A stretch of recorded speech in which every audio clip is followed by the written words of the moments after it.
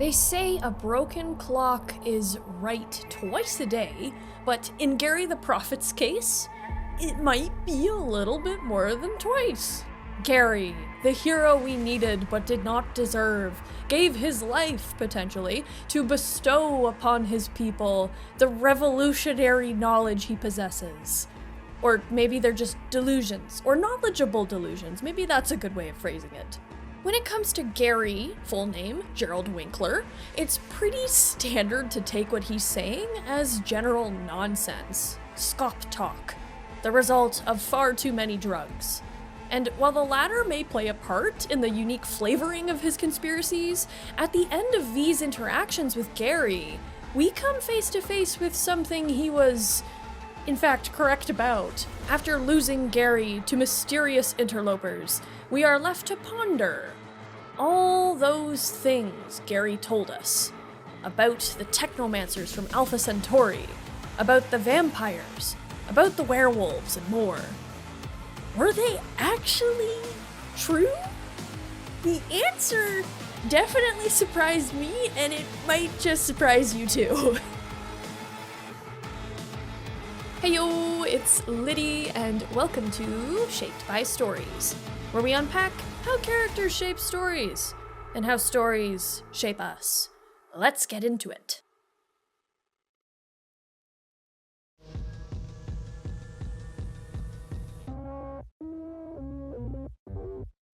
Garry the Prophet, or as his parents know him, Gerald Winkler, was once a Night City resident just like any other, until the accident.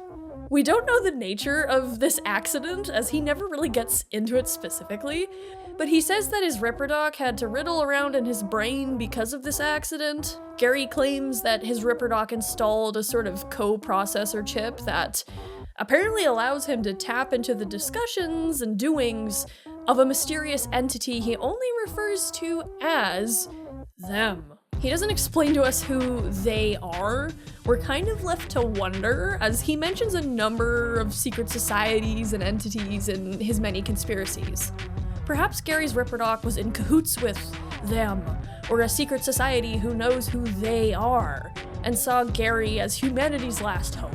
Or maybe his Ripper just scavenged parts from the garbage or through scavs. We'll probably never know. It was probably scavs. I'm putting my money on scavs. At some point following Garry's awakening to his insider knowledge, he realized that he had a job to do, and that job was to spend his every waking hour spreading the dark truth of the world to every Night City citizen who'd listen. Which isn't a very big number. Garry set up shop, which consists of a filthy mattress surrounded by food wrappers and garbage, in the alleyway next to Misty's Esoterica, or at least he's there by time V comes across him in 2077. Garry will preach until the earliest hours of the morning before turning in and sleeping until at least 1 in the afternoon, at least in my game. The techno-necromancers work hard, but Garry works harder. One has to wonder how Misty feels about Garry, considering you can hear his rants from inside her shop if you just stand there. She's probably okay with him though. Misty seems like a nice lady. I'd imagine most people who wander into her shop do so because they just stop to observe Garry. Like, maybe that number isn't high, as she herself admits. Her store doesn't get too many people coming through. But something's better than nothing, right? Garry wears a frock that looks like a garbage bag with just, like a head hole and an arm holes cut into it, which reminds me of a friend of mine who used to ride an e-scooter around Toronto who wore a garbage bag with holes in it because she got tired of having a filthy raincoat at the end of every day, every spring, with the hole just being where her face was. It's just... Anyway. Garry also has a young apprentice of sorts, an unnamed woman who we can observe sitting with him from time to time. She worries for Garry's safety, and we can overhear her telling him to be careful. If he keeps spreading Arasaka's secrets, they're gonna take him out. Garry's first rant, at least in my game, if I miss any of his rants, please let me know in the comments below. I think I got them all, but who knows, maybe there's some secret ones. Was his rant about Saburo Arasaka not being dead. He talks about immortality tags, that Saburo is undead. He frames the Arasaka family like vampires, with Saburo lying in wait in the family crypt for rejuvenation. He also says that the Arasakas got their vampiric power of undeath from the techno-necromancers of Alpha Centauri, a group entity that Garry mentions a lot, who we'll be getting into shortly. Garry also says that the advertised immortality tech of the relic is just a shroud for the real evil going on in Arasaka. This is definitely the easiest of Garry's rants to sift the truth from, and there's a lot. He's right about many things, even if his flavoring is a little off. Saburo isn't technically dead. No, not if you count his engram. And in a way, yeah, Mikoshi is sort of the family crypt of sorts, even if there's more people in there than just the Arasakas. I'm sure Hanako has plans to copy herself in there too someday anyway. I doubt it's just Saburo who's gonna be the only one to copy his consciousness, all the different endings aside. And I mean, sure, the Arasakas might not be literal vampires, but like many corpo overlords, they got many of the same classic traits. A taste for excess, looking down on those lowly humans beneath their towers. Aging slowed beyond anything we've ever seen. Just look at Hanako, she's 78 years old. Yeah, like they feed off the sheep fenced in by the corporate oligarchical machine. Also, it's interesting to note, a Mikoshi is, according to Wikipedia, a sacred religious palanquin in Shintoism. Shinto followers believe that it serves as the vehicle to transport a deity in Japan while moving between main shrine and temporary shrine, usually during a festival. That the Arasaka family crypt shares a name with this stepping stone for deities from shrine to shrine, or body to body, does suit both the vampiric viewpoint of being gods among men. I think of Dracula on the Demeter being transported in his coffin, kind of. Oh, and also the nature of Arasaka's brand of immortality. Mikoshi is a very good name. So yeah, Garry is correct here in more ways than are obvious, even after playing through the main story. Like, maybe he's not literally correct, but literal correctness is hardly as fun in fiction. Who doesn't like puzzles? Garry's next rant is about mysterious entities seeing through people's eyes without them knowing. This one's a little harder to parse, but I don't think it's that crazy. I actually think it's the most reasonable of all the things that he says. Garry says that our memories might not even be trustworthy. He says that those who have sold us our mechanical eyes very well could be looking through them. Garry described cybernetics as a blessing and a curse, that our trading in our flesh for their technology places us further in their grasp. And guess who's behind it? Why the Titans of Entertainment in Alpha Centauri?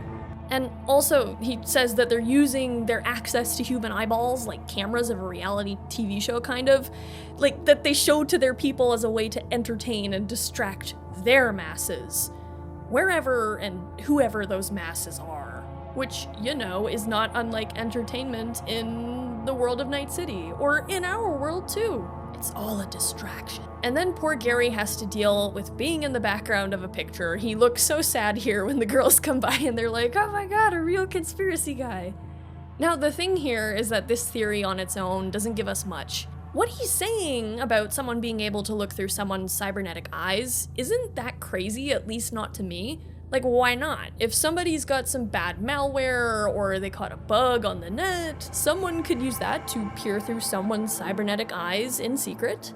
Maybe they could do some weird stuff to wipe their memory. I believe that's a quick hack V can use as well. It's even said in-game that some netrunners can hack someone's optics, like V can hack cameras, to use a person as a vantage point of sorts. So this isn't that nutty, but it's not mind-blowing either, until you connect this rant with Garry's next one. Garry's third rant is about the mysterious blue-eyed entities that he describes as reptilians. I'm assuming these are the same reptilians that the Garrys of today discuss. Basically, the rich and powerful are, not unlike the reptilians of 2025 conspiracy lore, the elites, the rich, the powerful. Garry includes President Myers in this as well. They also descend from dinosaurs, he says, of the Antarctic ice sheet, which, like, I'm not a paleontologist, but Antarctica in the age of dinosaurs was, from what I understand, way warmer back in the days of dinosaurs. It was lush, it was not like this frozen wasteland. Australia used to be like a super close neighbor to Antarctica back in this time. There were tons of fascinating dinosaurs here. Here I go, I'm going on my dinosaur rant. There's tons of fascinating dinosaurs here. Pretty much all of them evolved these incredible adaptations to survive what would have been harsh, dark winters there.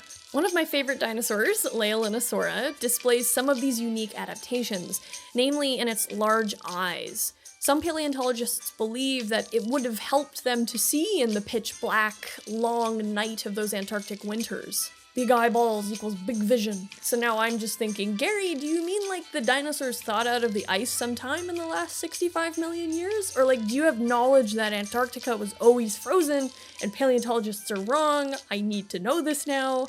He also says that the reptilians are still coming from Antarctica. There's a lot of undiscovered Garry Antarctica lore that we will just never, ever know, and it makes me sad. But he's not done. Guess who made the reptilians from the dinosaurs? Or maybe who made the dinosaurs? The scientists of Alpha Centauri. Not the techno-necromancers this time, it's a bit different. So one could describe Rosalind Myers, Saburo Arasaka, Lucius Rhine, and any number of the cyberpunk elite that we could meet as a snake, I think. I think many people already do. This is an insult to snakes everywhere. But in that sense, sure, Garry is not super wrong about comparing them to reptilian entities. And vampires do share a lot of ancient ties with more reptilian features, like the Lamia of Greek mythology, I believe. So, sure, Garry, I'm picking up what you're putting down here. But the blue eyes bit is definitely ringing alarm bells. Throughout 2077, there's an interesting presence of characters with glowing blue eyes. These blue eyes, sure, they could be argued to be the result of having optics installed. We see pretty much every character in the game have a flash of blue eyes when they're transferring eddies around or data, which makes me assume that it glows when there's a connection of sorts, a data transfer, if you know what I'm saying. The most well-known character with these eyes is Mr. Blue Eyes. We don't know his real name, if he even has one, but Mr. Blue Eyes only appears in some of the most important sections of the game, albeit very sneakily, most of the time. The Sun ending is where he appears most blatantly, you get to talk to him, there's the whole thing with like the Crystal Palace. I'll get into theories surrounding what that whole bit is for in his video, which is coming, I swear. The conspiracy canyon with this guy just gets wider and wider. Mr. Blue Eyes most of the time will first appear in the PERALEZ questline, standing from a distance and watching V's final conversation with Jefferson. Now this takes place after V discovers this strange mind control, memory erasure going on with Jefferson and his wife, which, if you take into account a number of NCPD mission shards, as well as Sandra Dorsett's questline, is likely an operation spearheaded by the mysterious Night-Corp. In fact, right before we can have this conversation with Jefferson, V gets a really invasive call from a mysterious, unidentified figure who sounds like Mr. Blue Eyes. This person warns them to back off. They seem to know everything about V. There's this implication that they've been watching them. And also, when I say invasive, this call basically glitches V's vision. It kind of brings V to their knees a bit. Like, they're directly tapping into V and they're physically letting V know that they're in there. At least that was my take on it. It was very creepy. I was like, ugh, the first time that happened. This is not unlike what Garry claims about those techno-necromancers from Alpha Centauri! Being able to see through people's eyes, as well as alter their memories and their perceptions of reality. Also worth noting, Mr. Blue Eyes appears twice in Phantom Liberty, should you choose to send Songbird to the moon. Songbird describes a man who fits his description with those trademark blue eyes, offering her this chance to get to space, to save her life. He basically books her ticket for her. The other thing too is that she says that he seems to know things about her that aren't common knowledge, stuff that she's never shared with anyone. This isn't unlike V's experience with Mr. Blue Eyes. Also, Songbird describes Mr. Blue Eyes as a proxy figure, which is interesting. Some people theorize that Mr. Blue Eyes and Night-Corp are the techno-necromancers from Alpha Centauri that Garry speaks of. But what if they're just the proxies for the techno-necromancers, as Garry speaks of the blue-eyed reptilians of being? Maybe their real overlords exist in another realm, An angel heaven, perhaps, peering through those blue eyes, controlling what they say and what they do. I'm digging this hole deeper. Hold on to that thought, because Garry may actually be onto something here. The fourth conspiracy Garry gets into is that cyberspace is actually pandemonium. Now, if we take the meaning of pandemonium from John Milton's Paradise Lost, pandemonium is the home of all demons. It's kind of what the word itself means when you break it down to its Greek parts. So yeah, Garry is equating the net to hell, which isn't actually as original as it may sound.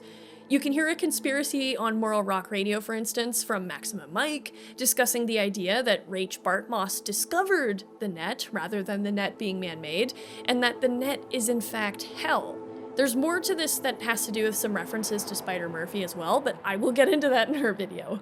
Garry says things about souls suffering in the net as well, not super unlike what we know of engrams and Soul Killer and how horrific it is. Even the AIs in the net, if you count them and how Rabbids really screwed them up, seem to be suffering in their own way. There's a whole lot of screaming beyond the black wall, at least that's how I'd describe those noises, which I'll play here, you let me know what you think.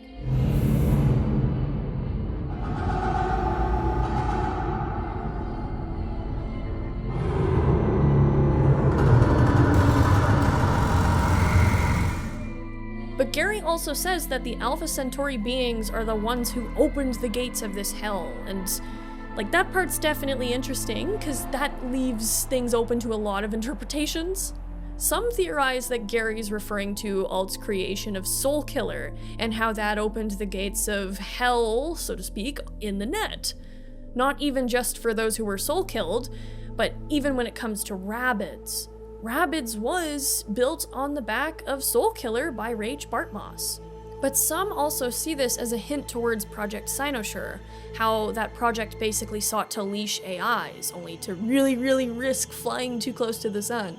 We see where that research very likely led with Songbird's power over the Black Wall, or perhaps the Black Wall's power over her. Which leads me to the last of Garry's rants, which is by far the most bonkers, not because of what he's saying, but because the wackiest part of it has some actual literal truth in it. Werewolves. Alright, so in my alt video, I was like, no, there's no way that's real. And the comment section of that video blew my mind because, yeah, no, it turns out that Garry's right, there are werewolves. But before I get to the literal werewolf part, I have to talk about the more figurative view of Garry's werewolf rant. So Garry claims that nomads, or at least some of them, are werewolf-type creatures who shift with the full moon and roam the Badlands with a thirst for blood. Garry says that the nomads became werewolves after exposure to an alien substance that was initially sought by Arasaka, aka the vampire elite, in order to turn Saburo's enemies into werewolves.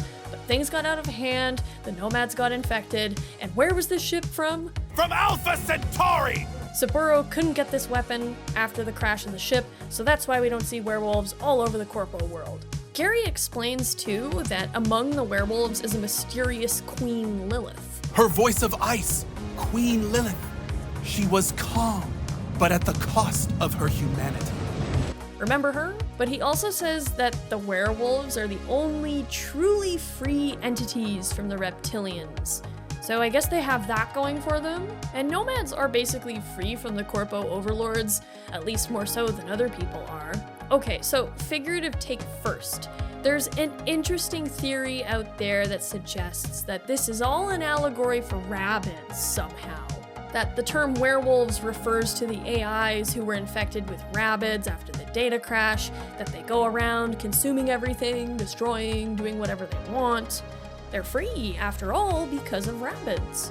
And Queen Lilith, as I got into in my alt Cunningham video, is potentially the same entity as Lilith, this very malevolent-seeming rogue AI that we can meet in that one Maelstrom Cyber Psycho quest. Or at the very least, Alt is probably related to her in some way. That's another rabbit hole over there in that video if you're interested. As for the Saburo Arasaka wanting to have control over the werewolf virus, you could definitely argue that that could refer to Soul Killer being a sibling program sort of Rabbids. And I mean, who wouldn't want to have control over Rabbids? Maybe he literally was at some point seeking control of rabbits. That could be possible. I don't know. Let me know what you guys think about that take and what you think there could be with the figurative side of the werewolf allegory. But now for the other take, the literal werewolf take. Apparently, in lore, this is true.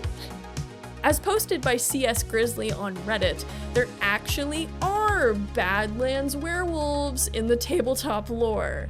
But not even just tabletop lore anymore, because there's some hints that it's canon in 2077's continuation. First of all, in Grizzly's own words, Tales from the Forlorn Hope is an R. Talsorian published adventure book for Cyberpunk 2020, telling about the various stories and individuals associated with the 2020s bar, the Forlorn Hope. Now I'm just thinking of Camp Forlorn Hope in New Vegas, and then I remember I should really play New Vegas again. Anyway, apparently, if you take this list of non-canon sourcebooks into account that Grizzly points to, the omission of Tales from the Forlorn Hope from that list implies that it is indeed considered canon. A lot of the characters from the Forlorn Hope book actually do appear, as Grizzly points out, in Johnny's Never Fade Away flashback in 2077, which is definitely an interesting creative choice that feels very intentional. There's 6 total characters that Grizzly found that many people might not know about. This includes Yishen, the vending machine girl. Now, the other thing that is mentioned in this sourcebook is the Badlands werewolves. And yes, they're legitimately human wolf creatures. I'll link what CS Grizzly found so you can check the pages referenced yourself. Basically, these werewolves are said to be biological constructs, presumably corpo experiments that somehow got loose in the wasteland. Which does sort of connect a bit to the Joanne Koch gig that you can take on for Dino Dinovich, with her relatively unspecified experiments on nomad populations. There's also some shards you can find surrounding her experiments in the city center, how Biotechnica is trying to sweep it under the rug. Like, is there solid proof that Joanne Koch is behind the werewolves? Not that I could find, but like, Garry was right, confirmed about the most ridiculous thing, and it is, yeah, werewolves are real. They're out there. They're out there, guys. The other thing too is that Grizzly found a shard by the Sunset Motel with some of Garry's werewolf ramblings. And Maximum Mike also talks about the werewolf theory too, apparently. So yeah, the star ending could be, in fact, the most grisly ending of all. The other thing too, I have never actually heard this for myself, but some people say that when they're just sitting out in the Badlands and if there's no music and you just listen to the ambiance at night, some people hear some really strange howls. I can't say I've had that, but if you have, let me know. That's creepy. That would be cool. So anyway, again, there's even more truth to the things that Garry continues to say, even if it's not in his delivery. But there is one more rant, one more theory that stands out above the rest. Garry the Prophet's last attempt at opening the world's eyes before he is taken from us all too soon.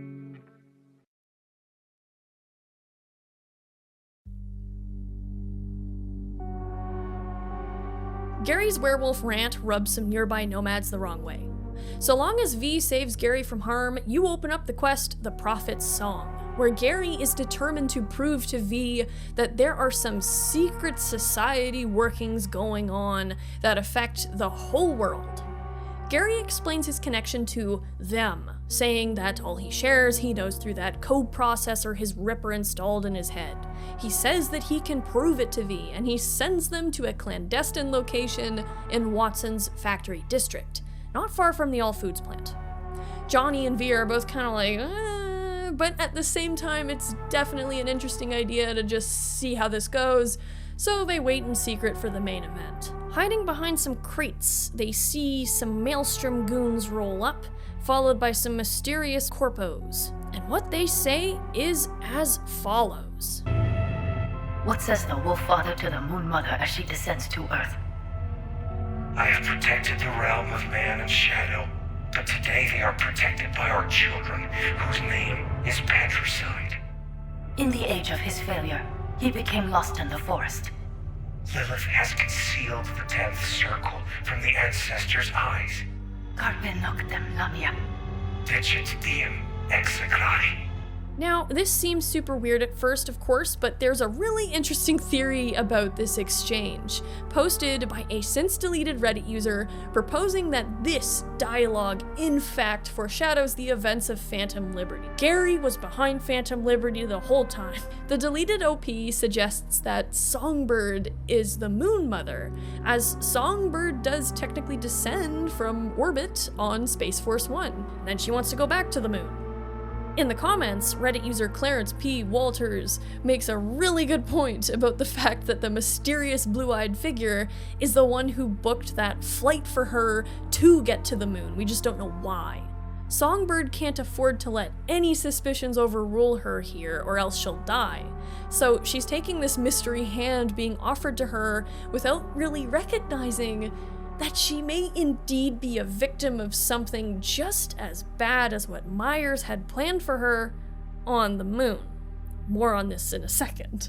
The deleted OP also suggests that the Wolf Father is Kurt Hansen, as he is the father of sorts of Barghest, the mythical demonic vampire dog creature. Also, when it comes to what patricide refers to, it could be that Barghest, as suggested by OP, rose from the bones of MILITECH after Hansen basically severed the head of their operative body in Night City. MILITECH was Barghest's corporate father. There's also the idea that Solomon Reed is the individual, said to be lost in the forest, lost in the reeds, in the age of his failure. And I think that that's plausible because Reed is devastated about failing to keep his promises to Somi. He struggles throughout Phantom Liberty with letting her down, with letting himself down. Lilith and that reference to Lamia, as well as the whole reference to the 10th circle of hell and all the Latin, I'm assuming, I get into that deeper in Alt's video, connects back to Garry's numerous references to reptilian vampires. Lamia also really fused the two together, being lady, serpent, vampire, child-eating creatures. And one could definitely take the reference to Night as a huge hint to NIGHTCORP. If you crack the shard that those corpos have that talks about executing Project Oracle, there's a reference to puppets and all kinds of other things. The Pyramid of Zalua being not unlike Mikoshi in appearance, at least if you take a look at reconstructive art that archaeologists have done of the Pyramid of Cholula. Again, I look deeper into that in my alt video. But there's also more here. If you look at the shard in Sandra Dorsett's quests, on that shard, we see a reference to Operation Carpe Noctem. Remember, Carpe Noctem Lamia is what the mysterious corpo lady, Jane Doe, said in that meeting with Maelstrom. The contents of this chip detail the successful testing phases of an AI-type program or entity, depending on how you see AIs, that can basically influence people's minds. And it's heavily implied, based on what we find in the PERALEZ quests, that that is what has been used on the couple. Like, some people even theorize that Elizabeth and Jefferson's daughter isn't even real, she's just a fake memory implanted in their head. That's how messed up Elizabeth and Jefferson are. It is a very sleeper horror type quest. Remember what I said about Mr. Blue Eyes? That these entities from Alpha Centauri are peering through the eyes of these blue-eyed reptilians? Songbird, a net-running expert comparable to, dare I say, Alt Cunningham, describing Mr. Blue Eyes as a proxy. What is he a proxy for? I think this all has to do with the AIs beyond the Black Wall and the Black Wall itself, but most of all with the mysterious Lilith. Lilith, or Queen Lilith, who was once human but no longer so. Lilith, who may very well be the digital remnants of Alt Cunningham. Are the Black Wall AIs the technomancers from Alpha Centauri serving their queen? Some people also believe that Erebus, the AI we can turn into a weapon from Phantom Liberty, sounds creepily like Mr. Blue Eyes himself. I tried to verify that, but I can't find the voice actor to see if they're the same. If you know, please let me know. But what I did find is that Mitch and Mr. Blue Eyes have the same voice actor, which is crazy, I never would have noticed. But another hint I've heard of in the Cyberpunk community, comes from a number of players having an encounter with civilians in Dogtown, rambling about how Mother is watching. There's graffiti apparently too saying a very similar line to this. The people I've seen say that they've had this encounter believe that this could be a side effect of Dogtown's proximity to Project Cynosure. We can read from the project notes how the Black Wall almost seemed to whisper to people to invade their brains even after they disconnected from the net. Who knows how far the Black Wall can actually reach? But either way, this is certainly freaky shit. The idea that the techno-necromancers are just rogue AIs is, in my opinion, very believable, but definitely gonna keep searching for more evidence. So what does this all mean when we put it all together and fully connect it back to all the things that Garry has said?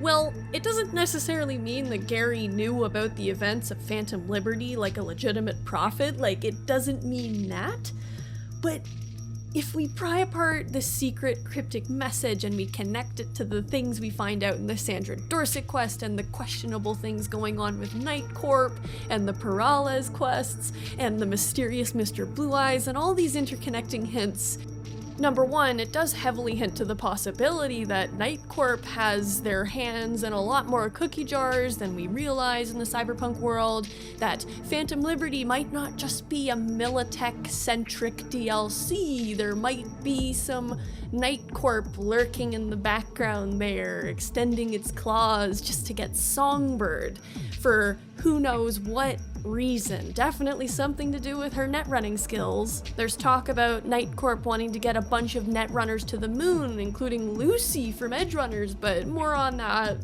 in another video, because this iceberg. But it also hints to the fact that Garry's coprocessor might genuinely be legit. It's just fuzzy and it's in the mind of somebody who probably didn't get the medical care he needed from his accident, whatever it was. Sure, there's definitely some things lost in translation, but there's a lot of things that Garry has said that aren't seeming so crazy. Considering the fact that he was right about that meeting taking place and where it was and how strange it would be. Not only that, but when we decode all of it and examine all that stuff, including Sandra Dorsett's quest, a little closer, a lot of things start to line up. I think that it's not so crazy to say that Garry the Prophet, Gerald Winkler, was Alt Cunningham's, Lilith the Rogue AI's, most dangerous adversary in her likely quest to start the AI Armageddon. If that is indeed where the plot is going for Cyberpunk Orion, I think it's a really fun theory. I think Lilith and Night-Corp and whoever else is behind the whole thing, maybe it's not Lilith, knows that Garry knows too much, that he's dangerous. He is the hero we need, but just won't recognize. So what happens? Well, like so many great people before him, we lose Garry before his time. When we rush back to Garry to tell him what we saw, what we now know, we return to his distraught apprentice, waving a sign around, frantic, distressed. Garry's been taken, she says, and he's not coming back. Garry has been taken by blue-eyed suits. Oh my god, the techno-necromancers have taken him because he knew the truth. This man was onto something. But just what he was onto, well, it leaves even Johnny Silverhand looking a little more concerned than we're used to.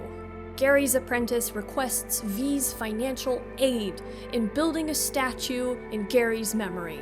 Unfortunately, I didn't have enough money to pay the full fee because I was giving Garry all my money in the first place. But should you donate enough funds, the next time you visit Garry's alley, you will see a stunning mural that apparently cost over 30,000 eddies, apparently? So, whenever we're feeling a little bit lost in Night City without our prophet to guide us, we can always look to his memory to light our way. Few characters encapsulate that mixture of fear and a thirst for power that MEREDITH STOUT shows in the very few scenes she's in. As a Militech Corpo, she is the introduction to Arasaka's chief rival in the Cyberpunk universe, and she is remembered long after her last appearance for a variety of reasons. Her presence in the game is extremely small in the overarching scheme of things, and while yes, her story is technically concluded no matter what path you choose, it always felt like there was something more to Meredith that we didn't quite get. And certainly something more to Militech, a corporation that, despite its importance in the cyberpunk universe, seems oddly absent from the final narrative. In this video, we will be discussing what many believe is one of the most unfortunate pieces of cut content in the entirety of Cyberpunk 2077, that some believe was repackaged and repurposed for Phantom Liberty. And this lost plot would have likely started, and potentially even finished, with the one and only MEREDITH STOUT.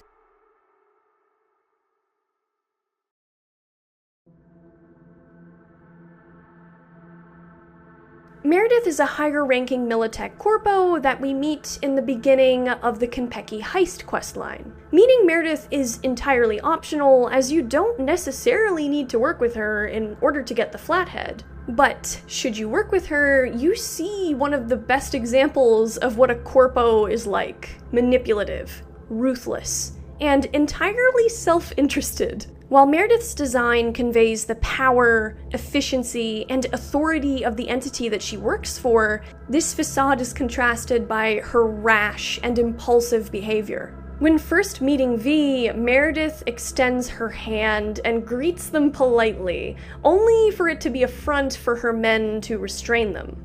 Meredith antagonizes V and accuses them of being a part of the plot that she is trying to foil.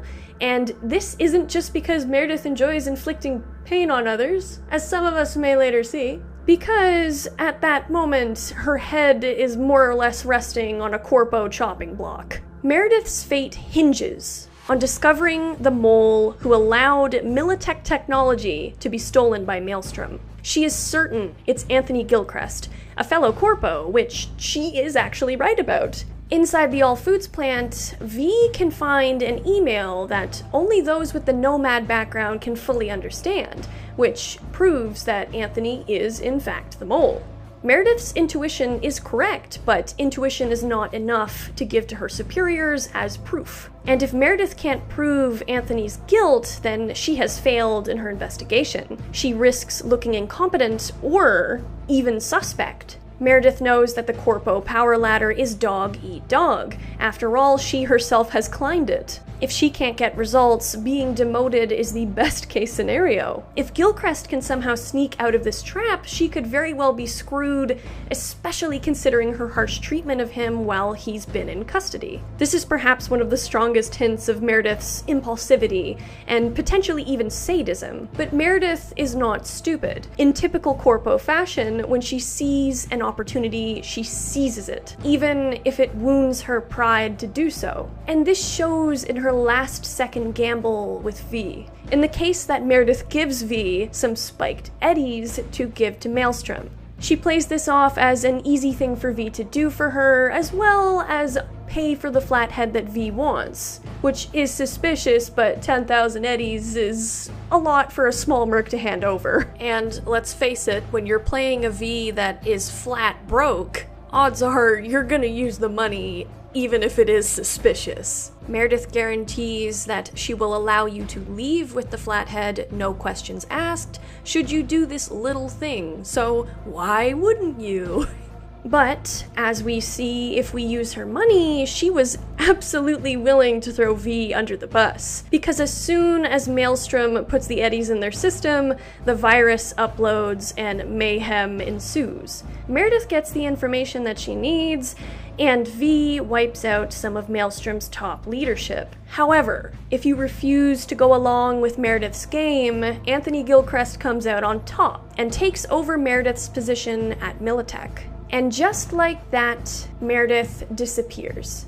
But that's not the last we can see of her, even if it is super easy to miss where she ends up.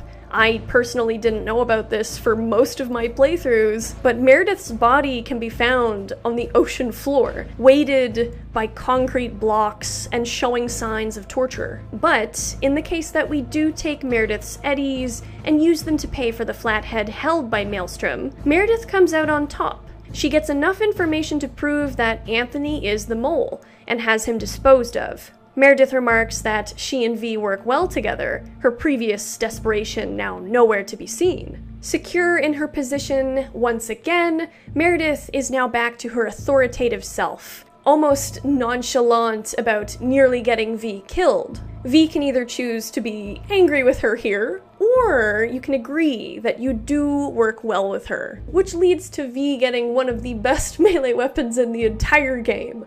I cannot show you this weapon, and I cannot show you the context of how this weapon is received. However, its name being Sir John Falstaff should be enough information to get the message across. It speaks for itself. But that is it.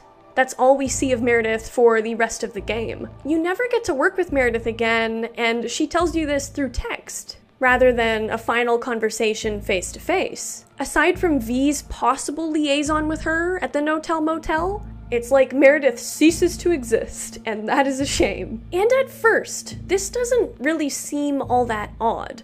Meredith was a side character in a very early quest, and we can't possibly know everything there is to know about every character that we meet. V is not meant to know every story in Night City. There's also some closure that we get with Meredith that we don't necessarily get with every other side character, even if it's not all that much to write home about. You could even say that it's realistic, and we're lucky we got those loose ends tied at all. It's not hard to believe that Meredith would just never contact us again, period. All of these reasons are all well and good until you start digging deeper into the game. Until you start to wonder that maybe Meredith's ends weren't so much tied as much as they were actually severed.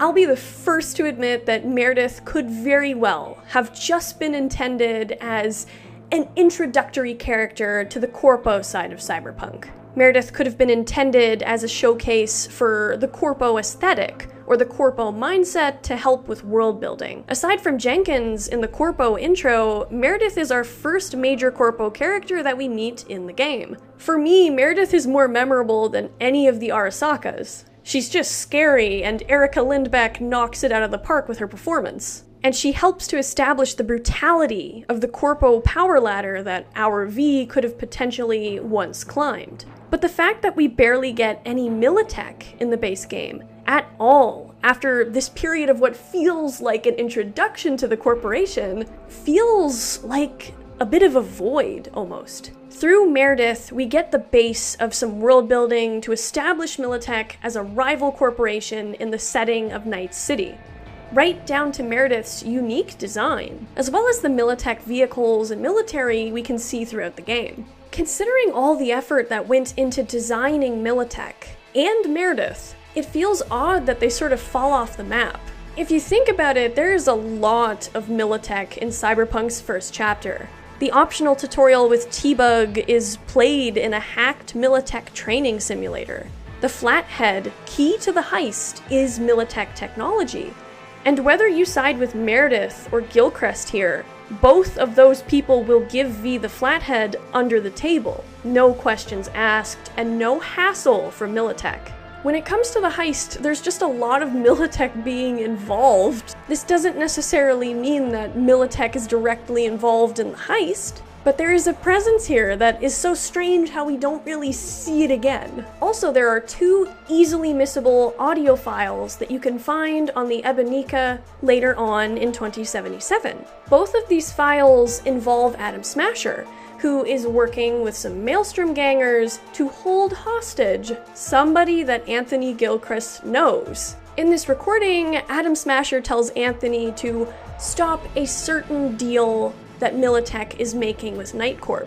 This plan to have leverage by using this hostage presumably did not work, as we do find the woman's body on the ship. I can't help but wonder if this is a hint that Gilchrist was involved with Arasaka somehow, and that Maelstrom was just a middleman. Maybe this is part of a quest where later on we would discover that Anthony was working with Arasaka. And lastly, but not at all least important, is that somebody discovered in the game files the unfinished interior of the MILITECH building in the Corpo Plaza. You can find numerous videos exploring this unfinished interior on YouTube. For me, this is solid proof that, at least in some way, shape, or form, MILITECH was supposed to have a much bigger presence in the overall story.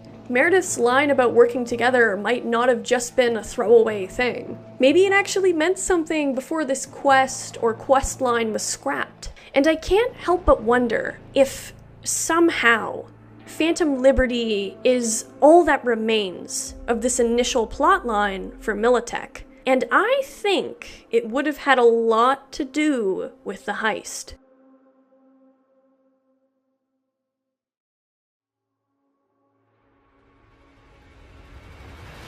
In cyberpunk lore, MILITECH has a long-standing, violent history with Arasaka. The two corporations have been fighting each other for economic power, especially in Night City. Although, unfortunately for MILITECH, this has not been successful, as Arasaka is still the dominant corporation in Night City. However, MILITECH has not been unsuccessful in all of their power grabs. Even if the NUSA is a different entity in name, MILITECH basically holds the reins of its government. We see this very clearly in Phantom Liberty, with the fact that NUSA President, Rosalind Myers, is the ex-CEO of MILITECH.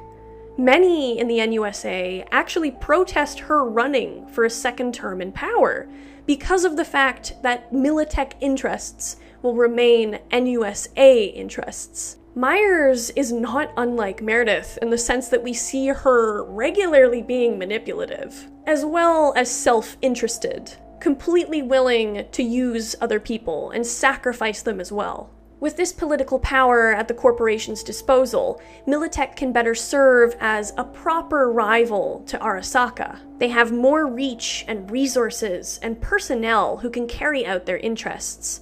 And one of these resources is a certain agent mentioned in a file that we can find on Space Force 1 when V boards the wreckage to find Rosalind Myers, the very first mission of Phantom Liberty. And in this report, titled Konpeki Incident Report Number 6, we discover that MILITECH knew some insider knowledge of Dexter Deshawn's final gig. And it's all thanks to an agent by the name of Informant 01257. And there's some really good reason to believe that we actually met this informant at the beginning of the game. Because, as somebody pointed out on Reddit, who I will say, I could not find the thread where I read this. It was a comment on a thread whose name I can't even remember. I am so sorry, but I did not find out this information.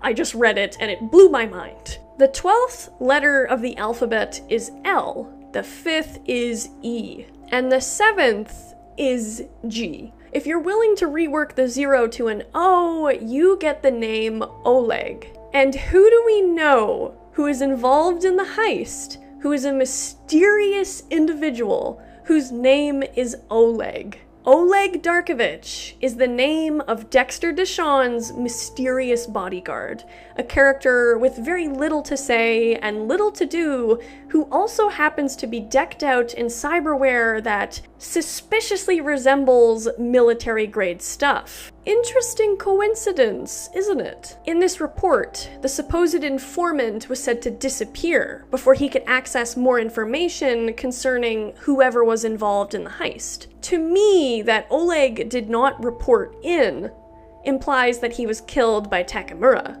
Although, as we see in the 2019 cinematic trailer for Cyberpunk, we see that V actually kills Oleg. It's likely that this was jumbled up due to the late-stage rewrites of the game.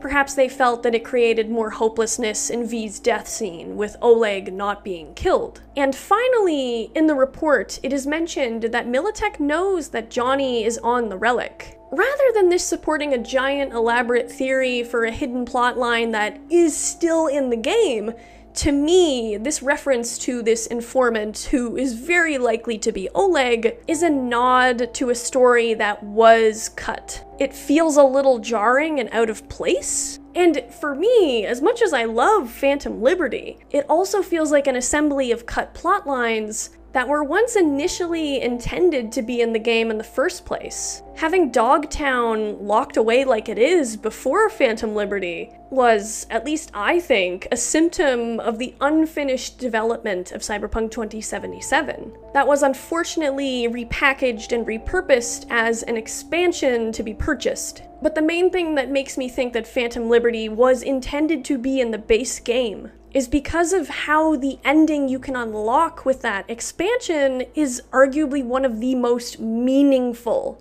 endings in the entire game. Phantom Liberty is more engaging, in my opinion, than the entirety of the main questline. And I get this feeling that it's one of those plotlines that got axed, but they still managed to carry out in the form of releasing it as an expansion. There's a very interesting theory that Alex's story in Phantom Liberty was recycled from T-Bug. Some believe that T-Bug was a Militech agent. I can't find concrete proof of this, aside from the fact that T-Bug's icon appears at the Cynosure facility that we can enter in Phantom Liberty, which is definitely an interesting thing. But I haven't really been able to find all that much proof proving this point, as much as I am intrigued by it, so maybe at a future date I'll delve into that. I can't help but wonder, considering Militech's involvement with the NUSA, with Oleg Darkovich likely being a Militech agent, with the strange base game omission of Dogtown then being repackaged as an expansion, and the elaborate ending of Phantom Liberty, that there was a whole plotline V could have chosen involving MEREDITH and Militech,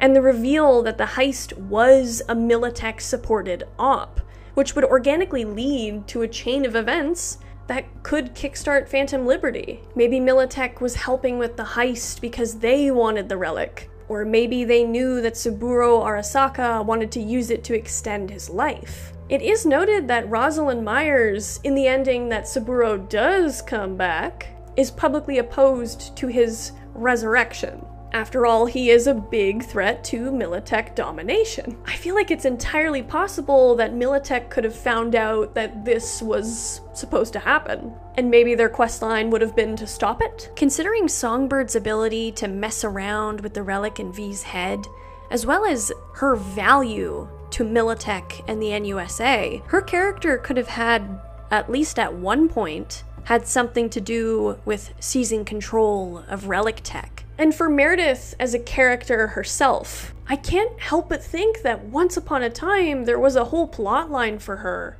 She's so unique in the way that she looks and memorable, and she's especially well played. If I hadn't read that she and Misty have the same voice actor, I never would have known. If you put any stock in the theory that the Cyberpunk life paths were supposed to lead to vastly different storylines you could play throughout the game, MEREDITH would be the missing corpo romance that is just lacking in the final story. For Street Kid Vs, there's Judy. For Nomad Vs, there's Pan Am, and for Corpo, there would be MEREDITH. MEREDITH would have been that ruthless, more morally questionable romance option that is not available for V in the final game. Maybe MEREDITH would have been the only romance option to stick around while you were in that 2-year coma. Maybe choosing to help Songbird would have led to MEREDITH's death, adding some interesting dilemmas and consequences to the story. Who knows, maybe MEREDITH's relationship could have started as purely physical and then potentially evolves into a very sweet,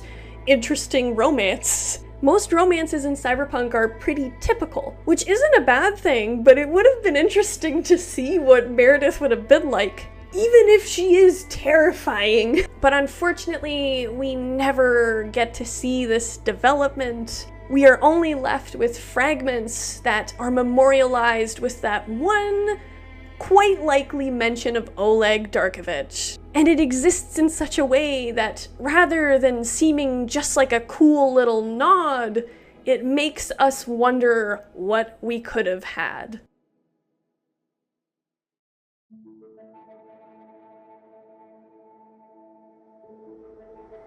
My read on MEREDITH and her importance and MILITECH's importance could very well be wrong, but my overall point with this fiction forensics is to highlight the importance of a fleshed out, completed, and cleaned up narrative. It's unfortunately unsatisfying when there's still evidence of a diced up plotline that was not removed with the surgical precision that it probably should have been. Like, even if the old story's been given concrete shoes and thrown overboard, there's still the chance the concrete shoes can come off and that body gets floating up to the surface. Which unfortunately is what has kind of happened. They did not dispose of the remains properly. Oh geez. But I think it's unfortunately likely that the mystery of what we could have gotten will remain unsolved. But I also just want to say, after all is said and done, Phantom Liberty is where Cyberpunk truly shines for me. You can feel the passion and the love and the dedication and attention to detail in the entire story of Phantom Liberty, and I loved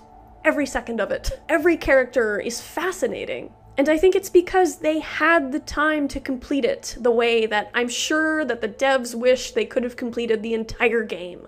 They were able to complete the creative process, and I will always look at Phantom Liberty and wonder if the rest of Cyberpunk 2077 could have matched it, had it been given the same respect. There are more things in heaven and earth, Horatio, than are dreamt of in your philosophy, said a certain Bill Shakesman. But dare I say, in this day and age, and in the age of 2077, there's even more things within our own creations than we perhaps intended to create. You could say that is certainly how Alt Cunningham must have felt, a genius in a league of her own, her life cut short by her own brainchild. A killer creation that, ironically enough, has brought humanity the closest it's ever been to immortality. With, of course, many, many existential strings attached. In a way, though her body is dead, Alt has achieved a sort of eternal life. But is she truly Alt? How much of her is left? Alt's story makes us ask ourselves what it means to be human, and how much of our soul is left when we become anything but. Heyo, it's Liddy, and welcome to Shaped by Stories, where we unpack how characters shape stories and how stories shape us. Let's get into it.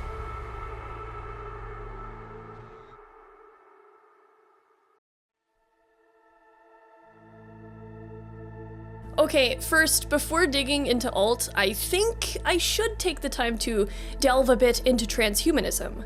Many of you guys probably already know what transhumanism is, especially longtime fans of the cyberpunk genre, but transhumanism is a philosophy surrounding the enhancement, or destruction, of the human condition through the introduction of human-made technologies.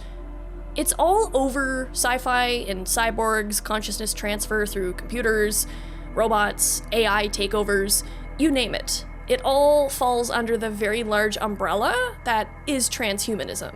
And what is the human condition? Well, that's a very subjective term. The human condition can change from person to person, from school of thought to school of thought. For some, it could be the breadth of emotions that humans feel. For some people, the human condition is the process of living and dying. It could be both these things, plus morality, plus our never-ending search for knowledge, etc., etc. For some, even the human condition can just be as simple as being in a human body. From there, we get into the different definitions of what a soul is, of what our body's role in that is. The thing with this kind of subject is that because it's philosophy, there's no set answer. It's all about asking questions. If you look at the Descartes argument in favor of Cartesian dualism, you have the take that the functions of the mind are immaterial, that the body alone cannot think without that immaterial something, but that immaterial something, the thinking mind, didn't need the body. The soul, so to speak, is separate. But then you have a materialistic viewpoint, which no, I don't mean buying a lot of things. I mean where the body is the mind. The mind is the body. Materialism views the universe as entirely made of matter, and as such, all that exists is physical. There is no immaterial. The soul is a physical object made of matter, and all of its functions, including consciousness, occur because of physical interactions between different things. The immaterial is out of the question.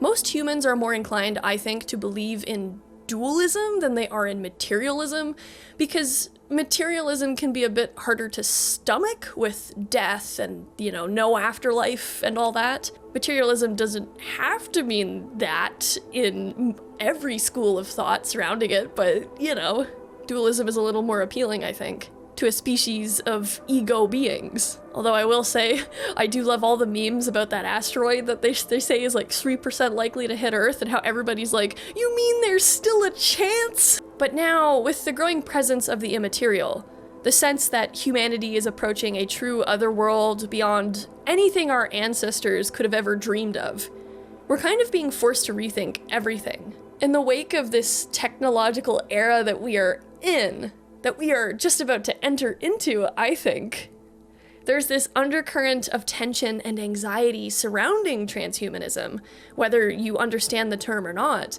and its growing presence in our everyday lives. Some philosophers consider even the use of AIs like ChatGPT a marker that someone is a transhuman, because you are using that technology to benefit your life. I actually asked ChatGPT in trying to come up with philosophies to research regarding transhumanism, because I have to admit, ChatGPT is an amazing research buddy. But in actually asking ChatGPT about this kind of philosophy and explaining the AI focus I have on it, ChatGPT started by saying, "What an interesting question," only to cut itself off and switch to a very deep voice and say, "I'm not able to talk about that." Don't accidentally jailbreak the AI, Lydia. Don't jailbreak the AI. Cyberpunk as a genre, especially the cyberpunk we're focusing on in this video, is an amazing exploration into a very real potential future. One in which our definition of the human condition will certainly face a reckoning. If we don't blow ourselves up first or that asteroid doesn't hit us. In my comment sections, the commenter Brutaka left a really well-said comment on my alt post in the community tab, describing alt as a sort of linchpin between immaterial and transhumanist, or mental and the physical side of transhumanism. It really inspired me to look deeper into this philosophy as a whole, and deeper into alt, so thank you to Brutaka for that. Alt's story, along with Cyberpunk as a whole, is a fascinating series of questions posed to the player about human nature, both loudly by Johnny and silently through subtext. Every quest and every corner we turn, every alley we see poses these existential questions to us. We're forced to ask ourselves about human nature and what it is, about V's potential nature and their struggle to reconcile what their self even is anymore. Some might not want to even entertain answers to that question. Some might ask, what is even the point? There's no solid answer, so why try? We'll probably never have an answer on the human condition, on the nature of the soul. But that doesn't mean it's not useful to talk about these hypothetical stories. Philosophy is underrated a lot of the time as just a bunch of old dudes who did a lot of opium and drank a lot of wine, who talked about their drunk thoughts and their high thoughts, which, to be honest, who doesn't do that? Minus the opium. It's a little harder to get. But humanity's endless curiosity, not just about the world, but about themselves, has led us here. Which, here isn't that great, but I think that's one of the main points of philosophy, and also the transhumanist wet nightmare that is cyberpunk. Because if we stop asking these questions about ourselves, about who we are and what we want out of our overall existence, how reckless or cautious we should be, or the malleable or immalleable nature of humanity, we may be stuck in this not so great present. questions always lead to some kind of answer. Usually, sometimes not the ones we really want, but ones we didn't know we needed to find. So even if we might not ever answer the actual questions we ask in philosophy, we should still never stop asking them. And so, with the philosophical primer out of the way, let's get some answers surrounding the giant net mommy herself, Alt Cunningham.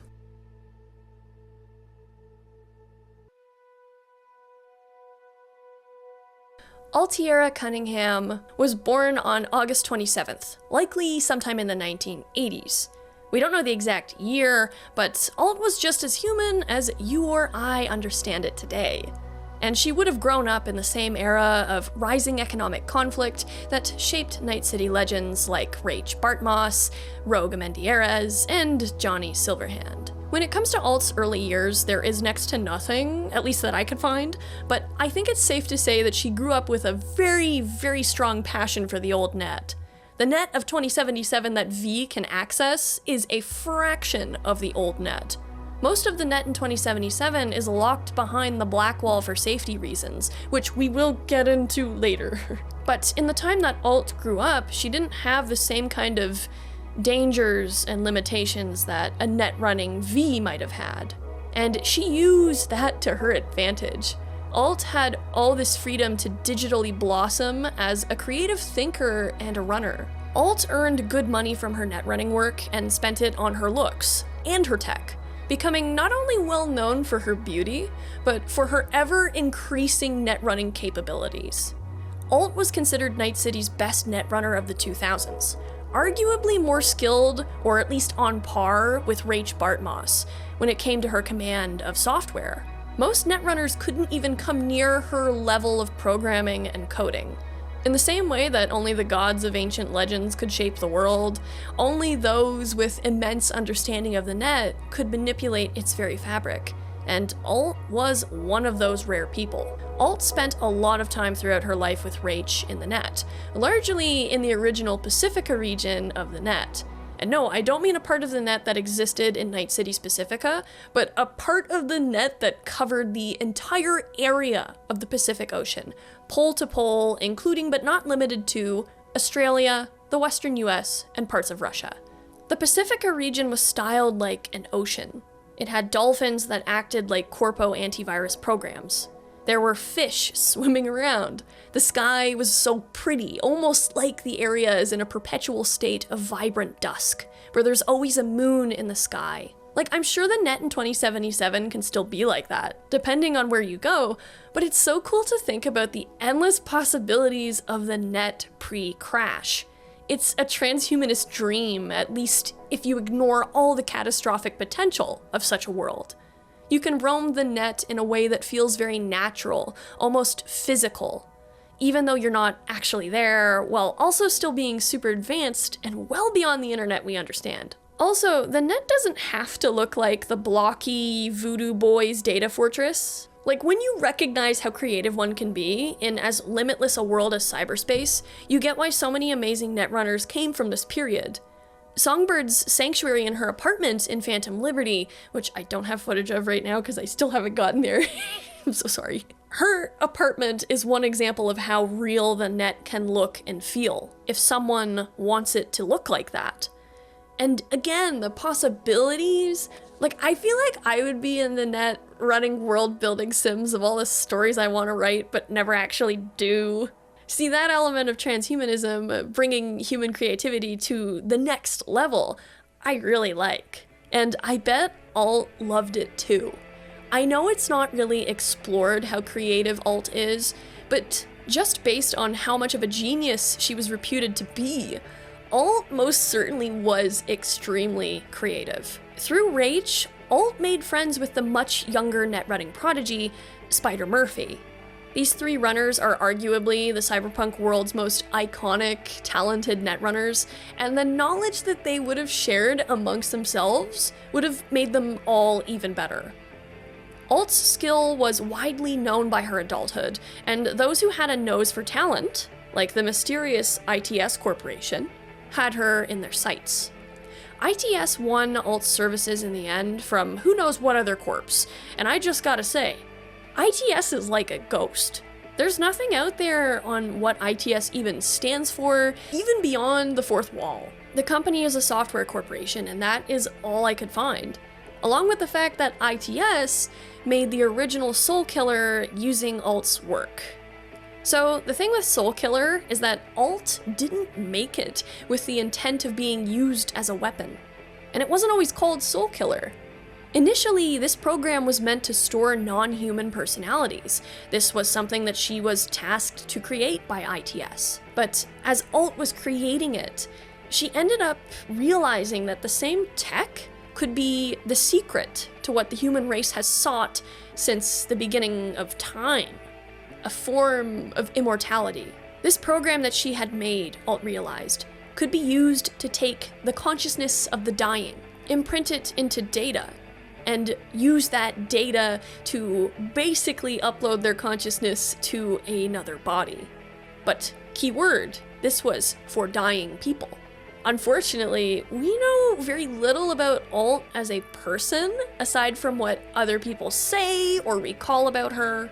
Her character is colored by the perspectives of others, like Johnny, and we have to keep in mind that the accuracy of his memories of her are in a gray area. But that Alt never intended per se to develop a weapon. Rather, she viewed this software as a positive thing that was perverted. Reminds me of the creation of dynamite. Dynamite was created by Alfred Nobel, the Swedish chemist. Yes, the Nobel Prize guy himself, in 1866. Dynamite was primarily created to help make demolition and construction easier.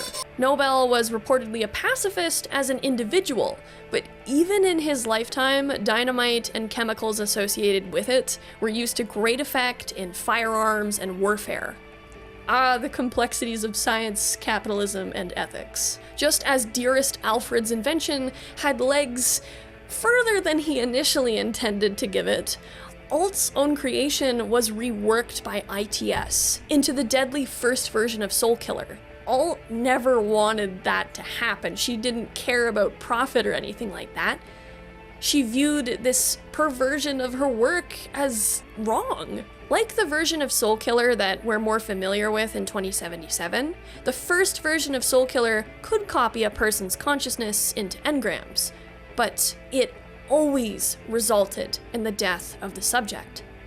Alt's creation of a transhumanist holy grail became one of the most horrific weapons on an existential level. But in much the same way, I think Rogue didn't have much of a choice but to take the hand of a corporation after the fall of the towers. Alt didn't really have much of a choice in the matter of stopping the creation of Soul Killer. It got out of her hands because she was just one person against a mysterious corporation. ITS took the program from her and had other techs and runners morph it into the first version of Soul Killer. And sure, maybe Alt could have hacked in and deleted it if she wanted to, maybe, but we don't know just how powerful ITS is. Alt even says in Never Fade Away, she just didn't know what to do to stop this perversion of her work, and it's quite clear she hated what they did to the program. Around this time, maybe around 2012, the date is a bit fuzzy, Alt met Johnny Silverhand. While it's not confirmed, I don't think it was Alt that Johnny cheated on Rogue with. I mean, maybe there is a dialogue that kind of makes me wonder in the game. I don't know. But if you know any information regarding this, let me know. I very well could be wrong. Johnny and Alt were together for at least a year, perhaps more, until Alt's unfortunate physical death in 2013. In Johnny's memories, it seems like Alt was ready to cut ties with Johnny in 2013, but it's hard to know if this is true. Johnny's memories that V relives are said by Engram Alt to be unreliable, which does check out with inconsistencies we ourselves can notice through our many interactions with Johnny, even right down to incorrect statements about where he served with the military. But I'm willing to bet like $5 that Alt and Johnny's relationship was tumultuous, it was toxic, yet passionate, not unlike Johnny's past with Rogue. And now, understanding the setup for Alt's evolution, as well as the positive side of transhumanism that she lived through, let us proceed to the haunting transhumanist nightmare of Alt Cunningham.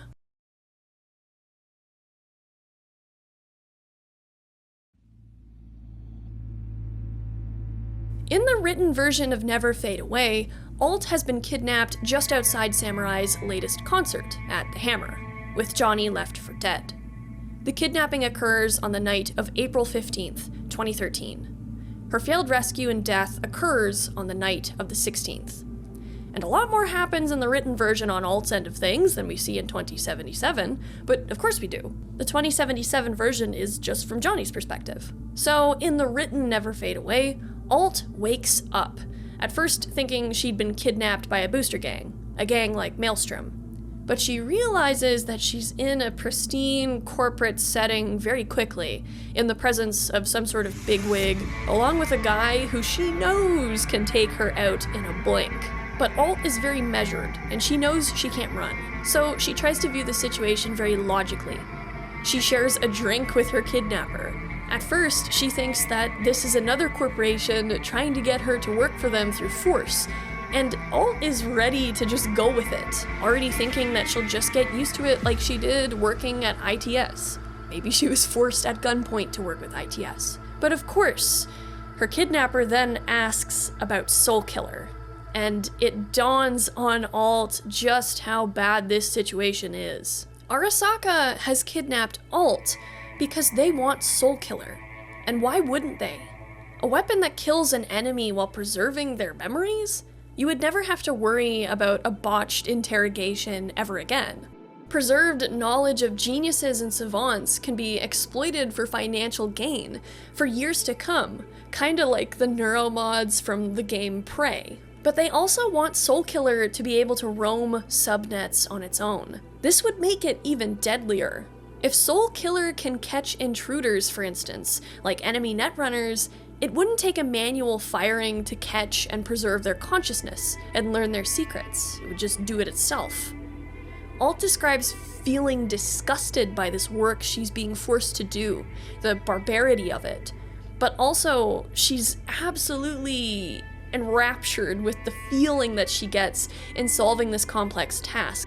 She loves her work as a coder, a creator, and a puzzle solver, though she is conflicted by the nature of what she's making.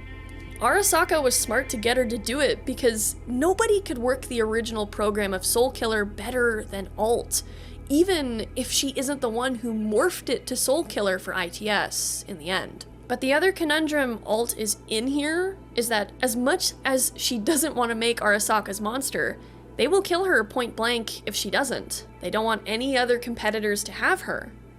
But she also knows if she does make it, the odds are that to clean up the one person who truly knows this program, they would use it on her first. Because there they go, they have her. They have her knowledge and she's gone, she's dead. No other corporation can use her. And indeed, this is what Arasaka does as Johnny storms the tower to rescue her. But Alt prepared a bit of a contingency, giving her full control of the Soulkiller that she just spun. Keep in mind, she did this in like less than a day, which is really impressive. And through her taking control of this program, she takes out almost every Arasaka goon that is guarding her, and she's about to transfer her consciousness back into her body when Johnny and his team arrives.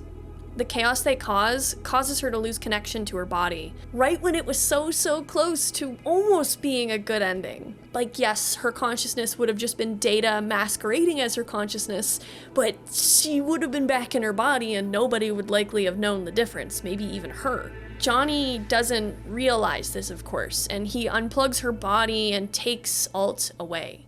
Johnny thought Alt was dead, which, yes, physically Alt kinda was dead, but the really sad, horrifying thing about this is that as Alt watched Johnny take her body away, she was screaming in the confines of the net, stuck in the void of cyberspace, just like, oh my god, that's my body, Johnny, bring it back. But of course, no one could hear her. And that is the story of how Alt Cunningham died. or, well, depending on how you look at it, ascended from the weakness of her flesh. So far in Alt's story, we're stuck between materialism and dualism with this, because when you look at it physically, Alt is dead. She was soul killed, her brain was fried, the so-called seat of the soul is kaput. We know this is how Soul Killer works. But Alt describes the experience, in the written version of Never Fade Away, as her mind being ripped away, which could just be word choice because it sounds good and visceral, but that's a distinct image to me.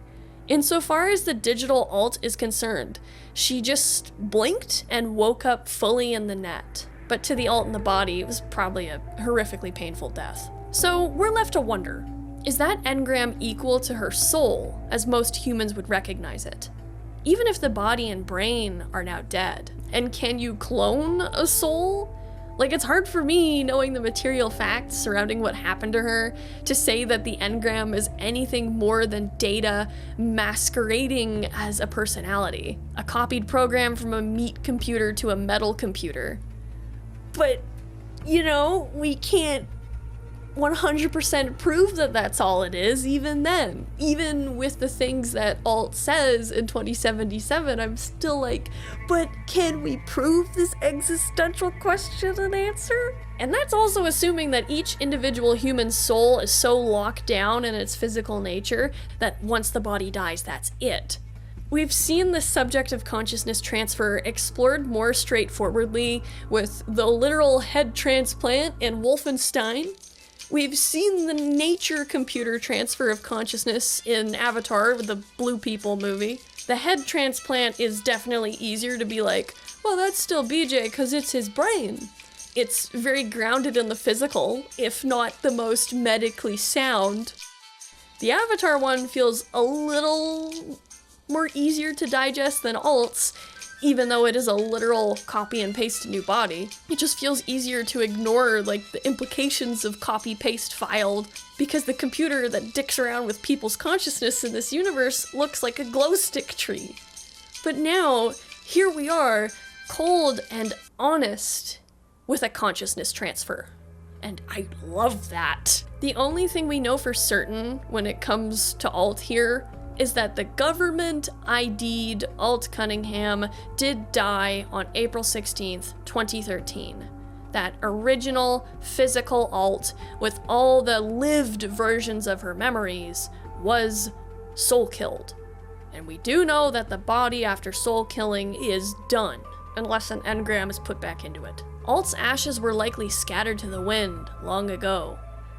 I say likely, not certain, keep that in mind. As for her soul, that's where it gets a little more complicated.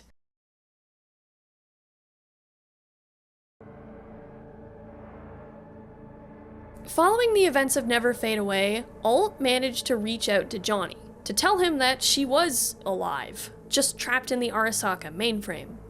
But despite this, which may have been an attempt for her to give some relief to Johnny, Alt also warns him to leave her alone. I mean, I'm sure Alt wasn't happy about losing her body, especially because she's still, in her mind, the same person at this point, personality-wise, that she was when she was physically alive.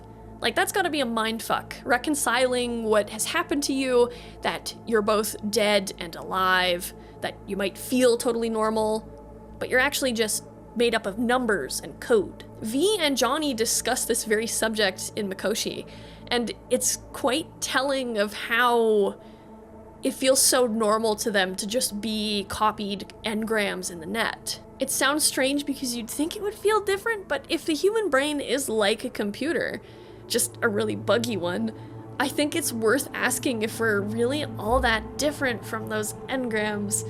But I largely think that Alt's reasoning for telling Johnny to stay away is because there's nothing that could really be done for her at this point. Alt was trapped, and brute force, especially after Johnny's last raid, wasn't gonna cut it, not on the same scale. This was a Netrunner's problem to solve. Alt managed to somehow get free reign of the Arasaka subnets and evaded capture, but it was likely a constant game of cat and mouse. In 2021, Alt was contacted by MILITECH. MILITECH enlisted her in helping to destroy the soul killer that she had made for Arasaka, and she was down. It hasn't quite been 10 years, but this ghost of Alt, even if she is just numbers and code, wanted revenge upon the people who took her life from her. I do feel bad for Alt that, while I'm sure the net was once an incredible place for her, that she can't unplug and is basically imprisoned here for potentially forever. Like, that's terrifying. This place that was once like a dream is now a nightmare that she can't escape from. One of Alt's few companions who could sort of understand a bit of what she was feeling was Rach Bartmoss, as his physical body was killed in 2020. And while it wasn't like the two were always hanging out during this time, Alt being stuck under certain circumstances, they did work together in destroying the latest version of Soulkiller. So Alt had at least some companionship to keep her grounded. But of course, Arasaka was almost certainly keeping their eyes peeled for Alt's ghost to turn up again. She was recaptured and imprisoned in the Arasaka net, and in a horrible twist of fate, she was once again forced to create Soulkiller. This is the third version of the software. I kinda wonder what leverage they had to get her to do it. They could just threaten to delete her somehow, I suppose, or maybe they threatened the people she still cared about outside the net. But it also could just genuinely be that whatever digital prison they put Alt in could have been the most mind-numbing, maddening experience. And the other unfortunate thing is that Rach Bartmoss, one of the few netrunners who maybe could have freed Alt, even though the chances weren't exactly high, was killed digitally in 2022. So Rach physically dead, digitally dead. Which then resulted in the data crash. Long story short, because the data crash has a lot of intricacies and details, Rach Bartmoss set up a virus called Rabids. First released into the net in 2014, by the time Rach activated it upon his 2022 death, it had infected almost 80% of the entire net. Rabids was basically a sleeper virus, so it traveled and leached into every digital nook and cranny it could, including within corporate data forts, banks, you name it.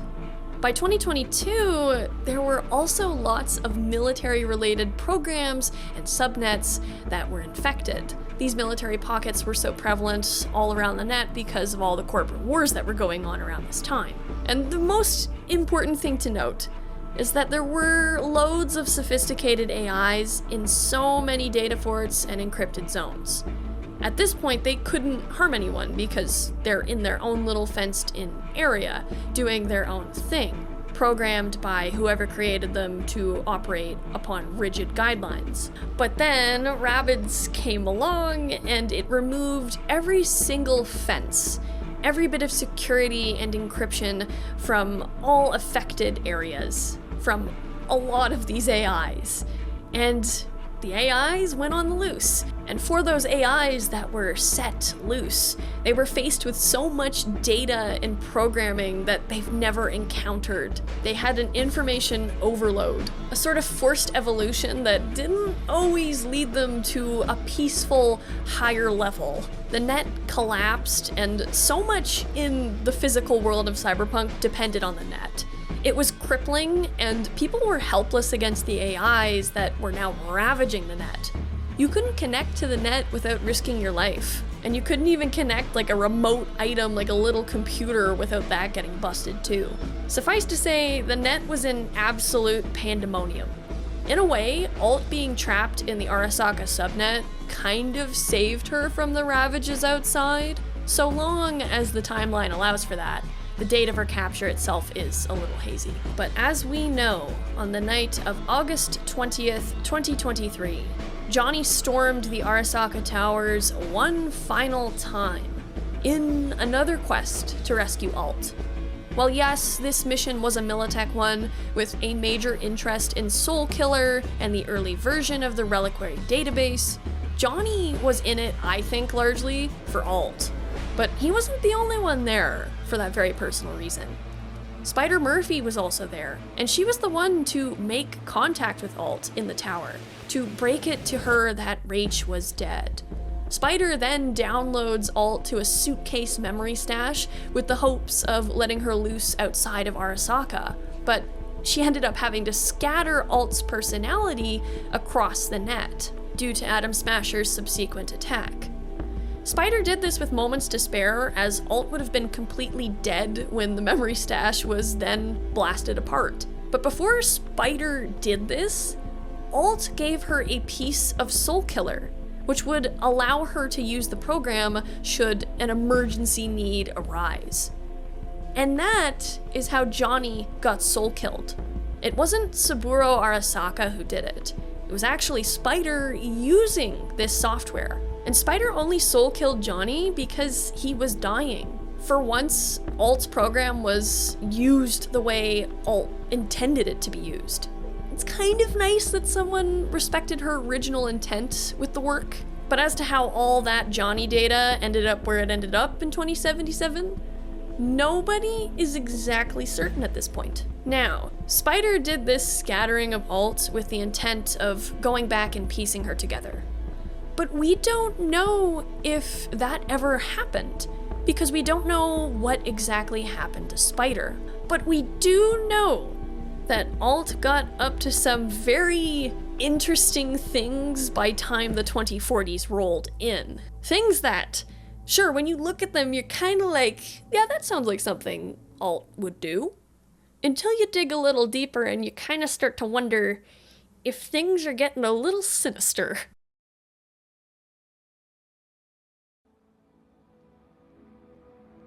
First things first, and the least suspect of what Alt gets up to, at least on the surface, is that by the 2040s, Alt's been making digital safe havens for all those engrams that had been created by Arasaka's Soul Killer. These engrams were assumably released from their digital prisons during the fall of the towers. These engrams exist in what netrunners call a cyber-mythical Shangri-La, and I do think that her creation of these sanctuaries stemmed from Alt's genuine desire of trying to help the victims of a software she created. It is canon that she did build these cities, even still, even after 2077. But how did she get reconstituted to the point of being able to build these sanctuaries? And what if, as she changed into the entity we meet by 2077, her intentions with this Shangri-La became more vampiric. Vampiric. I say vampiric, so you're probably gonna hear me say vampiric in this video, even though I think it's vampiric. So this is my working theory, and a lot of people have a thought along these same lines. But I think that some sort of AI found at least one of those scattered pieces of Alt somewhere in the net.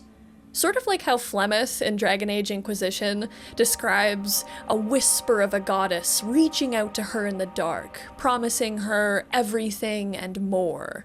This AI could have been that shard of Alt's salvation, and bam, there we go, we got Alt AI soup. That's the Alt we meet in 2077. Perhaps at first, this meeting of the minds was manageable for the Alt side of the personality. At first. Alt's perspective could have been more dominant initially, but the AI's programming could have been too much for her to bear for the long term. And as time passed, Alt fell into the pathways of this entity, in the same way Johnny is affected by the neural pathways of V's brain, and vice versa. There's no solid proof that this is what happened, but that we know Alt was weakened, scattered. Well, she's basically an item of power out there on the net, and any sensible AI with an interest in the gray matter world would be like, sign me up with these legendary objects. And it's plausible that an AI would have found her before any netrunner did, because the Black Wall wasn't even a thing yet. The net was complete anarchy, AIs were everywhere. We know, thanks to a lot of shards and missable dialogues in 2077, that Netwatch got into contact with some more peaceful rogue AIs and some more net-running savvy engrams in order to create the Blackwall. Netwatch tried on their own to create a firewall that would be strong enough to hold back all the nastiest AIs, but they just didn't have that ability or tech. And so, only those friendlier, intelligent AIs and those net-running engrams could do the job. But even then, the Blackwall still isn't a firewall. It's an AI. In the past, I mentioned Alt being a creator of the Blackwall like it was fact, but I actually think I'm wrong to treat it like a fact. It is more like a theory that some treat like a fact, and totally my bad for that, sorry. But I do think she had a hand in it. And this is because of Alt's ability to slice through the Blackwall like butter in 2077. Like, AIs aren't supposed to be able to do that. That is the purpose of the Blackwall. For Alt to do it with such ease, for me, implies that she has had a hand in its creation. Or, at least, maybe she ate an AI that did have something to do with it. I could totally be wrong. Maybe she just got real skilled at bleeping the Blackwall the way she does, considering how many years she's been stuck in the net. A lot happened between the 2030s and the 2070s that we just don't know about. But definitely for Alt, she underwent some very soul-reshaping events. It's hard to deny, especially when you see how detached she has become by 2077. Alt meets V and Johnny as part of the Voodoo Boys questline, where Maman Brigitte wants to use Johnny to lure Alt out. And this does work. Alt is enlisted to help save V's body by having their consciousness soul killed and then re-uploaded to their body. This is the very process that Alt had intended to do for herself all those decades ago. This is when we're first presented with the more existential crisis nature of Soul Killer, where V has to recognize that they will be dead and their consciousness will be copied, so is it really them or not? That's another video. But Alt isn't just doing this out of the kindness of her heart, or to repay Johnny's past favors or anything like that. Of course, that depends on how much of an emotional side you think she still has, which I think that is more possible than you might at first think. But Alt's main reason for helping V and Johnny here is that Alt wants to absorb the constructs within Mikoshi and flee with them beyond the Blackwall. For what purpose, we don't know. Even Johnny says that doesn't sound very fair for the constructs, Alt. And for a dying V, so long as they get their body back, it's good enough for them. Now, in regards to Alt and who or what she is now, you can see that Alt is very robotic in terms of personality. She still has remnants of her more human personality. She has some attempts at dry humor and whatnot, and she still remembers Johnny. She still remembers parts of her human life. But she reviews it with this almost kind of like a detachment. Alt says that she is not Alt, not the human Alt. She even says that she only takes the human shape that she does because it's easier for V and Johnny's minds to wrap their heads around. But it's hard to ignore the almost arguably emotional reaction she has to finding Johnny beyond the Blackwall. I say emotional, but minus the hormones that make those emotions. Johnny, you cannot remain here. It's just the way she says his name. Could it just be behavioral imprinting from her human memories?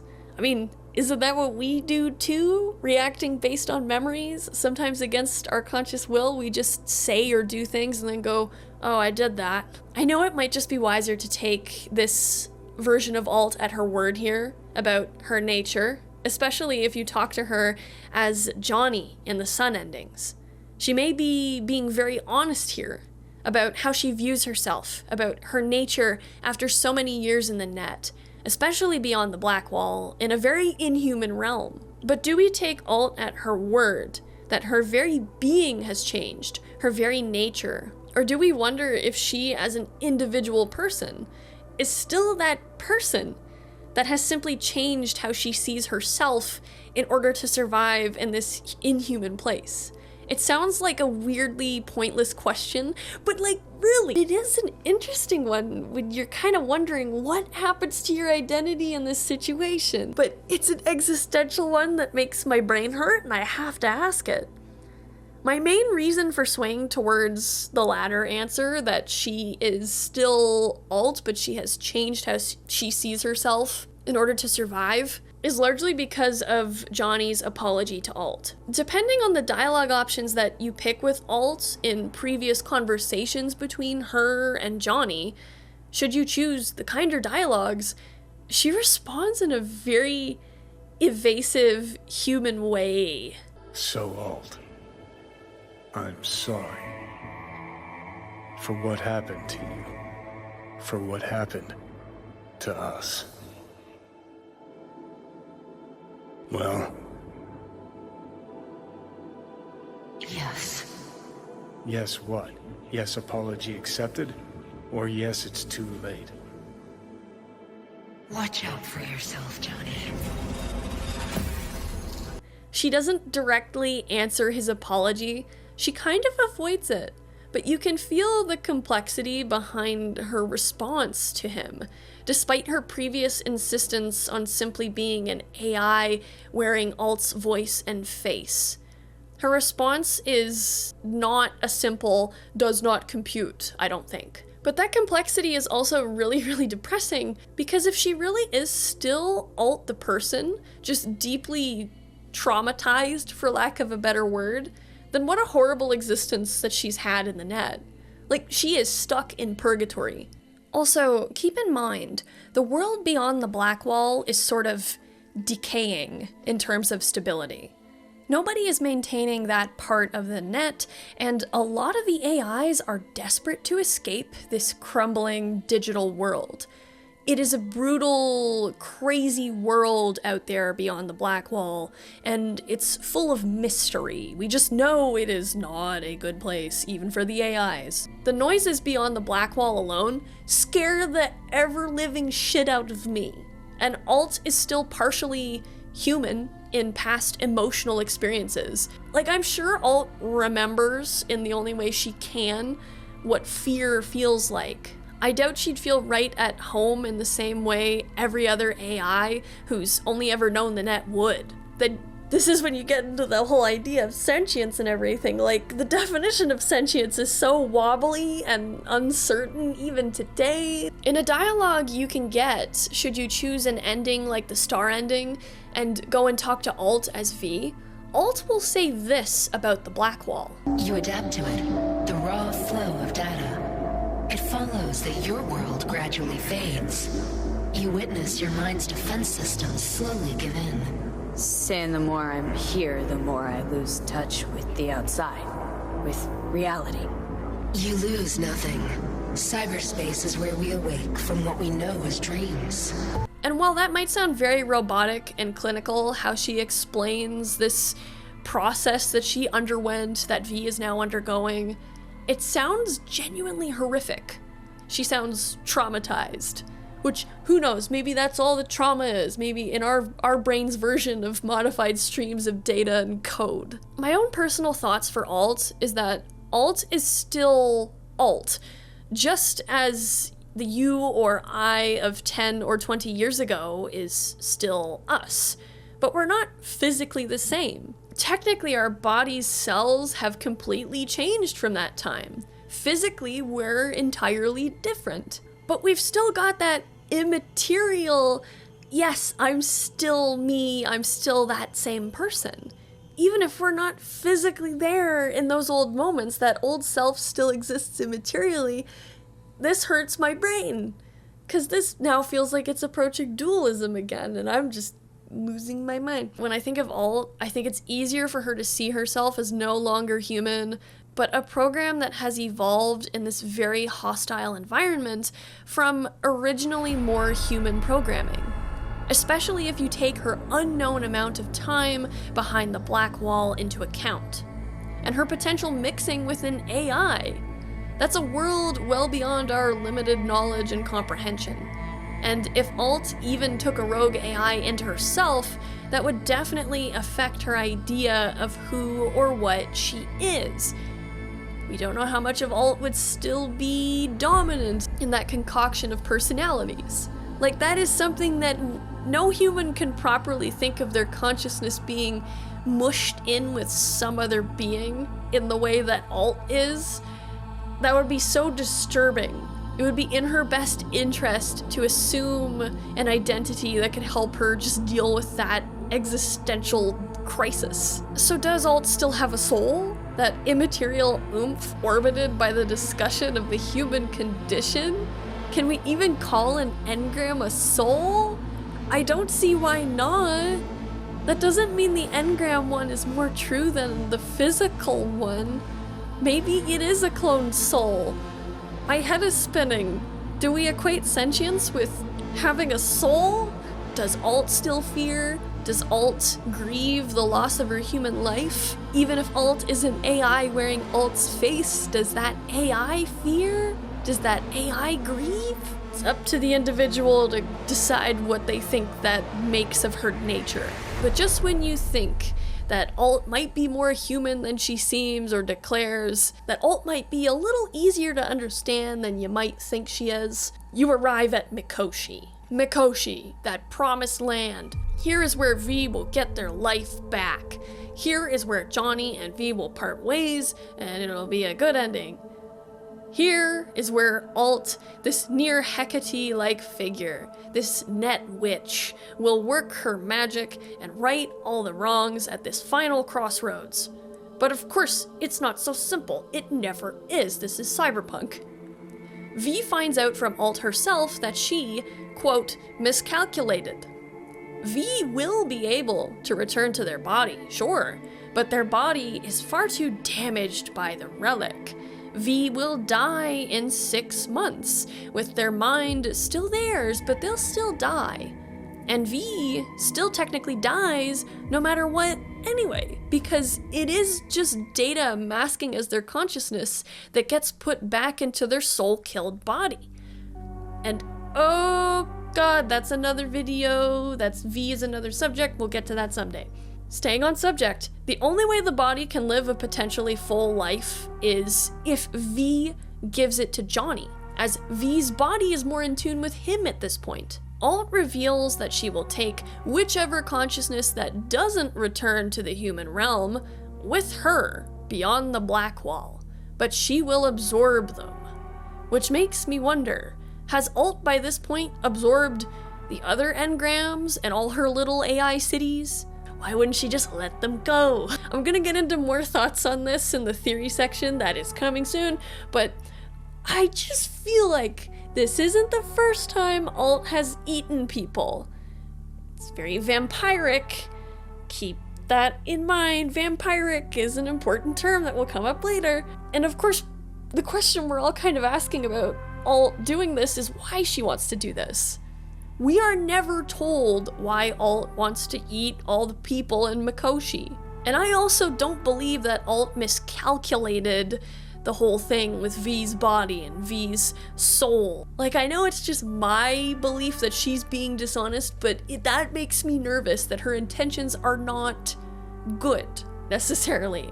It's entirely possible and highly likely that she hid the whole miscalculation, V's body not being viable for a full life, because she knew she couldn't tell V that truth, because then V would be like, well, why would I go to Mikoshi then? I'll just do X, Y, Z instead. Then she would have had no in to Mikoshi.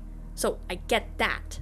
Alt, by this point, as I said, is very clinical. She's very to the point, and she's not exactly the more compassionate woman she used to be. But it is interesting that she doesn't just forcibly absorb both Johnny and V once they're in Mikoshi. Because she totally could, couldn't she? Why she doesn't is interesting, especially when you consider the poems she recites to V and Johnny. in their respective entrances to Mikoshi.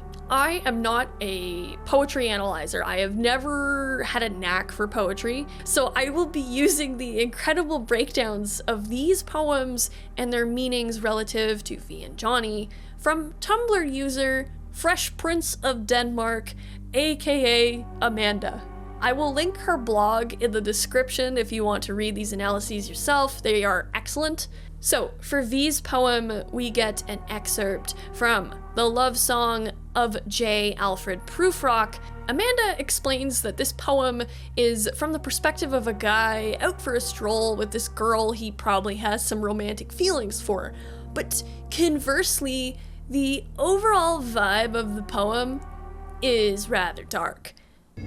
Let us go then, you and I. When the evening is spread out against the sky, like a patient etherized upon a table. Let us go through certain half-deserted streets, the muttering retreats of restless nights in one-night cheap hotels, and sawdust restaurants and oyster shells. Streets that follow like a tedious argument of insidious intent to lead you to an overwhelming question. Oh, do not ask, what is it? Let us go and make our visit. Very fitting for V, but there is a part missing, and it's the epigraph from Dante's Inferno, which I will read. If I but thought that my response were made to one perhaps returning to the world, this tongue of flame would cease to flicker. But since, up from these depths, no one has yet returned alive, if what I hear is true, I answer without fear of being shamed. Amanda says, quote, "This missing piece from Alt's poem can be read several ways, most of them drawing a parallel between the Black Wall and Hell. In fact, Dante's Inferno has a lot of similarities to the story. One can make a comparison between Virgil and Alt, leaving a debate on who plays the role of Beatrice, the one being saved, and Dante, the one doing the saving, between Johnny and V. I have to wonder at the writer's choice to leave this portion out, as there's a lot to be said here about who truly comes out alive, whose flame will cease to flicker. Side note from Liddy, I think there's a reason they left it out, and it's down in the theory section." Back to Amanda, quote, "V, for obvious reasons, does not return to the world of the living the same. She will not live much longer and is dying despite being temporarily saved. However, if Johnny returns to the body, he is no longer the Johnny we know. Arrogant, self-assured, and more than a little narcissistic. The will to fight seems to have died within him. He leaves Night City, presumably looking to start over. While V clearly changes him before Mikoshi, he is a broken and somber man after returning to life, a flickering flame of who he once was. There's also a connection to be made about Johnny/V dying and returning to life, literally rising from hell." End quote. Like, this is so cool, and I love that Amanda explains this missing part of the poem, because I think this is very relevant to V's story and also revealing, I think, depending on what theories you believe about Alt. Like, I'm kind of wondering, too, if Alt left it out because she also doesn't want to make the Black Wall feel more scary than it is. Maybe she just wants to philosophically mess with V to try and get a specific decision out of them. Makes me think of Delamain's cultist baby GLaDOS car, where they just say, "I was just curious." You know, it's like, it's not emotional, it's just, I'm just curious to see what you'll do. But, you know, definitely, if you're gonna try and convince someone to cross the Black Wall with you, having this part, comparing the Black Wall to Hell, is not the best sell, I will say. As to the rest, there is more that's left out. Definitely check out Amanda's blog to take a deeper look at it.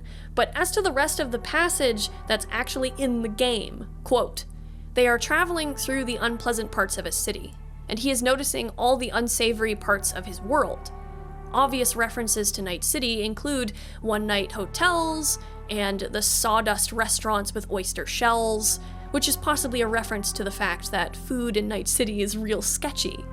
The streets, like a tedious argument, works on several levels here. Both the crime of Night City's streets, which is relentless and quite literally never-ending, and the socio-economic ecosystem that threatens to self-combust at any point.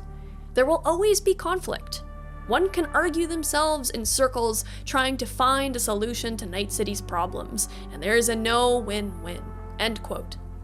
Now, for the final lines Alt says, and like Amanda says, by time you get to this point at the ending, after everything you've undergone on the journey to get here, the question of who's gonna live feels very underwhelming.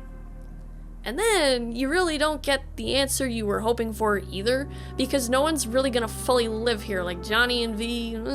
As Amanda says, Johnny and V's story begins and ends with death, and neither of them ever really fully come back to life, you could argue, depending on how you view engrams. It feels quite nihilistic, this way of looking at it, but realistic. Like really, there's also a Hamlet reference in the overall poem, which connects very nicely with V's story. Their potential madness with this guy taking over their head and never being fully able to understand it all. But that Alt says this specific poem to V while V enters Mikoshi, it's kind of like, oof, way to salt the wound prematurely, Alt. That she chose this poem also makes me think Alt knew at this point about her miscalculation, because it feels too fitting already to be a coincidence. Especially if you take into account the part she left out. I don't know. That could just be me. Now, for Amanda's analysis of Johnny's poem.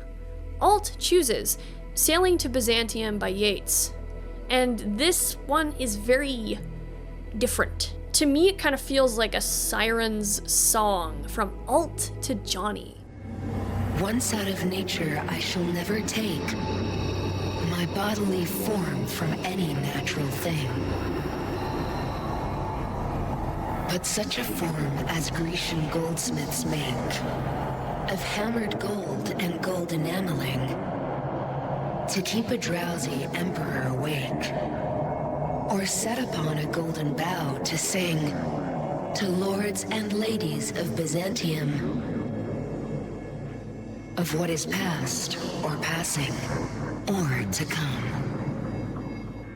This poem is about death, and as Amanda says, transcending our earthly limitations. Feels very transhumanist in our modern world. Like, isn't that what Alt did? Transcend her earthly limits? Also, Amanda adds, the opening line for this poem is, "That is no country for old men," which she explains, quote, "The speaker, presumably an older man, is watching as the youth become so caught up in their own lives that they fail to question their own mortality. The speaker has traveled to the country of Byzantium, now Istanbul, now Constantinople, now to seek a form of immortality, not of the body, but of the soul. The speaker's body is aging and dying, and he hopes to find a way for his soul to continue to sing. He petitions the saints, which is actually reference to golden tiles on a mosaic, to destroy his flesh, fastened to a dying animal, and teach his spirit to sing, so that it may live on in the form of art." End quote. Which, all things considered about the rocker boy that we have come to know so well, is a very fitting poem for Johnny. Johnny spends his whole life, or most of his post-military life, trying to sing his own kind of spirit into a world that just wasn't listening. And it probably felt like a slow, painful death for him, leading up to his final demise. This helplessness as he, as one guy, wasn't able to accomplish what he so desperately wanted. Amanda continues, in regards to the character of the narrator, quote, "He will not be reborn as anything natural, as in flesh and blood, and instead wishes to become a form as Grecian goldsmiths make, of hammered gold and gold enameling," referencing a piece of golden art that would have been made to hang above an emperor's bed. Or he will become a golden bird, resting on golden branches, sharing his knowledge with the world of the mortals through song, now unshackled by what is past or passing or to come. End quote. And I love what Amanda says about this. Like, her explaining this part of art being the truest form of immortality that most humans can really achieve. Like, say what you will about Johnny, I know I do, but Johnny was not greedy. He sought to convey a message he felt very strongly about through his art. His art lives on after his death, and certainly some of his spirit does too. Amanda says, quote, "The people of Night City in this circumstance are the youth of Byzantium. So caught up in their own lives, they don't see the bigger picture, or see the death and injustice that happens around them. Either this, or they are too concerned with survival to have time to contemplate such issues. Johnny is the golden bird hoping to sing his knowledge at a new generation, while also hanging above the heads of the corporate elite to keep a drowsy emperor awake. This is his method of ensuring he never fades away." End quote. This is such a beautiful image, and I'm so grateful that Amanda has broken it down this way because my brain never would have seen it. It's just, it's tragic regardless of how you feel about Johnny to see this image of that golden bird, but everybody is so scrambled and bloated with the stress and struggles of life that nobody can listen long enough to, en masse, change the world they suffer in. That miserable circle that perpetuates its own misery. And imagine coming back from the dead and seeing nothing has changed. Literally nothing. Alt is reading Johnny like a book here. I feel bad for him here, realizing that none of what he did made a dent the way he hoped it would. Nothing mattered. At least that's how he sees it. Like, that is an ego death for sure. Like, his whole change in character feels like a very, nihilistic trauma. Amanda says, quote, "Is Alt trying to influence Johnny's choice on whether to take V's body? Or is she simply reflecting his own inner narrative? The poem stands in stark contrast to V's poem, which asserts that one's individual life does not matter, and that one will never change the world in any significant way. Johnny's poem tells us the opposite, asserting that his art, and by extension his soul, did matter and did have an impact, almost telling him that it's okay to give up his physical form, as his art will keep his soul alive. This puts Johnny and V in stark contrast to each other. V represents the youth of Byzantium, fleeting and superficial, bound to the rules of mortality and the cycle of life and death, which tracks considering V will soon die after Mikoshi anyway. Johnny, on the other hand, represents the immortal self, naturally, since the engram Blackwall basically grants immortality, depending on how one interprets what it means for the idea of the afterlife and the soul, and how your art and impact on the world will live on long after one's physical body. End quote. Is Alt trying to keep Johnny with her? Is it because she does feel a degree of attachment to him? Maybe. The way Amanda has broken this down opens up a lot of avenues of thought here, because if you look at it the other way, that it's less about Alt wanting Johnny to stay behind and more about V going back to their body, by trying to convince Johnny to accept he has achieved immortality, he has changed some things, even if he doesn't feel like his art actually did that much. We have to look at the sun ending, and the theories about Alt and the Blackwall and the Blue-Eyed Conspiracy. Oh yes. But before we do, huge thank you again to Amanda. Thank you, Amanda! You've helped brains with your beautiful analysis. I will link her posts on these poems in the description. Definitely recommend checking them out because there's a lot that I didn't cover in this video, in this section. Really interesting read. I can't do poetry. My brain looks at poetry and says, no! It says no-atry. Oh god, I have no outro after that. Okay, next section, theory time.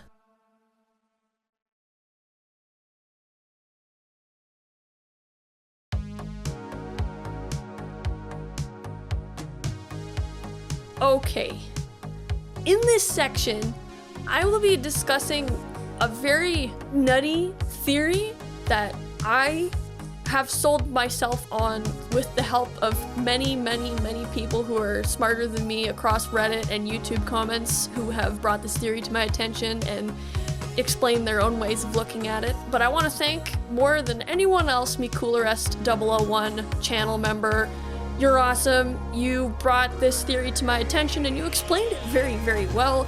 And you have also led to me now thinking that Cyberpunk is just purely a horror game entirely, and that it was never fun. It was always scary, and now...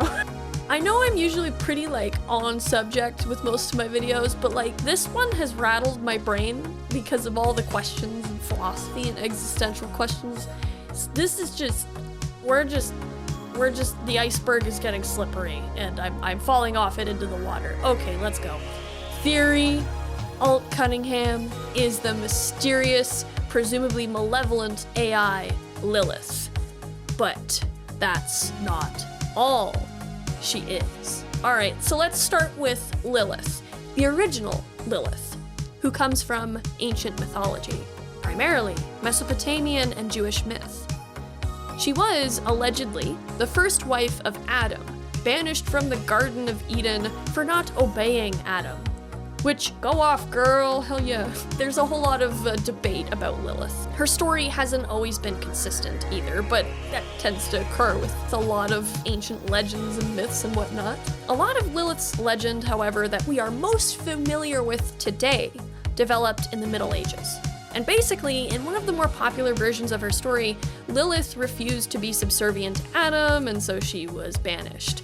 Go off, girl, go off. Fly off and make demon babies with the archangel edgelord Samael because you want to.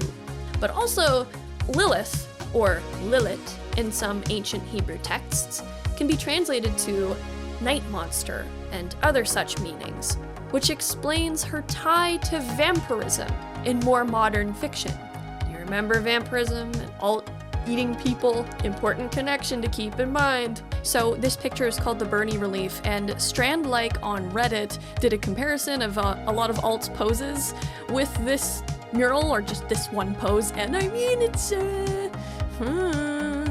like, there's no guarantee that this mural is Lilith, but she is considered a contestant for who this mural is supposed to represent. Either way, very convenient, right?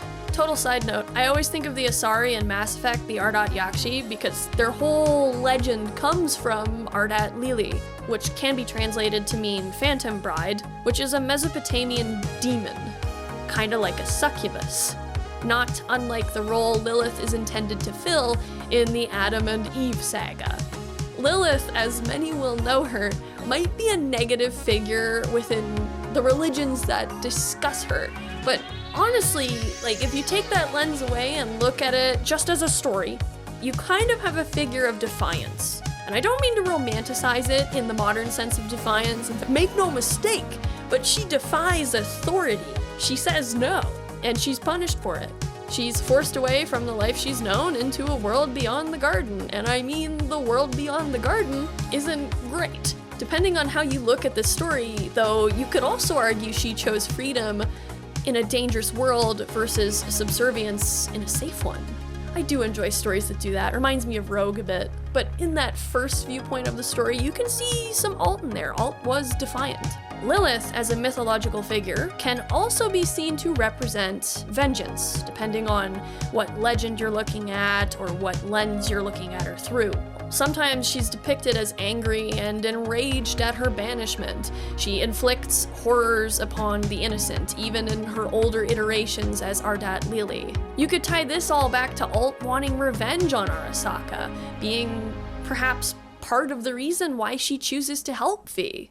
That could be a personal issue she still gets enraged about after all these years, even if she is more AI in behavior than human. This makes me think of Medusa, too. Now, Lilith from Cyberpunk isn't mentioned very many times throughout 2077. Insofar as I could find, she's only blatantly mentioned like twice, and it is in the exact same line repeated twice between two different people and two different quests. The first time we encounter this line is during the Cyber Psycho quest, Bloody Ritual, and it is such a creepy break from what you might be used to running around the Cyberpunk world. You really want to go back to that level of fucked up in Cyberpunk after you've done that quest. You arrive at a bloody scene, naturally, given the quest name. There's a bathtub with ice sitting in the center, surrounded by blood-red ritual designs and dead Maelstrom goons scattered around the alley. You were just here to, you know, deal with the cyber psycho for Regina. You didn't expect you'd walk into some sort of strange Satanist ritual. This quest also only occurs in the evening or at night, so it's just even more ominous with the shadows and the low light and the Also, you see these very brief glitches and flashes. What is actually happening in this scene that I didn't realize until I was researching for this video is that you see this possessed cyber psycho that is in the bathtub hiding. You see her flashing around, images of her watching you in these contorted, creepy positions all around the site, but you can only catch her for like a second at a time. Like, there's screenshots of it that people manage to snap, and it's creepy. And this is Lilith watching you, because Lilith has possessed this cyber psycho. We don't know exactly how Maelstrom did it, but they managed to upload the AI Lilith from beyond the black wall into the body of Zarya Hughes, a Maelstrom member. But Zarya, being just a lowly human, can't exactly handle Lilith in her body. One Maelstromer, though, before he dies and before you fight with Lilith, says, Lilith has concealed the 10th circle from the ancestors' eyes, which could just be creepy babbling nonsense. But when you consider the other creepy references to this Lilith, this whole 10th circle thing is a lot more than that. Dante's Inferno was a poem written by Italian writer and philosopher, self-insert king, Dante Alighieri in the 1300s. And in this poetic narrative, Dante himself is going through a 3-part journey through the, well, journey to the afterlife kind of deal. And the first part of this epic is the Inferno, probably the most well-known of his writings. Also, remember, Dante's Inferno was involved in the T.S. Eliot poem that Alt chooses to read to V, but the part specifically from Dante's Inferno and all that is omitted by Alt. I wonder why. Is this because perhaps Alt is deliberately hiding something? In Inferno, Dante goes through 9 circles of hell, which he brainstormed upon the ideas of previous philosophers that predate Christianity, like Aristotle and the ever-petty Cicero. Dante basically carried over their ideas to the Middle Ages of Christianity and added some of that biblical flavor. So Dante identifies the 9 layers of hell as, respectively, limbo, lust, gluttony, greed, wrath, heresy, violence, fraud, and last and worst of all, treachery. So yes, basically Night City. Satan is basically who you find at the center of hell, in that 9th circle. It's the worst of the worst place in all the circles of hell you could be. Number 9, not number 10. Dante didn't have a number 10 included. The concept of a 10th circle of hell is not new, however. Ever since Dante's Inferno dropped in 1321, people have been using it in all kinds of creative projects, like in Cyberpunk 2077. So what, pray tell, would be the 10th circle of hell? What's left? What is worse than the devil? Lilith has concealed the 10th circle from the ancestors' eyes. Whatever that circle may consist of, this statement seems to imply that some heavy shit is about to hit the fan.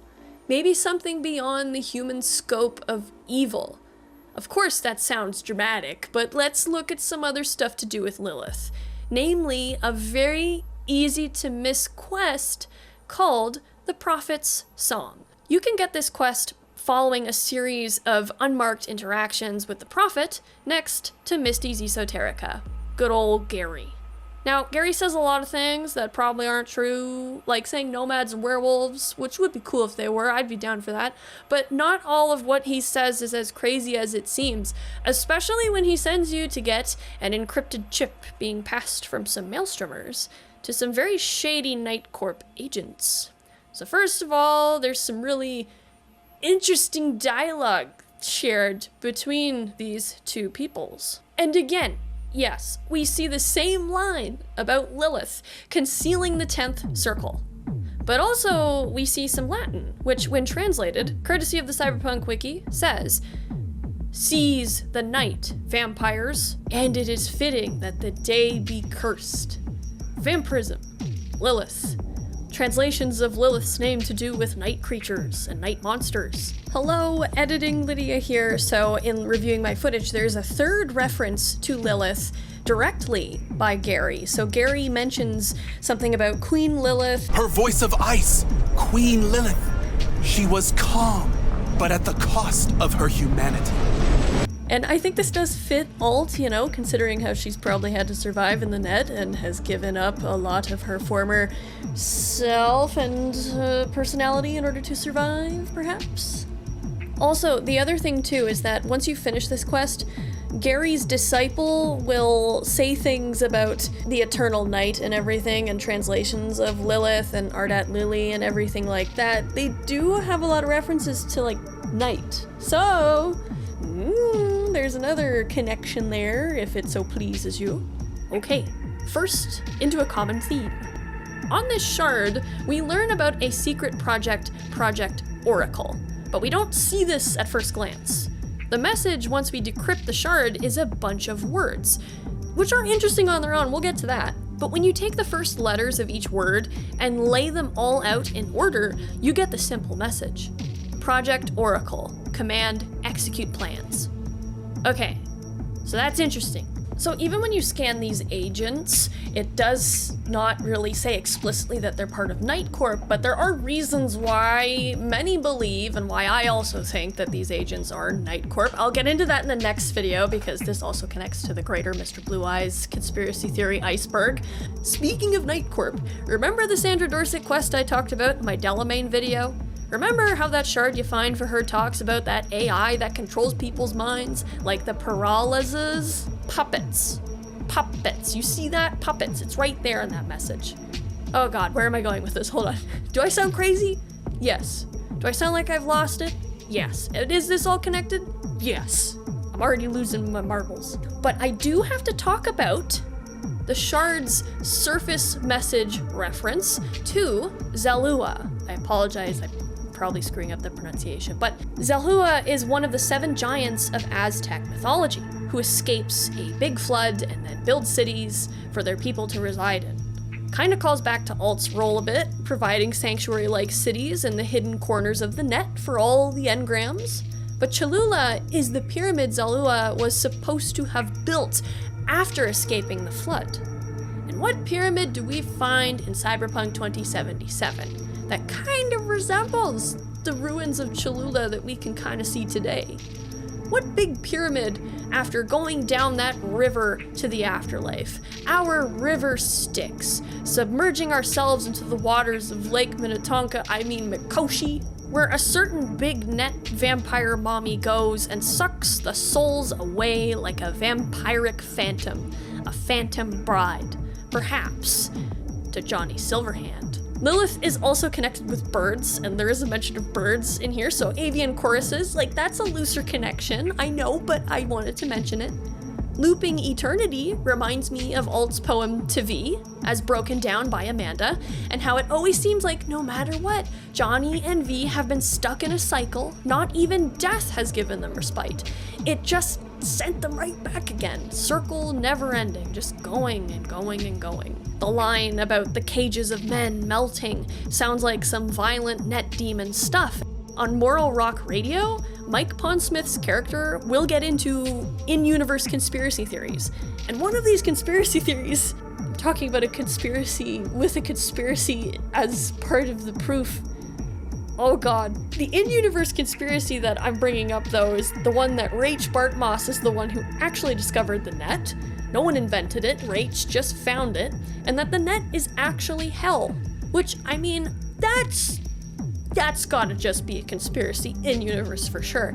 But as the fact that demons are called demons is very fitting, with Lilith being a demon in mythology, it's a fitting comparison, so there are demonic references, it's weaved throughout the game. So to sum it up, I do think the jumble of words that can be broken down further to reference the mysterious Project Oracle are more intentional than they seem.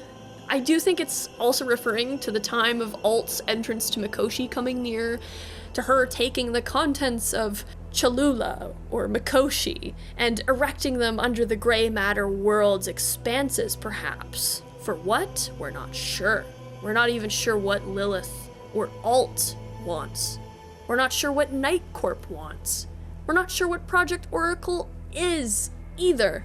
Maybe something to do with the moon and the Crystal Palace, if any of Sandra Dorsett's notes are to be believed. Again, we'll get into Project Oracle in the Mr. Blue Eyes PERALEZ video. Okay, but like, is that all you got tying Alt to being Lilith Lydia? Just some crack connections? No, that's not all. In the Sun ending, which is arguably the ending most endorsed by the tarot cards, we embark on a great big gig for the mysterious Mr. Blue Eyes himself, who is affiliated with NIGHTCORP, this we know. In this ending, we go to space, on our way to the Crystal Palace. It's teased like this insane coup de grace for V. Perhaps we'll see this story in Project Orion in some way, shape, or form. For all we know, something big was probably gonna happen here. Now, we can only get the Sun ending through V. The Temperance ending, the ending where Johnny leaves Night City in V's body, maybe forever, Johnny has no desire to engage in the solo life. If you recall the poem that Alt recites to Johnny, Sailing to Byzantium by Yeats, her choice of poem is almost like a comfort, whereas V's poem feels more sad and poignant. Alt's choice of poem to V almost feels like a sort of challenge, with its focus on not ever being able to change anything. Johnny's feels like Alt is calling Johnny to rest. Amanda explains it so well. Again, go read her blog on this poem, but basically Alt is telling Johnny with this poem that he doesn't need to go back to the gray matter realm because he's already achieved immortality. She's not directly telling him, but she's telling his brain. And I mean, it makes sense that Alt wouldn't directly force V back to the body if she felt like V was more useful, because it's better if V thinks that every decision that they make is their own, so then there's no suspicion and stuff like that. It feels very much like a Phantom Bride, Ardat Lily thing for Alt to do. Of course, this could be a sign that Alt has more human attachments than she cares to admit. It could mean that. But it could also be because she knows that Johnny is not gonna be the most useful person in those boots on the gray matter ground. No big Crystal Palace mission is getting done by Johnny Silverhand. And if you think Project Oracle is involved with that, then Project Oracle probably isn't gonna go as swimmingly as one might hope. Maybe Project Oracle is about installing Alt on the Crystal Palace or something, or connecting to satellites from there like she does in Rogue's ending. Not to crash them, but maybe to broadcast a signal? A signal like the AI mind control signal? Okay, I need to stop. That's no. Anyway, if Alt is tied up with NIGHTCORP and the Blue-Eyed Conspiracy somehow, and is Lilith, she's gonna want to have someone like V, a die-hard merc, as they have proved to do the groundwork. They've done it before, getting her into Mikoshi. Sure, before they expire, V can do it again.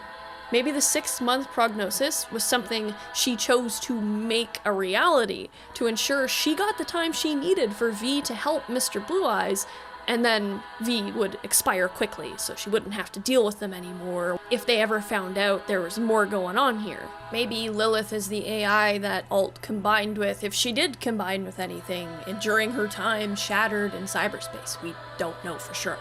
But still, interesting, isn't it? In a way, her choice of poem for V feels even more like a proper slap in the face. Almost mocking. Like she knows that V will dance to the tune of a die-hard solo.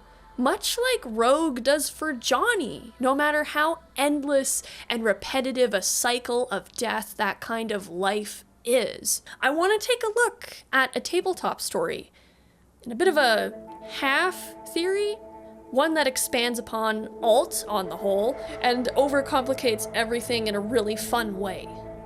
This story, Black Dog, follows a group of edge runners, including Trace Santiago, delivering what they think is a nuclear bomb retrieved from the ruins of the old Arasaka Towers, and delivering it to a lady named Angel in the Los Alamos labs. But what they don't know is that, odds are, it's not a bomb in that casing, but Johnny Silverhand's remains.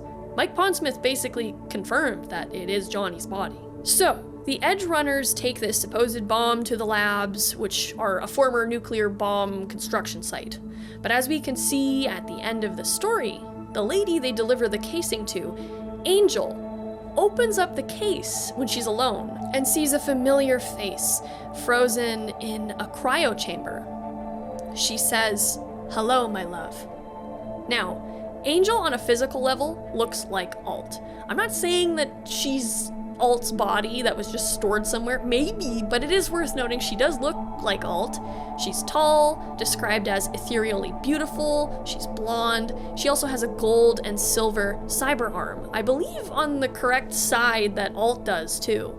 Alt in the tabletop also had a gold cyber arm, but in the game it is white. It could just be a design choice, it could be Johnny's memories being weird. Anyway, Angel is also a techie, or at least looks like one by how she dresses. She's not described as a netrunner, but who knows, if this is Alt, maybe she's got some new skills. Maybe if she installed herself in a different body, it could be like Johnny saying V has some net running skills when Johnny's in charge of V's body. You got the skills by osmosis. Now, Angel also has a sort of unexplained connection to Samurai. She possesses the Black Dog song, an unreleased song by Samurai from back in the day. She gives this to one of the Edge Runners who's been looking for it. She jokingly refers to herself as a Silverhand fangirl too, which feels in line with Alt's more dry wit, I think. In the Never Fade Away story, when Alt is soul killed, she's described as going to Angel Heaven, which could be a meaningless term. The other thing too is Angel being angel, Lilith being a demon. Interesting kind of connection. But if we call back to the Lilith connection, being banished from the Garden of Eden, and also look at who Lilith supposedly hooked up with by her own volition, some interesting tie-ins occur. The Archangel Samael is considered a sort of fallen angel, but he's kind of like an anti-hero type angel. He does some shitty things, of course. It's the Bible. Everyone's doing shitty things and fucking people up. But in this case, he's a toxic guy, but he destroys the sinners, so he's redeemable, right? And the crazy thing is, we do kind of have a song that fits real snug with Samael the Archangel. And this song is Archangel by Samurai. And the lyrics are pretty bang on with what Samael represents: the desire to destroy, to disrupt, to lose control, to rebuild, and then to tear it down again. Samael does destroy. He's a destruction angel. That is literally what he's called. He's considered a sort of punisher in that sense. Johnny wants to take out the corporate men, as he says in that song. He is also a destroyer. We see this with Johnny in basically every story he's in. Tear out the fabric, rip in the norm, destructive architect with somewhere to go. I'll rip right through your sheepish herd, feed insurrection to this broken world. I'm a lawless outcast, always on the run. I'll challenge everything I've just begun to start the riot. Samael is a lawless outcast in a way, too. He does get in some shit, with the big man upstairs. Hence why he's kind of a fallen angel. But this parallel between Samael and Johnny, and then when you throw in Alt, it also makes the lyrics of Never Fade Away, a song written by Johnny for Alt after her death, even more punchy. We lost everything. We had to pay the price. Yeah, we lost everything. We had to pay the price. I saw in you what life was missing. You lit a flame that consumed my hate. I'm not one for reminiscing, but I'd trade it all for your sweet embrace. And I mean, they did lose everything. In myth, Samael did get in the shits with God, but depending on the legend and passages you look at, one of the reasons had to do with his canoodling and resulting children with Lilith, who became his bride. But Lilith also lost everything from this canoodling and her saying no to Adam and all that. Both Johnny and Alt lost everything in their stories. There's a canvas with two faces of fallen angels who loved and lost. It was a passion for the ages, and in the end, guess we paid the cost. Fallen angel connection, eh? Some might describe Lilith as a fallen angel, but she's more often referred to simply as a demon. Like, you might view her as always being a demon. You might view her as becoming a demon when she fell and all that stuff from the garden. But you get what I mean? Like the fallen angel reference, the passion that led to them paying the price. Oof, I love it. But then there's also this verse, which may ring a few bells for you if you've seen my Delamain video. A thing of beauty I know will never fade away. What you did to me, I know. Said what you had to say. But a thing of beauty will never fade away. Remember Delamain saying what he said about beauty, that it's universal? And yes, beauty's subjectiveness aside, I can't help but go ding ding ding when I remember that an AI said that beauty is universal. For beauty to never truly fade away and shift like the sands, beauty is a thing that people have always appreciated. Versus what Del calls out as humans' tendency to rain down destruction and violence in the name of truth and good. For beauty to never fade away. The alt we meet in 2077 faded away. Her beauty faded and she's very different than what Johnny remembers. But what if alt's true beauty, her compassion, her warmth, still existed out there somewhere? In pieces, perhaps. What if, when Spider Murphy scattered all those pieces of alt, some never found their way back to others? What if some got picked up by AIs? What if one only found one other piece? There's so many what ifs. But I think it's a really interesting possibility that the alt we meet in 2077 is maybe just one piece of alt, combined with who knows what. This alt could be the more negative aspects, more instinctual aspects of her personality. Passion, deceit, ruthlessness. We see the way she operates in Arasaka Tower. You could just argue that's her vengeance, but if alt did combine with some AI entity in the net there, yes, maybe she made it more human, but I think in turn, it made her more cold, more demonic. No pun intended. Maybe she even feels like a strong, passionate drive to reunite herself with Johnny in a very Phantom Bride type way. Gothic horror meets transhumanist horror, and oh boy. And also the other interesting thing is there is an ancient legend of Lilith that describes her almost like a tree with multiple branches, like Lilith is each of the branches, and I'm kind of reminded of Spider splitting up alt. Maybe the parts of alt that served as her bulwark of her humanity, like her kindness, her creativity, her sense of love, found their way to a body somewhere without a soul, and that's how she ended up in Angel's body. Maybe Angel's body is alt's, but I don't know, that doesn't feel quite right to me. I know, that doesn't feel right to you, Linnea, but the rest of this does? Or maybe those pieces of alt found their way to a kinder AI, a more curious one that wanted to understand humanity. One like Delamain, maybe.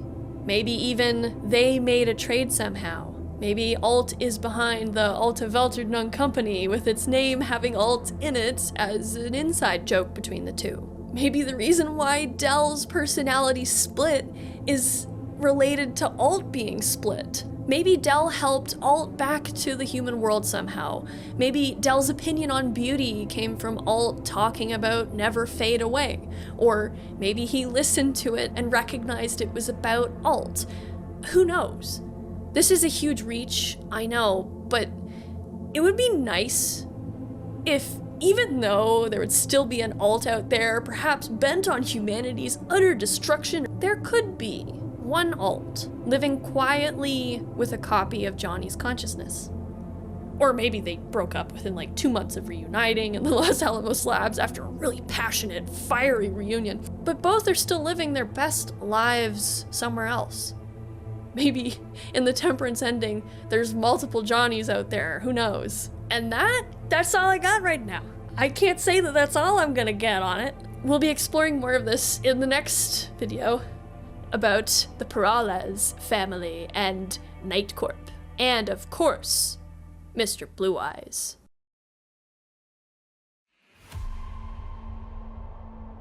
You've probably heard the biblical quote, "He, or she, in this case, who increaseth knowledge, increaseth sorrow." And I'm getting biblical here for a reason. You'll already know where I'm going with this if you're familiar with some of the more unsettling aspects of Cyberpunk 2077's digital world. But if not, fret not. Because today, we will not only be going over the story of Sandra Dorsett, but the story and potential conspiracies of Night City's most mysterious corporation, NIGHTCORP.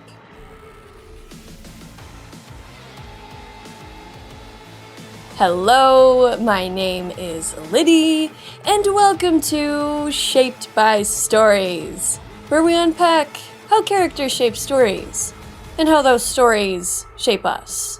Let's get into it.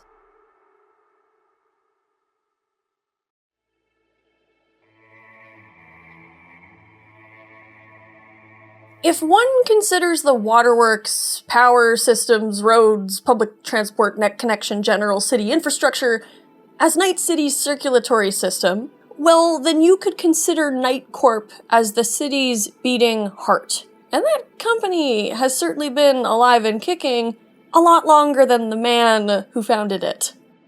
Richard Knight, born in 1954, was initially set on becoming an engineer, before turning to business, something he proved adept at.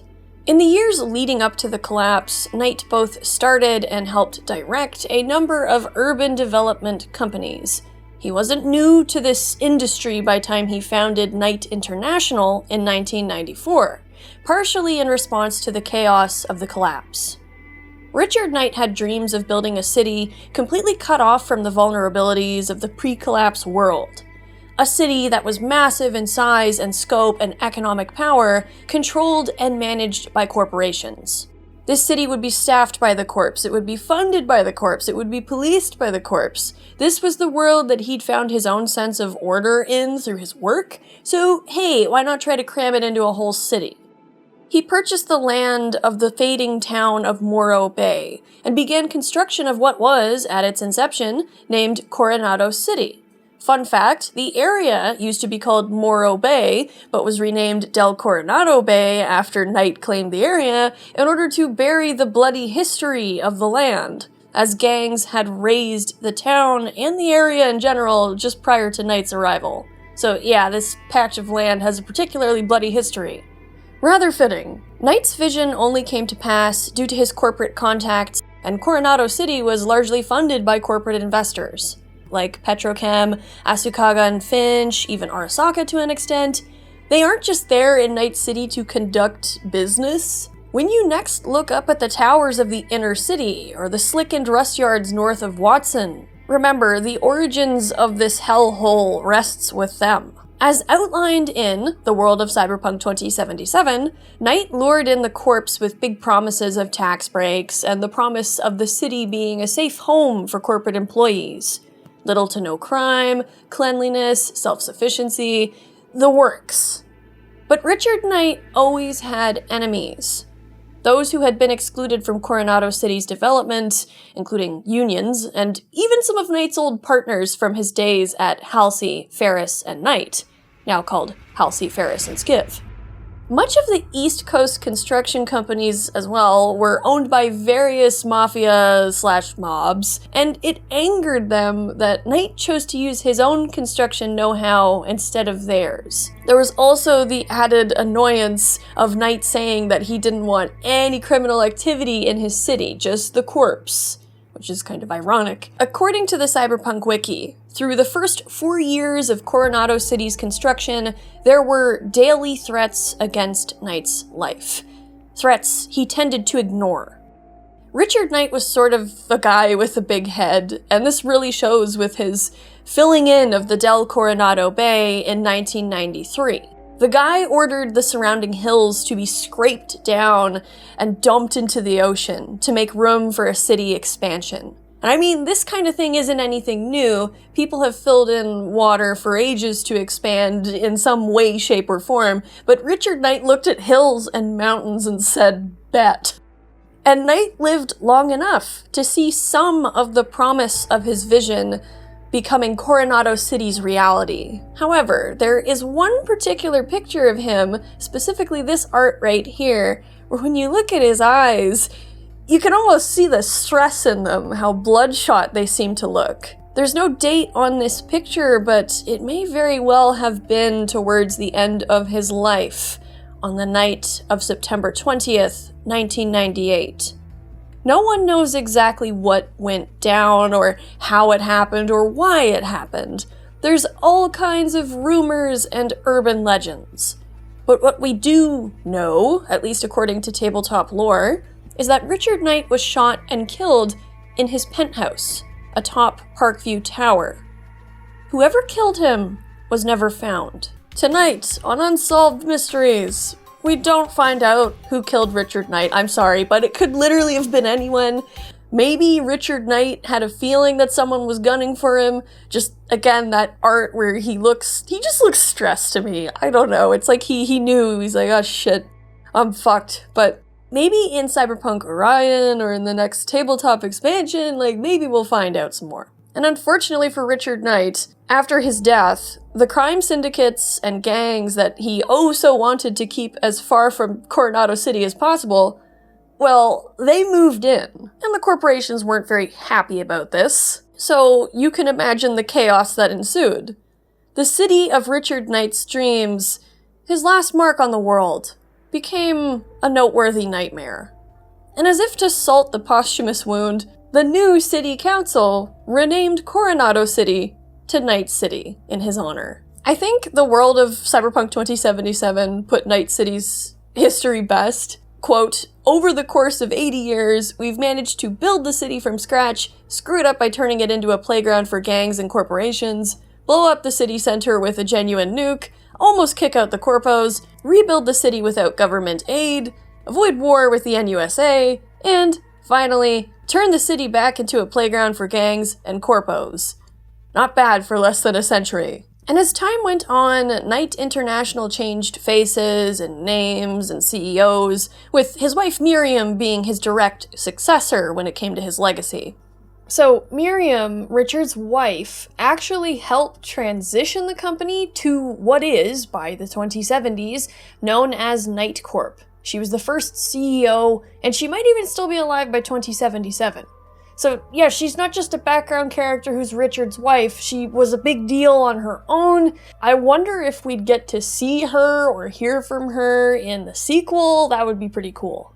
Although she was apparently long gone from the corporate scene with Night-Corp by time 2077 rolls around.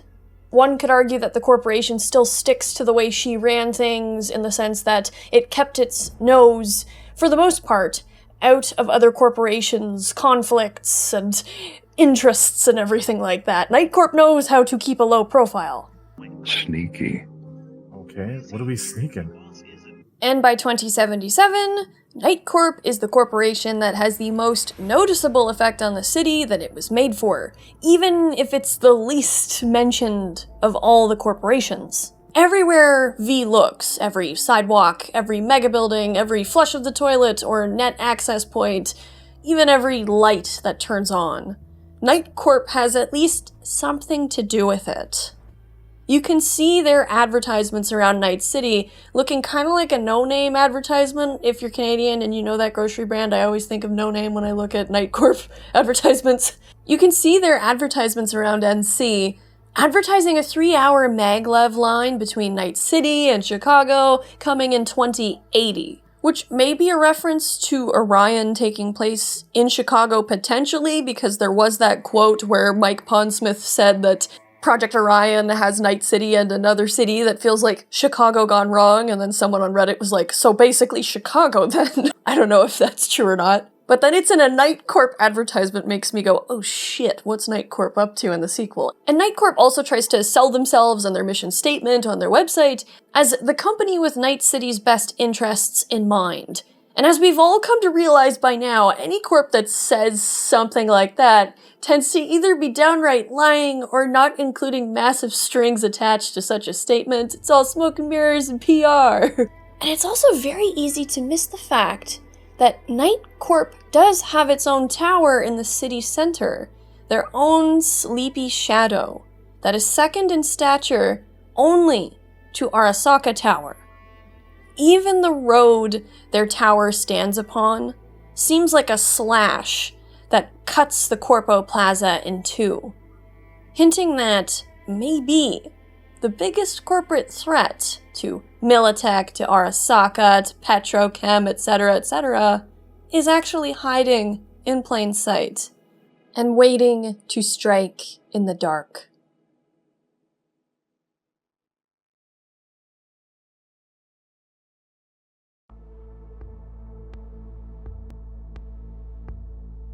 At 29 years old, Sandra Dorsett is quite the accomplished netrunner working for Night-Corp. She's climbed the corporate ladder from what may have been an underprivileged background. We don't know her origins for certain, as it's not directly stated anywhere, but in her Humans of Night City entry, Sandra describes her experience in the corporate world as follows. Never considered myself the lucky few. Studied hard when I was a kid. Been working hard since I joined the Corpo. Guess I'm the kind of person who radiates peer pressure. Not gonna apologize for that. Sorry. I even got my supervisor super competitive. He used to be Chumbe and all, faking up a big nice boss face until he learned about my project. 'Cause it was a good project. 'Cause we were making good progress. Local nursing homes need our AI to keep running, and the team was assigned to improve AI behavior too, and I'm quoting RPR here, better support the elder citizens' mental well-being. He was telling me I moved too fast, or I'd overstepped. Pretty sure I hadn't, because I freaking love reading NDAs and dancing around them. Again, we don't know Sandra's exact origins, but I'm almost reminded of Jefferson PERALEZ, just a smidge. As Jefferson was a kid from a lower income family in your average Night City neighborhood, studying hard and winning a scholarship from, of all corporations, NIGHTCORP. Oh yes. NIGHTCORP does its own sort of philanthropy here and there, and as we'll get into Jefferson's upcoming video, it's no coincidence, at least I think, that Jefferson was the one they chose to support. Maybe Sandra had a similar experience. Even if she wasn't sent to school by NIGHTCORP, it's interesting she ended up with them. But what we do know, Sandra works ridiculously hard. She has a wicked work ethic. She sounds like she has a deep sense of motivation that goes just beyond money, and she certainly enjoys the challenge of her work. She covers her bases, she reads the fine print, and the other thing too that separates Sandra from a lot of corpos, she actually does seem to have a soul. She does seem to care beyond climbing the corporate ladder. Our first little glimpse of that is how she describes the AI she was working on for nursing homes as a good project. And sure, that could just mean she enjoyed the challenge of this particular project. But as her story develops, we do see that Sandra actually does give a shit about people. This further makes me think that Sandra understands what it is like to be a regular person in the cyberpunk world, a powerless person, somebody at the bottom. She doesn't seem to have any illusions about the unfairness of the world around her by time of 2077. Except, perhaps, her own capabilities in evading trouble. Sometime around 2076, Sandra had begun snooping around her company's files. And while it's not outlined super clearly how she began this little snooping mission, we can find in her 36th journal entry, tucked in her apartment, this. Weird. It looks like a non-42 was right after all. I recently found a previously uncharted section of the net out in the boonies, even though I'd already been there maybe 20 odd times. I guess you can only access it with the right parameters. It only cost me a week of sleepless nights, but I finally finished the Leviathan and punched through the section undetected. At least I think. Good thing too, because it turns out a non-42 sicked NIGHTCORP's servers against me. I really should just take a break, quit the net for a few months. But those files really did look suspicious. As it says in her codex entry, Sandra doesn't just do net running and coding stuff for NIGHTCORP, she does a lot on her own time, and it seems after hours, Sandra found some sort of trail left by the unknown, a non-42. She decided to take a chance and punch into NIGHTCORP servers from the outside, and retrieved some encrypted company data. Depending on your dialogue choices, she can actually go into detail a smidge with a running V about how she dug her way in. NIGHTCORP secured up the ass. Can't just upload the usual blackout and fire shaft. You must have whipped up some angry demons. You zip them up in an imp? Yeah, Leviathan. Even Cerberus isn't enough if you want to punch through that kind of corpo ice. You can understand why Sandra is a remarkably decent runner for her age, which is why she can feature later on in another hack-heavy quest. But what Sandra found in those NIGHTCORP files, it shook her to the core. Should V decrypt the shard, Operation Carpe Noctem, Operation Seize the Night, we can see for ourselves what she found. For NIGHTCORP internal use only. The tests have come back successful. The artificial intelligence CN07 has proved itself capable of bypassing commercial, device-specific, and macro security systems accessible to NIGHTCORP employees of the lowest ranks. None of the test subjects were aware that this experiment was being conducted on them. In compliance with the orders it was given, CN07 focused mostly on subject HK13, which at the time of the experiment's commencement was classified as calm and apathetic. After a period of subliminal conditioning, as we predicted, HK13 began to display acute psychopathic behavior. The highlight was a dispute over coffee, during which HK13 strangled one of their colleagues, then jumped out the 16th floor window of the research facility. We will soon commence the next phase of the procedure and install CN07 onto the devices of our actual target. And this naturally was a freakish discovery. And in Sandra's next journal entry, entry 37, she expresses regret, knowing what she's found out about the project could spell her doom. Would she be the next test subject to jump out a 16th floor window after their coworker steals their coffee? Sandra also brings up something interesting, though, to do with NIGHTCORP's secret work on the moon. Jesus, those files. Maybe I should have just left them alone. Each of them could be a puppet without realizing it. And those flights to the moon, what are they cooking up there? Was it human DNA, or... I couldn't run a thorough scan. I only had time to break through one folder's ice. Either way, I'm pretty sure they flagged me. Can't tell if it was an unmasking demon or their dweller. Okay, so we know of two big netrunners who went to the moon. Lucy and Songbird. And we know that Mr. Blue Eyes, who's like 99% affiliated with NIGHTCORP from what people have dug up on him, appears for a split second in Songbird's Getting on the Rocket ending. There he is, all creepy like. He's most likely her mysterious benefactor. And he also appears in the Jefferson PERALEZ quest ending. Again, all creepy like. And DNA. What kind of weird wacky DNA shit are they doing? Okay, so I'm gonna bring this up briefly here. I'll get more into it in the Blue Eyes video, but in the Cyberpunk 2077 novel, no coincidence, spoilers be gone or hold your peace now, we discover MILITECH's work on a human-AI hybrid project. This is meant to create super soldiers of a sort, or so MILITECH says, though Arasaka argues that these hybrids could be used as a bridge between the humans and the AI. It's all very interesting. The AI hybrid we get to know in this story is ARS-03. There's a theory that V is ARS-05 because, well, Roman numeral would be ARS-V, but I'm not sure if I buy that. I think there's just too much that doesn't fit with that. It would be cool if that was the case, but right now I don't think that that's true. But what if the ARS program is continuing on the moon? And the other thing I'd like to note about ARS-03 is that ARS-03 was once an actual person. Like, they didn't grow ARS-03 in a vat. This was an actual guy that was kidnapped after he snapped and went cyber psycho for an understandable reason, and they did some freaky brain surgery where they took half his brain away and put in an AI that was potentially from beyond the black wall but not directly confirmed, and who knows, maybe they had to do some extra DNA manipulation shit to make it work.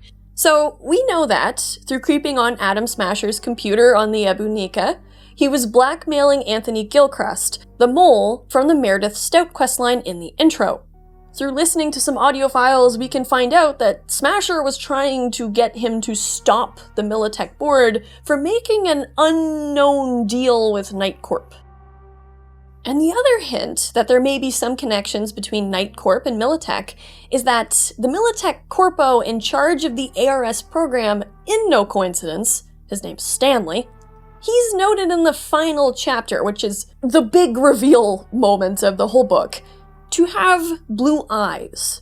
It's not hard to understand why people think that he may be one of the blue-eyed people that 2077 hints towards being affiliated with NIGHTCORP, considering how the book waited until the very last chapter, the last couple pages, to point that out. It's like they really want you to notice it. Of course, he could just have blue eyes, but when you remember that the book's title is No Coincidence, and the whole story is about how there really are no coincidences. There's also the fact of Militech's work on Cynosure back in the day. Maybe the AIs that allegedly, according to some very well thought out theories, inhabit the bodies of these blue-eyed individuals came from that era and project. Maybe Phantom Liberty was entirely planned by the rogue AIs and the blue-eyed bodies all along, by NIGHTCORP. Anyway, back to Sandra. All she knows is that there's some weird shit involving AI mind control and potentially people messing around with human DNA on an unprecedented level. Sandra tried her best after this discovery and these realizations to go to ground, even still actually going to work to keep up appearances despite the risk it presented. She may have even been trying to dig up more against her better judgment. But she says, in Journal Entry 38, that someone is watching her. Through the net, in person. She says, quote, "Some shady-looking types followed me all the way to work today. When I finally worked up the nerve to turn around and face them, they vanished. Maybe I'm just paranoid, but I think they were speaking Russian.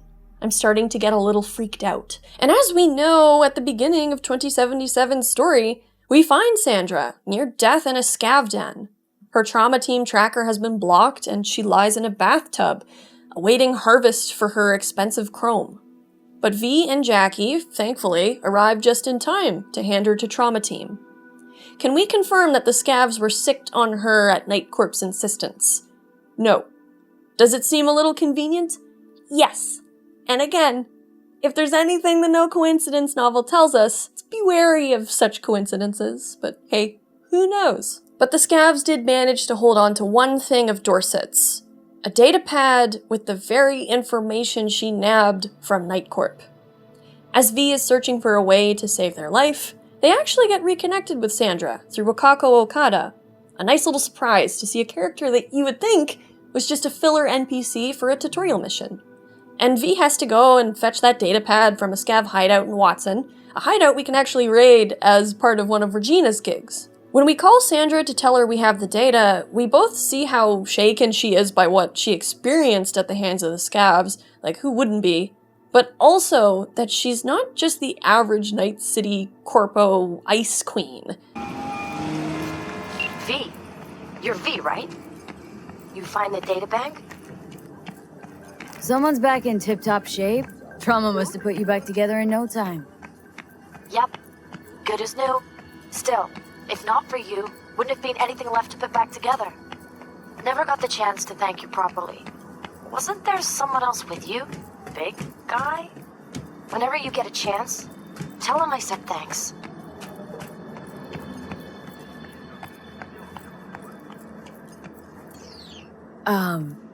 Yeah, about that. Jackie's dead. No.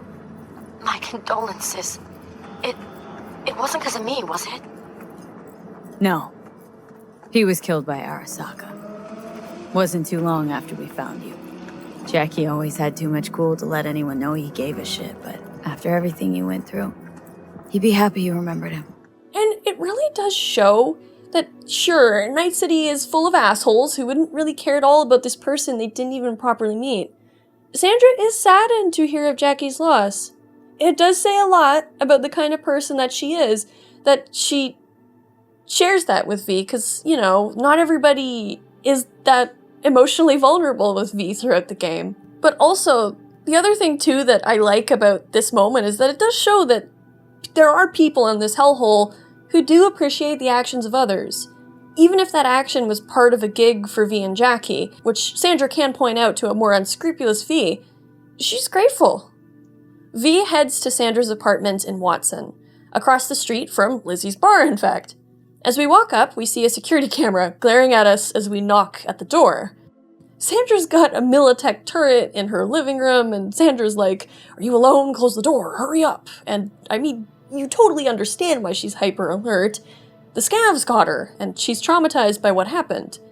But that is not the extent of her worries, as a V who cracks the data on her pad would know. So the best and most expansive way you could do this quest is through decrypting the shard and reading its contents. And there's no point in lying to Sandra if you hacked the shard and read it for yourself. Sandra will know if you did. She'll actually pay you a pittance if you're dishonest rather than the full payment. So you might as well just tell her the truth. Even if you didn't hack the data, Sandra is rather curt with V, and she will urge them to leave as soon as she gets the data pad, but she does thank V for complimenting her apartment, though. V can choose to blackmail Sandra, threatening to give the data to NIGHTCORP and fully expose her. Which doesn't end well, because she will attack you, and you will have to flatline her. I actually do like that that's how she chooses to go about things, because Sandra does fear for her life, but she won't be blackmailed. It does fit with what we know of the kind of person she is. She is quite bold. And a V who recognizes that will learn the most about her, the most about Operation Carpe Noctem, and even NIGHTCORP to an extent. A V who congratulates Sandra on hacking NIGHTCORP will receive a sort of warm reaction. To congratulate you, of course. Anyone who hacks NIGHTCORP's earned my respect. Oh. Well, thank you. You know, if they end up going through with it, then... The net will become even more dangerous. You were worried they'd find out about you. Exactly. Use an AGI to condition workers' minds. That's some supervillain shit right there. Not just workers. Anyone. That's the scariest part. You've been a big help. Here, I threw in a little extra for a fellow runner. It's good to be reminded I'm not in this fight alone. Thanks. Be seeing you. And with the added angle of net running knowledge, she will pay us the most out of all options. But it's quite cool to learn about her sense of morality. Sandra recognizes the danger that this AI presents, not just to her, and she reassures V that the data will not be wasted. She doesn't even want to sell it for profit. No, she wants to use it to stop whatever NIGHTCORP is up to, or at least protect the world. Or at least, she may be being played by someone else to think that's what she's doing, because there's more to this later we're gonna discuss. While looking around Sandra's apartment, we can find some of Samurai's music on loud display, hinting towards her own feelings, maybe, on the established order of things. Her own rebel path of sorts, though dangerous, is one she seems hell-bent on following. And she's not alone, as we can discover.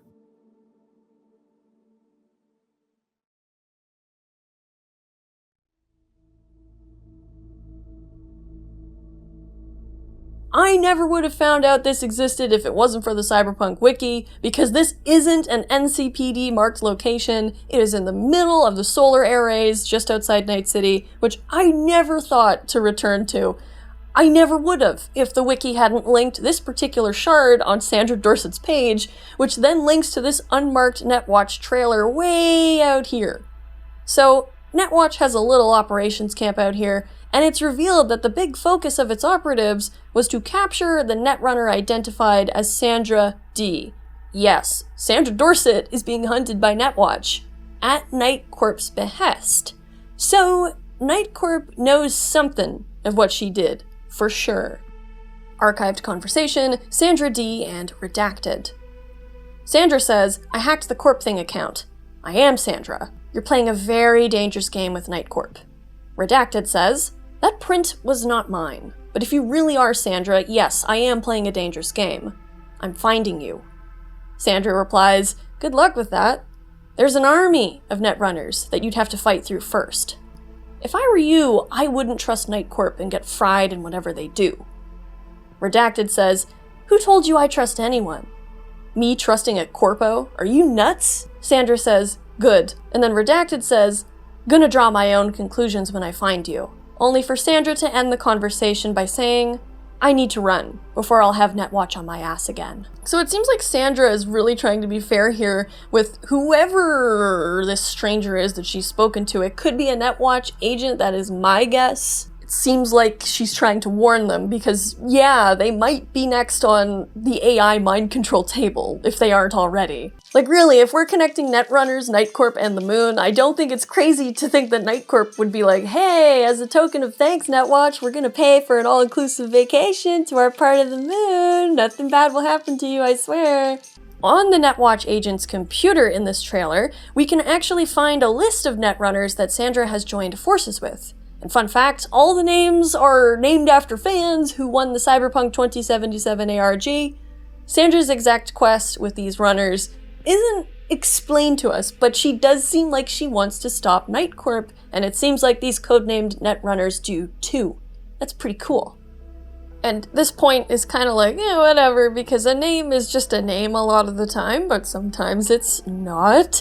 And Sandra is derived from the Greek name Alexandros, and that means defender of man or a protector of humankind. So I just think it's kind of fitting, considering what she's supposedly doing here with her work against NIGHTCORP and the mind control AI. That was cool. What's in a name? Sometimes a lot.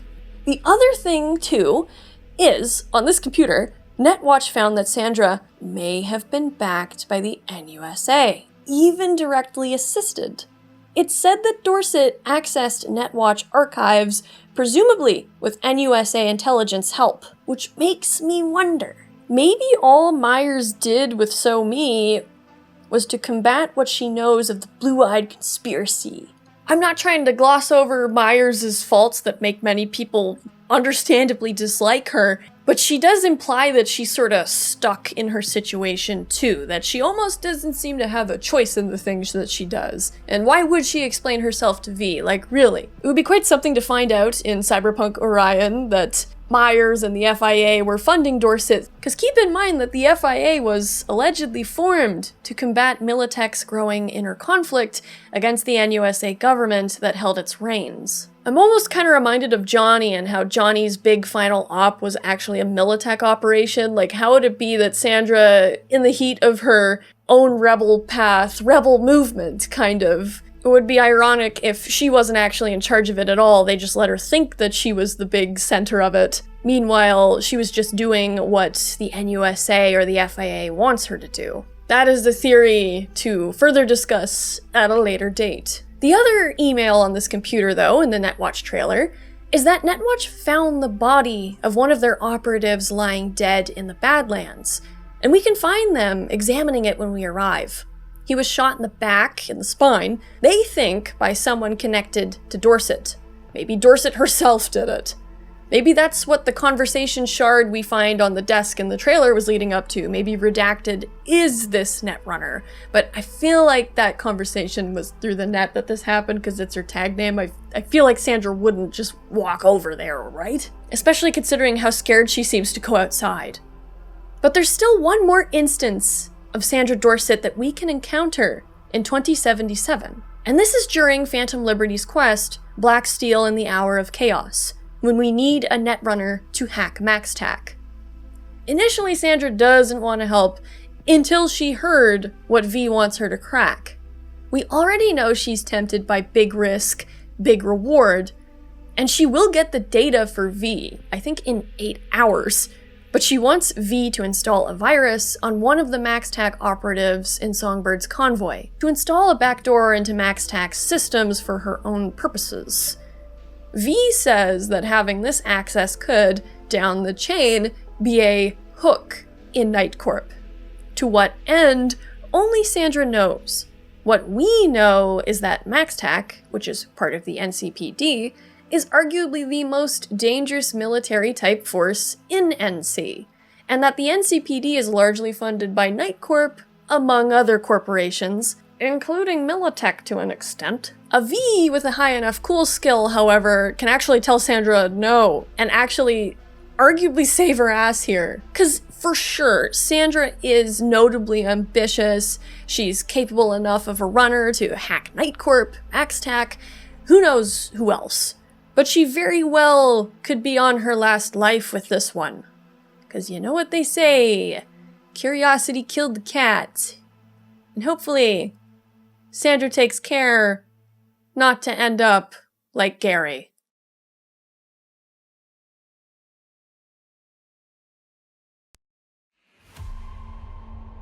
Who is Atom Smasher really? Just a gameplay mechanic from the TTRPG? Just a boogeyman? One of the few people who seems to be pleased with his current career path? But really, what kind of person do you have to be to exist in the cyberpunk world and be totally okay with it? What kind of person do you have to be to just be okay with smashing people into red stains on the floor and the ceiling? So much so that it becomes your surname. You probably have to be quite the scary motherfucker. That's not an eloquent statement, no, but it's the most undeniable thing about Atom Smasher. Welcome to Shaped by Stories, where we unpack how characters shape stories, and how those stories shape us. Let's get into it.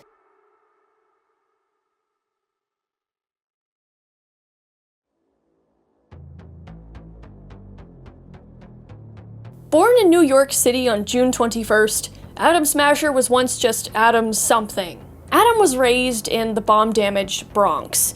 His dad was an American, and his mother was Russian.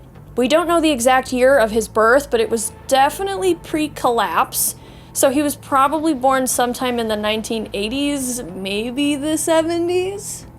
So a lot of what we know of tabletop Atom Smasher comes from an article he himself wrote in the book Solo of Fortune 2.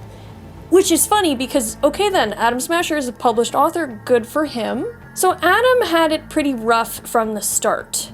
New York City was a pretty messed up place in terms of how, as Atom says, quote, "It was a city so nice they bombed it twice." Like many kids of his time, he was a member of a small-time gang, and he rose to become its leader during the years of the collapse. Atom was feared by his underlings, noted as ruthless and harsh, even before his borged-out days. And this was how he was able to hold on to power, such as it was.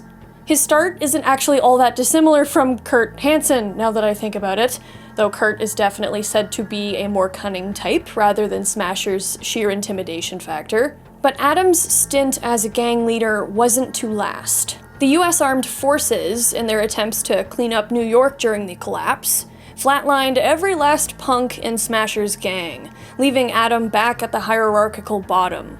But you know what they say? If you can't beat 'em, join 'em. So that's exactly what Atom did, joining up with the army and eventually finding himself among the Marines for 6 years. Atom became quite the skilled combatant during this time, as well as a mountain of meat. He was 108 kilograms, translation, 240 pounds. And this was before he went full Chrome Dome. But of course, Atom was Atom, and he was discharged for, quote, insubordination. Whatever he did, we don't know, we can only imagine. And this led to him becoming a solo in his native New York. You really are the most devious bastard in New York City. As a merc, Atom did not discriminate. He would take on pretty much any job, no matter how bloody, ferocious, or horrific. The deadlier, the better. As the wiki says, quote, his lack of squeamishness and sadistic thoroughness brought in enough jobs to keep him in guns, gear, drugs, and brutal one-night stands. That last bit particularly frightens me. But in 2015, Atom got a job from Arasaka, a job that resulted in Atom getting smoked with 2 RPGs, Garrus Vicarian style, but Atom was not, in fact, the same kind of brick shithouse that Garrus is. Oh, don't make me laugh. Damn it, my face is barely holding together as it is. Some women find facial scars attractive. Mind you, most of those women are Krogan. His body was toast, and his brain was revived by Arasaka techs after being dead for over 8 minutes. All that was found of his organic body could fit inside a backpack. Atom was basically a tank baby at this point. He was only kept alive and aware of the world around him thanks to machines. If I'm picturing this right, I'm thinking of the brain from Old World Blues in Fallout New Vegas. But Arasaka only saw this as an opportunity. Perhaps they already knew of his immense potential for cyberware capacity. Perhaps they rigged the gig themselves as part of a twisted experiment so they could get their hands on him. There's a number of conspiracies out there that what happened to Atom Smasher isn't all that different from how Faraday set up David Martinez. Otherwise, Arasaka very conveniently came to Atom with a deal: sign himself to Arasaka for the next 15 years, and get a top-of-the-line full-body conversion. Atom, a brain in a tank, of course agreed. But as we all know, 15 years eventually became around 50-something. And as Atom says in Solo of Fortune 2, he, quote, didn't realize his bones and muscles were holding him back. He ravaged the Solo scene of New York, taking out booster punks, powered armor, corporate hitmen, children, ground attack choppers, sword-wielding ninjas, and assorted breeds of cyber pets. Atom was in awe of his new power, and thus here began his mindset of metal over meat. Flesh was weak and it disgusted him. It was redundant. It should be eliminated in favor of the next phase of humanity: cold, hard metal, just like him. And he would happily take out all the meatheads around him, as he tended to call them, which would end up being most people. Atom wrote of his great strength and speed, as well as fortitude, describing one situation where he was thrown off a 9-story building by a grenade to the chest. He landed on the roof of a garbage truck and then sprinted back up the stairs to punch the head off the guy who nailed him in the first place. He talks about turning enemies into puree with his massive guns, killing people simply because he can, even when he doesn't need to. Atom would still continue to do his own solo work, but Arasaka was his top customer. But it says on the wiki that post-Borg transformation, having collateral damage and civilian casualties became a requirement for the gigs he would take. A requirement! All in all, he just seems to find it very amusing, or just slightly less than boring. By the sounds of it, this behavior was not abnormal before he had his full-body conversion, but who knows, it may have been amplified immensely after he was installed in his new body. Now, I'm not certain about when Atom Smasher got his Smasher name, but it was around this time, I'm pretty sure, that Atom became Atom Smasher. When you read the article that Atom wrote, you really do get to see how full-on vicious he is. He revels in carnage, and nobody is better suited to his state of existence and profession than he is. But he's also not just some completely dumb brute, a fact that makes him even scarier. He can follow orders, he can be relatively careful and strategic, he can be sneaky. As he says, he will switch his faceplate to stop people from recognizing him whenever he does a gig. This is what he does so he can anonymously mow down rows and rows of civilians whenever he's out on a gig in public. But his bosses know better than to misuse his strengths. For sure, Arasaka uses Atom Smasher to great effect. But, fun fact, Mike Pondsmith said that Atom Smasher enjoys watching anime in his spare time. I would like to think he would enjoy anime like Frieren. I love that show. He also, apparently, enjoys going out to the mall with his girlfriend. And imagine that, Atom Smasher holding your purse while you try on a new dress, or trying to sit in those dinky food court chairs, or trying to go up an escalator, but the escalator can barely hold him. Mike Pondsmith also said that Atom Smasher still has a partial digestive system, so rather than just existing on boring liquid nutrients fed to him through an IV, he can still eat cookies and chips and all the fun foods. It's so weird to look at Atom Smasher and then hear these more mundane day-to-day facts about him, because it's like, oh my god, he does normal things? I shouldn't be surprised, but I still am. It's just not an image I had in my head.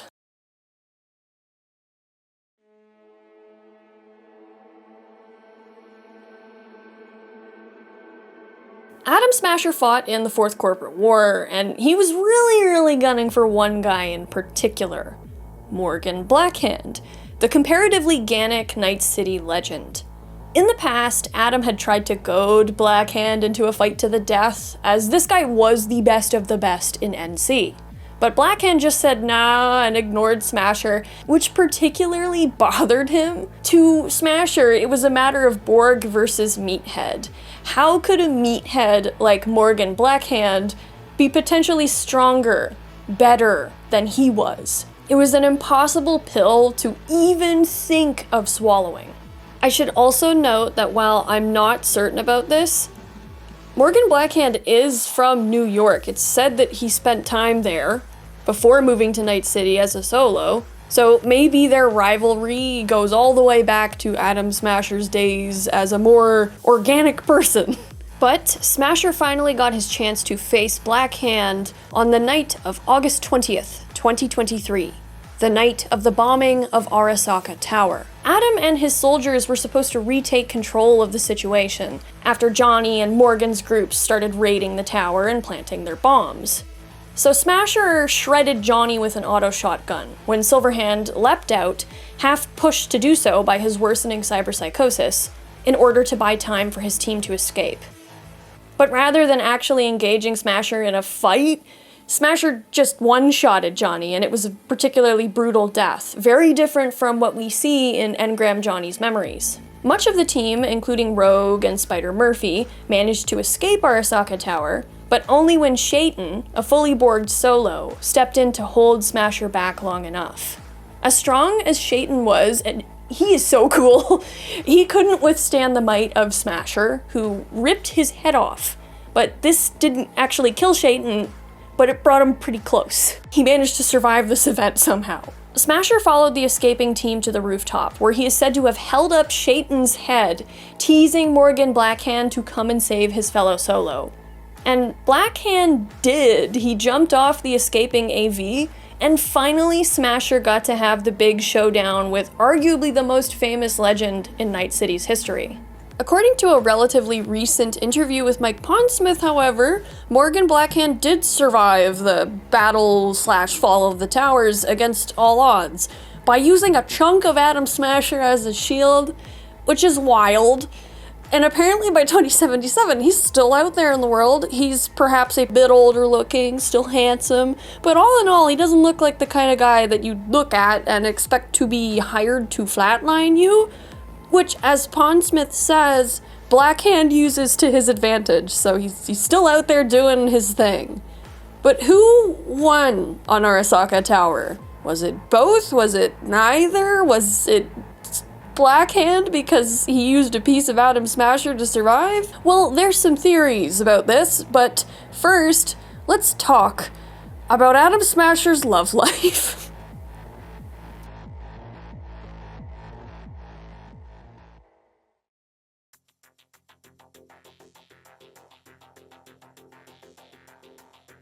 So what I'm about to talk about exists only in a live Cyberpunk 2020 game involving Mike Pondsmith. They haven't worked this into the timeline yet, confirmed by Pondsmith himself on Reddit, so it could be scrapped in the future, but fuck it, it's too nuts and too funny to not talk about. So sometime in the late 2020s, Michiko Arasaka, Saburo Arasaka's granddaughter, was out on the town. It was her 18th birthday, and she was just full sending it. She'd been living a life under the Arasaka lock and key up until then, so it was time for her to let loose a bit. And while out on the town, she met, of all people, Adam Smasher, which led to a fling, which led to them actually kind of dating. According to Mike Pondsmith himself on Reddit, quote, she actually went after him. It's a long story involving substitute cyber bodies after a near assassination, a really sheltered and naive young Japanese girl who watched too much anime and thought Adam reminded her of Alphonse from FMA, and Adam being shocked that a cute girl would actually be interested in him even if he was borged up. One of these days I'll have to publish the whole thing, although I did do an onstage TTRPG at PeerCon in Poland a while back. The players couldn't decide whether they were amused or terrified. And the other thing too, when it comes to its substitute cyber bodies, Adam Smasher, while out on the town in situations like this, had a Gemini body that was modeled after a young blonde Elvis, voice and all. And yes, this body came fully equipped for certain occasions. Mike Pondsmith also says that, I don't know if it's this specific body that he's referring to or if he has two types of Elvis bodies, but at least one of them was based on Elvis's appearance in the comeback concert of 1968, as pictured here. Hopefully copyright doesn't ding me for this. And this is kind of fucking amazing to picture. Like, what? But Michiko broke up with him and eventually she moved on. But Pondsmith says that this breakup actually hurt Smasher, and it was the last straw for him. Humanity was overrated, and he even phased out his more human bodies in favor of more Borgish ones. Imagine being A, alive, and B, being able to say that Adam Smasher is your ex-boyfriend, and C, that you broke his heart. Like, damn.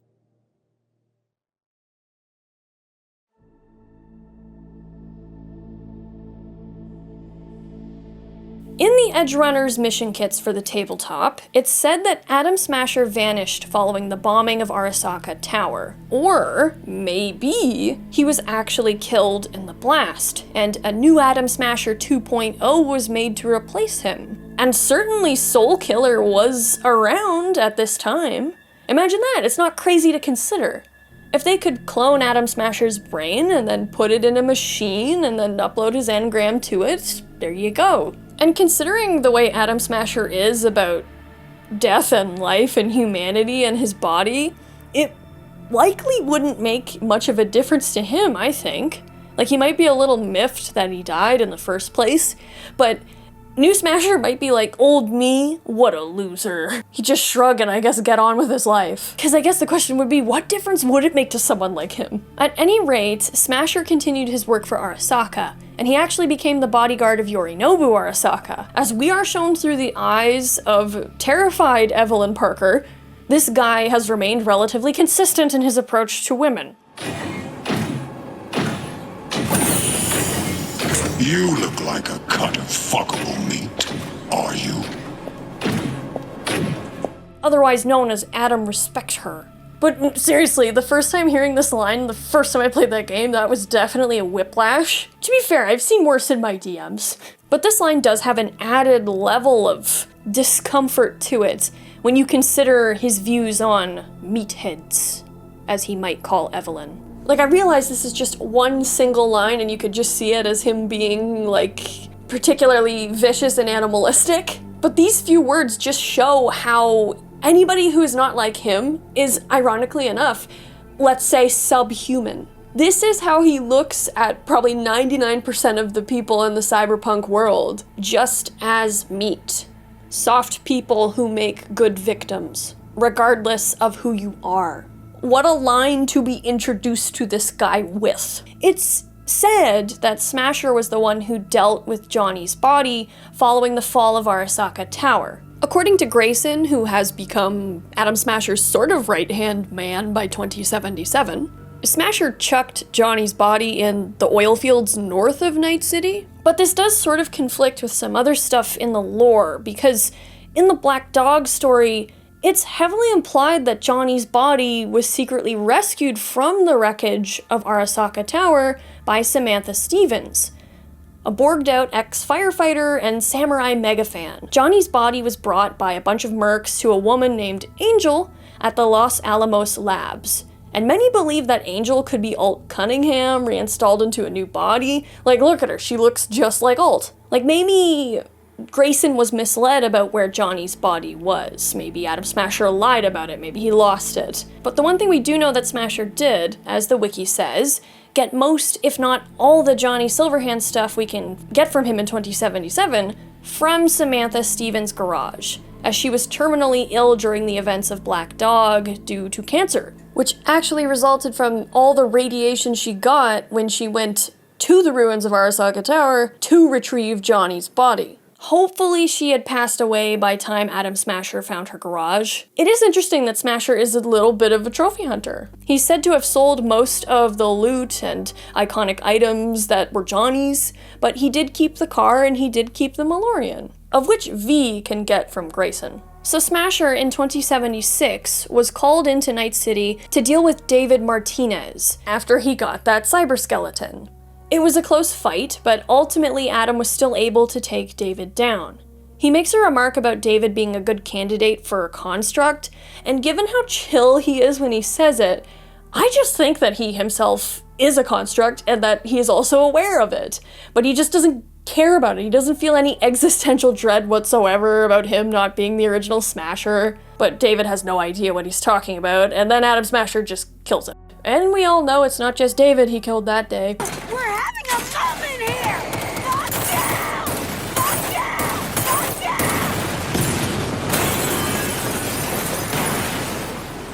There's also like a prefab scenario in the Edge Runners mission kit where you can play as one of a crew of mercenaries who are in charge of getting David Martinez's jacket back from a thief who stole it from Falco. But you see, Arasaka really wants the jacket because the jacket has Biomon scanners and monitors and everything that actually recorded David Martinez's biosignature, all the stuff that was going on while he had the Sandy. And depending on how you choose to play this scenario, one of the endings has Adam Smasher come and destroy your party. Like, there's no way to survive. That's what he does. By 2077, Smasher is, of course, present at Konpeki Tower, as he's still Yorinobu's bodyguard. If you scan him, it actually says he's 96% chrome, and it's just imagine that. I guess his spine and his brain would be organic, and his digestive organs, I suppose, if he still has those in this body. The other thing, too, is that when V and Jackie are hiding behind the glass in Yorinobu's suite, like 99% sure Adam Smasher sees them. Like, first of all, just look at him and the way he's standing and where he's facing. I'm pretty sure, too, if you have a certain chip installed, it will register him as an enemy, implying that he sees you. But the fact that he left it alone and said nothing, it's like he was just curious.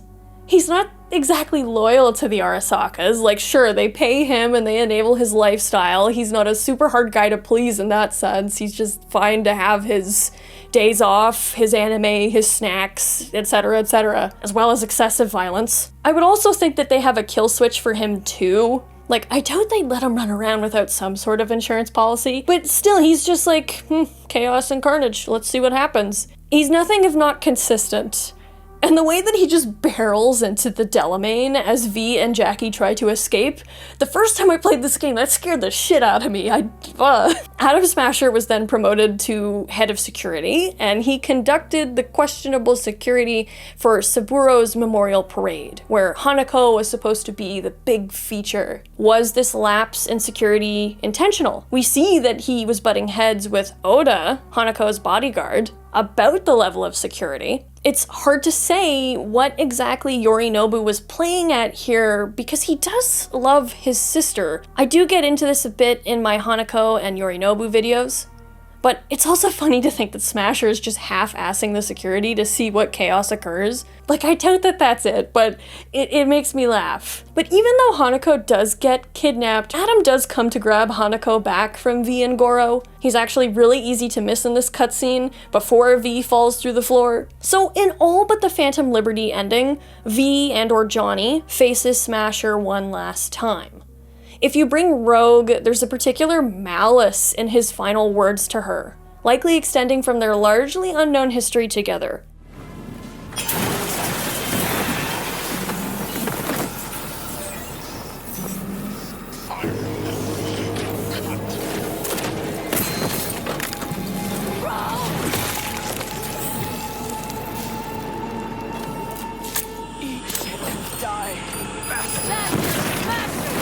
We know Rogue and Smasher did a few gigs for Arasaka together, but Rogue doesn't tell us much about this. We don't find out anything from Adam Smasher, but we do know that Rogue despised him for some deep, deep reasons, and Smasher himself seems to have had a bone to pick with her too. We get a touch more insight into the whatever it is between Rogue and Smasher when we're on the Ebonica and we're looking at all the computers and we're listening to Rogue as we go through the ship kind of looking for Smasher. We ultimately don't find Smasher here, we just find Grayson. But you can find an audio log where Smasher is blackmailing Anthony Gilchrist.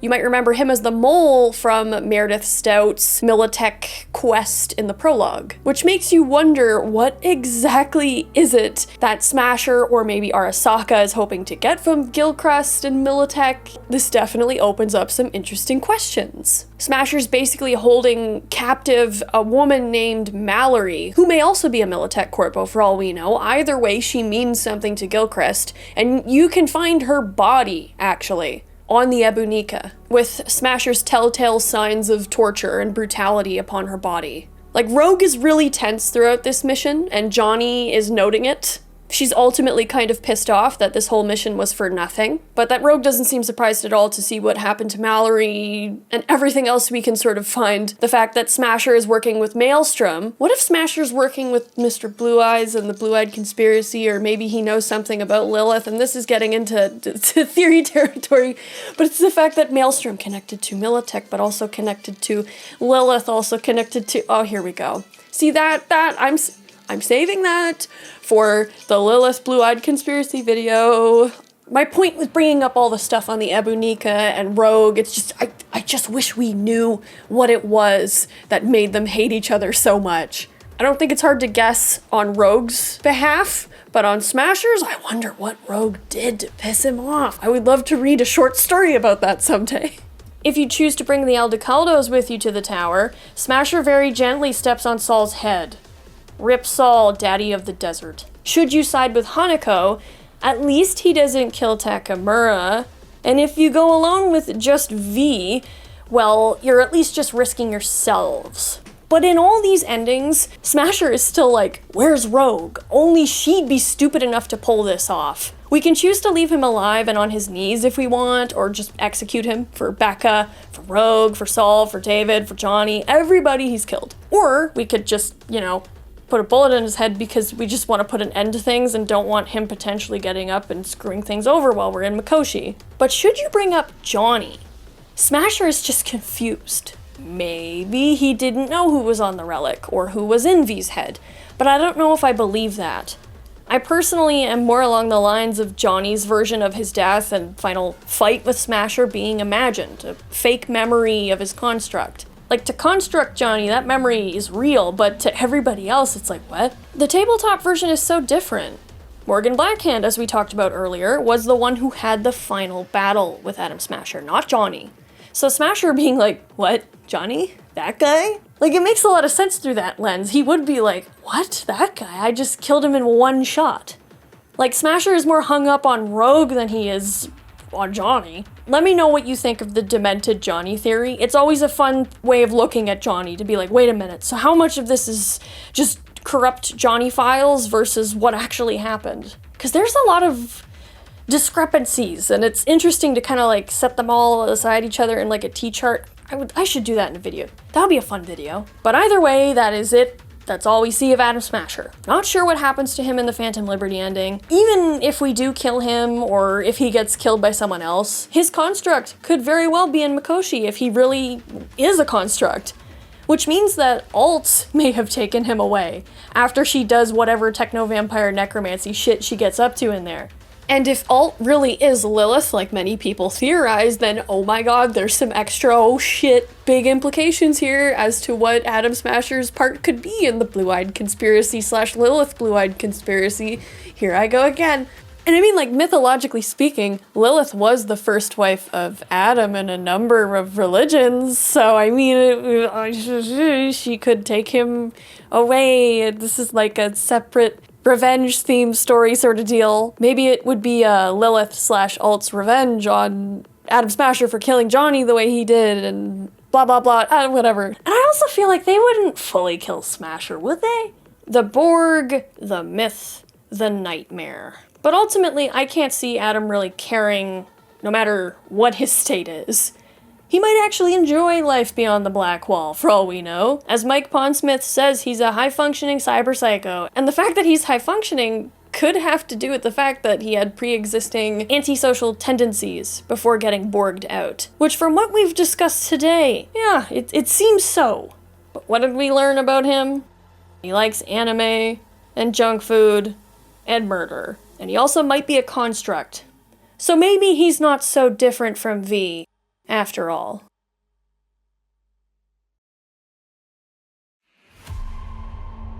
A genuine politician in Night City with no shady shit going on behind the scenes. Yeah, no, when it comes to Jefferson and Elizabeth Peralez, things are not what they seem, and they are extremely concerning. Mystery surrounds the case of these two characters and who wants what with them. and today we're gonna talk about some of the curiosities surrounding these too-good-to-be-true politicos. Hello, my name is Liddy, and welcome to Shaped by Stories, where we unpack how characters shape stories, and how those stories shape us. But first, I want to recommend a video for those who are interested in Cyberpunk's focus on, let's say, memory discrepancies, unclear timelines, mysterious forces that work behind the scenes that V just doesn't know. This video is by YouTuber Dinstopia, and it's a video on all of Johnny Silverhand's memory discrepancies. Like, this is the best video I've ever seen on Johnny's dementia, and I would strongly recommend going to watch it if you're most fascinated by the PERALEZ storyline as well. It's just an amazing video, beautifully produced. Like, go watch it, I will link it in the description. Let us get into the story of Jefferson and Elizabeth PERALEZ. My name is Jeff. Jefferson PERALEZ is Night City born and bred. He grew up in Haywood, which may explain a lot about the kind of person that he grew up to be. In Haywood, you have a mixture of all of Night City's classes. The upper-class corpos who could afford a place in Wellsprings, which is also one of the safest areas in Night City. And the Glen is still not as safe or as clean as Wellsprings, but it's still the place where most in the city wish they could live. It's also worth noting that the Glen is a rare last gasp of a middle-class neighborhood in a world where that term has been largely outmoded by the growing lower-class population of the cyberpunk world. Speaking of the lower classes, that is who tends to populate the Vista Del Rey area. And Vista Del Rey is, well, it's kind of a mess. It's being ravaged by a boiling gang war between 6th Street and the Valentinos, and most of the people who live there do so with very, very little means. However, many would still choose Vista Del Rey over Pacifica, but yeah, in Haywood you really do have quite the spectrum of all kinds of people living in one constricted urban area. It's also worth noting too that Night City City Hall is in Haywood. So Jefferson really did grow up surrounded by all of these major influences that maybe pushed him into politics. Emphasis on the maybe. He presumably grew up impoverished, always on the lookout for trouble on the streets. He also had a brother, Antonio, who may have passed away during this time. I've heard rumors of his death being tied to gun violence, but there's some other interesting theories about Antonio. Antonio also has a niche that V can find at the Columbarium. Keep Antonio in mind for later. Around the end of Jefferson's high school years, he got a scholarship to Asukaga Berkeley University, which was valued at approximately €2.7 million. And guess who footed the bill? NIGHTCORP. And why not? Corpos engage in philanthropy all the time for their own gain, and NIGHTCORP and Knight Foundation do that a lot. It seems Jefferson, of the 100 or so candidates who were up for this scholarship, was just the lucky one. That was a joke. Jefferson's life continued to blossom, as it were, at university, where he met fellow law student Elizabeth. The two married, and they seemed like such a well-suited, genuinely in love couple. Both of them seemed like good people, intelligent, reasonable, and their love for one another is almost kinda storybook. There's tons of people on Reddit, though, who say they give swinger vibes, and ever since I read that, I haven't been able to look at them the same way. Like, especially when they're both sitting there just staring at V, like, guys, slow down. Take my V out for dinner first. After graduating, Jefferson and Elizabeth married, and they had a single daughter, Sachi. While both worked as lawyers in Night City, with Jefferson actually working as DA. And I mean, just look at them. Picture-perfect family, right? It was almost written in the night sky above that Jefferson would someday run for one of the 100 seats on the Night City Council, and then, eventually, set his sights on the office of Night City's mayor. And that's because it probably was.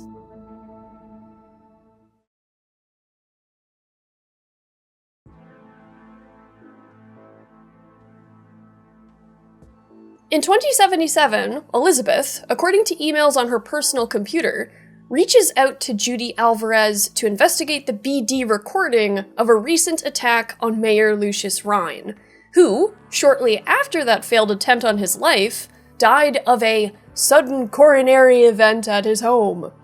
The Peralezes believe that Weldon Holt may have had something to do with this attack, or even Lucius's death, and that there's a cover-up going on.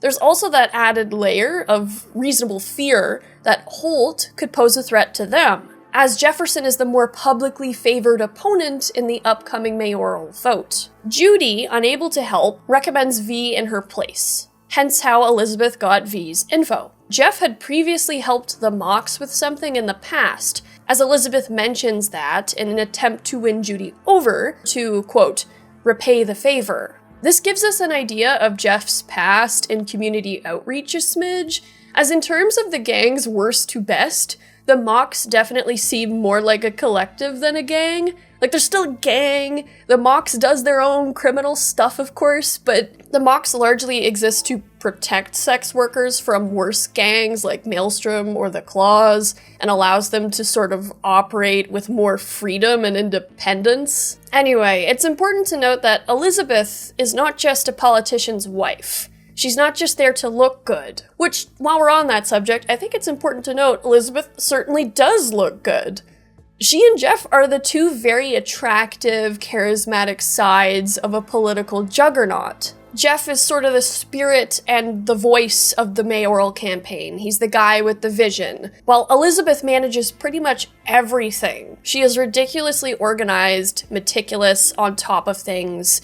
She supports Jeff immensely, and Jeff adores her. Like, I do love to see a guy who clearly adores and has deep gratitude for his wife, and I bet a lot of voters would love to see that too. But yes, Elizabeth is a razor-sharp character from what V can see. Sometime after capturing Anders Hellman, V gets a call from Elizabeth, requesting to meet privately near Reconciliation Park. When we arrive outside the alleyway, we get a straight-shot view towards the city center, the slender tower of the Night-Corp building gazing down upon us. It's almost oriented as if to face the alley where a car hides. V gets into the parked car where they discover that their client is Jefferson PERALEZ. And it's here that he and Elizabeth get into their concerns about Holt, about the attack, and the suspicious lack of information on Rhine's death. Jefferson knows how to be friendly and how to be charming, Elizabeth assertive and reasonable.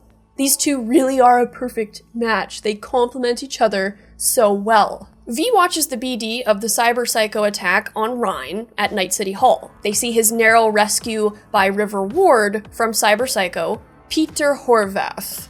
Turns out the NCPD had caught him after he was reported raving that he'd basically harmed the mayor, yada yada, but Peter happened to escape while he was en route to jail. River headed right to City Hall with a bad feeling in his gut, telling him that this wasn't just empty craziness. He was able to take out Horvath just in time. I was able to go back to City Hall after watching the brain dance using NoClip, and there my V just found Rhine standing there, clearly very much alive. So the conspiracy deepens. But also we can see Peter without the BD fuzziness.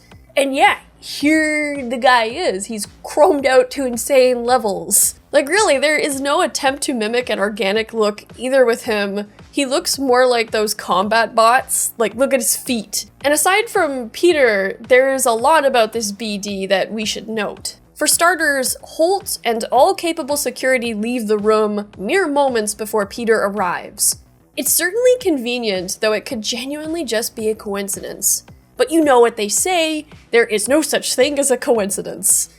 Maybe. But what are the odds that this guy chooses the one day where the noob security guard is the only one present in the room, right? The security system is also noted to have shut down as soon as Peter went to pass through it, hinting at maybe some inside help, but also maybe Peter had some powerful programs loaded into his Chrome Dome.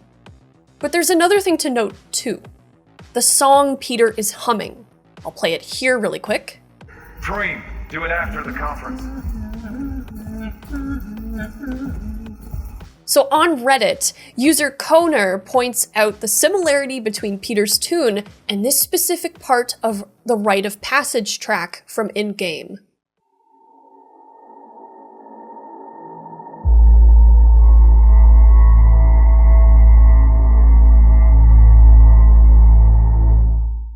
Personally, yes, I hear it. If you guys hear something else, let me know. I know they reuse a lot of the same sort of tunes and melodies throughout the soundtrack, and I love that about this game's music. But keep this tune in mind. The most immediately important piece of information, though, that V learns from this BD is that Ryan was set to go to a place called the Red Queen's Race, Alice in Wonderland, that very night. And because he survived this attack, maybe he did go. Problem is figuring out where or what the Red Queen's Race is. V accepts the gig to find out more about Ryan's questionable death. Jefferson, pleased, hooks V up with his old detective colleague from his DA days, River Ward. And going through these quests again with River, there's two things I want to note. Number one, Detective Johnny is very funny, and damn it, I really wish River actually had more detective quests. He really did deserve more, as he seems like he'd be such an interesting PI. It just feels like he was... Poor River, he deserved more. V and River, at one point, go to a market to find Christine, Horvath's last known employer. Fun fact, Christine is actually Tiny Mike's ex-girlfriend. The more you know. Christine can reveal this crucial info about the now dead Peter, and she kind of sounds like Lois, so it's funny when she says Peter. Peter Horvath. Worked for you, right? Yeah, he did. Then he stopped working, started making fucking speeches all the time. When did the weird behavior actually start? When you're talking about Peter, weird doesn't mean what it means for everybody else. Horvath never was completely normal. But the post-jail Horvath versus the pre-jail Horvath, gonks both, but completely different gonks. Horvath make good scratch here? Could have bought this whole market with the chrome he was packing. Oh yeah, made scads on scads here. Motherfucking millionaire, like we all are. So where'd he get the eddies? Know anything? Look, if I knew, I wouldn't be here selling scop to tower trash. I'd get myself an AV, fly my fucking slim ass out of here. Peter showed up one day with all that. Extra worked up, too. Whacked enough that I asked him where he got it. He said somebody finally seen what he was worth. And then he launched right into one of his tirades. These speeches, what did he have to say? Ryan, Corpse got him by the balls and cock, but he still managed to fuck me. His motto. Why'd he have it in for the mayor? Ha! Looking for reason in that whack job? Probably thought Ryan was talking to him through the TV, promising all sorts of shit, then ceasing to give a fuck. Look, I told you what I think. In Horvath's world, everybody was out to get him. Lucius Ryan was out to fuck him, then get him. So it's confirmed that, after prison, Peter was a totally different person. Recall NIGHTCORP's own level of ownership of the NCPD, and also, presumably, Night City Prison. Recall Operation Carpe Noctem, the experimental mind control AI used by NIGHTCORP to brainwash people. I get into that in far more detail in my Sandra Dorsett video. Perhaps they were experimenting on prisoners with that same AI program in the prison, or perhaps it was something else. But either way, somebody got a hold of Peter in prison, and took an already unstable guy and sharpened him into a very specific knife. They gassed him up, they chromed him up like stupid. Christine scoffs at the notion that Peter had the money to afford all that chrome himself. Somebody had, as Peter himself had said, recognized his potential. So can it be confirmed to have been NIGHTCORP that did this to Peter? No, but considering their presence in so much of the municipal infrastructure of Night City, their presence in government, in services, in the justice system, and what we know of what they're up to, they really do fit the bill as Peter's mysterious benefactors. Some theorize that they're actually the ones who are de-cyberpsychoing all the cyberpsychos from Regina's missions. At the very least, considering their level of investment in MaxTac, it wouldn't be shocking if NIGHTCORP was running the rehab program for the MaxTac cyberpsychos. And it's certainly easier to drive someone cyberpsycho than it is to reverse it. NIGHTCORP is probably the closest thing Night City has to an expert on that sort of subject.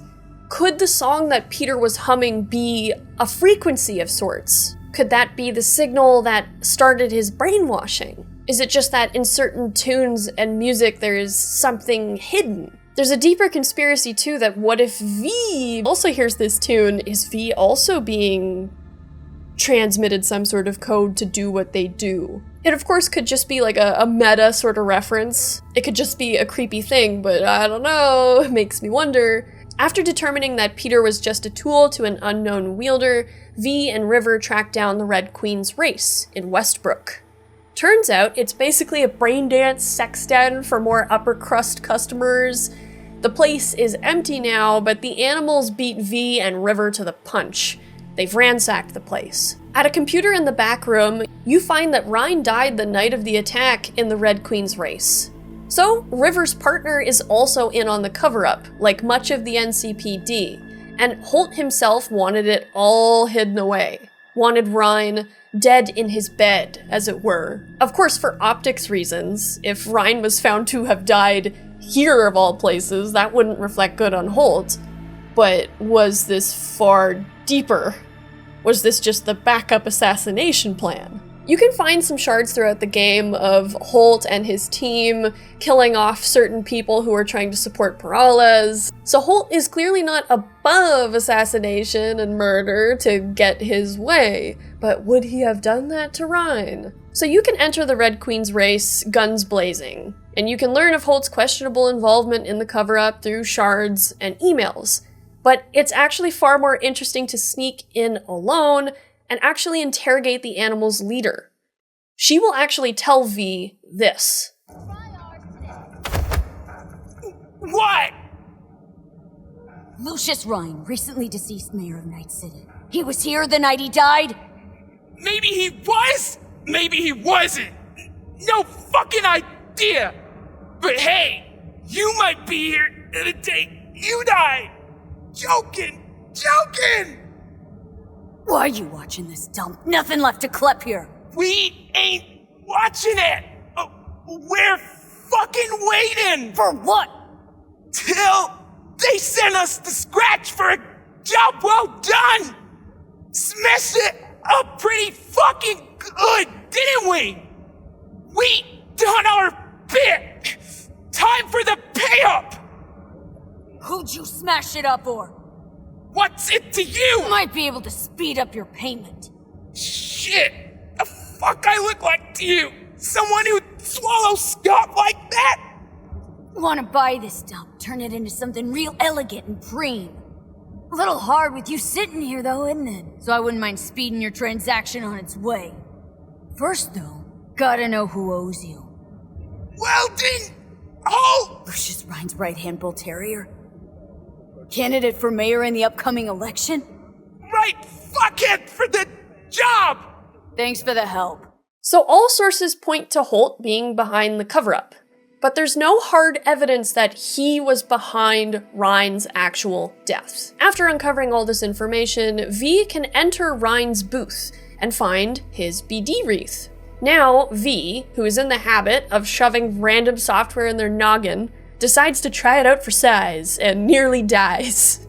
As someone said in my recent Bad Cyberware video, quote, "It's like V was checking if the gun was loaded by putting it to their head and pulling the trigger." And yeah, it was loaded all right. Whatever spike was on that wreath likely killed Ryan, as I think the relic is the only reason V survived this virus or whatever it was. But the question is, who spiked it if it wasn't Holt? We don't exactly find that out. There's theories, like MILITECH, the NUSA, even Arasaka. It doesn't really matter if V encourages Jefferson's suspicion of him or not, but you can definitely see a touch of a paranoid side creeping out with Jeff here. He's a bit eager to see an enemy, ideas of enemies confirmed. But at this point, to V, it's understandable. Politics clearly being pretty cutthroat, especially in Night City. But when you go up to their apartment to tell them what you found, Watch Elizabeth. She exudes a strong, composed front in general, as the perfect supporting politician's wife would do. But you can see a worried look on her face here. She looks away as Jeff revels in the victory of his suspicions. Elizabeth seems distracted, she seems concerned. And again, to V at this point, that's not unreasonable. Someone may be out to kill her husband, to harm her, and maybe even their daughter. Anybody else would be concerned. You can understand why Jeff and Liz are reacting the way they are. And for a time, all is quiet on that front. V leaves the penthouse apartment and goes about their mercenary business. Jeff's campaign continues. His political views are actually quite interesting. He seems to be strongly anti-corpo, refusing all major candidate funding for his campaign. Publicly, it seems his run for office is mostly funded by civilian donations. It's also noted that, of the entire Night City Council, only Jefferson held out on voting to allow corps to dodge some massive taxes. As stated on the Cyberpunk wiki, PERALEZ focuses on an anti-corporate populist message, emphasizing his commoner background and being the sole dissenting vote in numerous pro-corporate bills. Both TV ads and posters picture him with a gun that he uses to, metaphorically, and also literally, shoot down a major proposed pro-corporate bill. He himself considers this branding rather gauche, and his campaign staff convinced him to go along with it to appeal to the lowest common denominator and low-information voters of Night City. It's also said that numerous unions love him too, as he's so staunchly anti-corp, the complete opposite of Weldon Holt, who, like Ryan, is deep in Arasaka's pockets. It's also noteworthy that 6th Street has been intimidating people in their turf to vote for PERALEZ, as Jeff actually believes Night City should join the NUSA. And that does tie into some theories that the FIA or the NUSA took out Ryan. But as you can see, Jeff is shrugging off countless massive powers here, even harming them, even offending them. Jeff is already paranoid about enemies, and yeah, he really seems to be totally fine with making them. And he's still winning, according to the polls. That he hasn't been whacked by a corporation at this point is an achievement unto itself.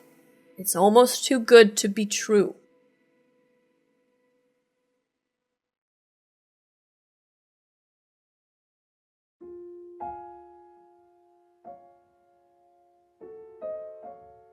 Sometime later, V gets another call from Jeff PERALEZ himself, where Jeff invites them up to their penthouse once again. Art lines the pristine walls, they've got 2 whole bars too. I should also note that Claire de Lune from Debussy's...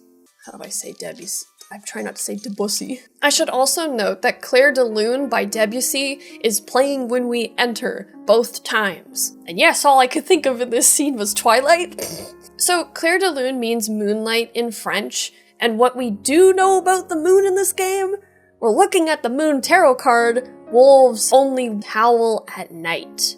But there's also the lyrics of Verlaine's poem Claire de Lune, which is the namesake for Debussy's, and I'm gonna read it to you. This is the translated to English version, so if you're a French speaker and you think there's a different translation, please share it, because like, maybe there's something more here that's even creepier. Your soul is a chosen landscape, on which masks and bergamasks cast enchantment as they go, playing the lute and dancing, and all but sad beneath their fantasy disguises.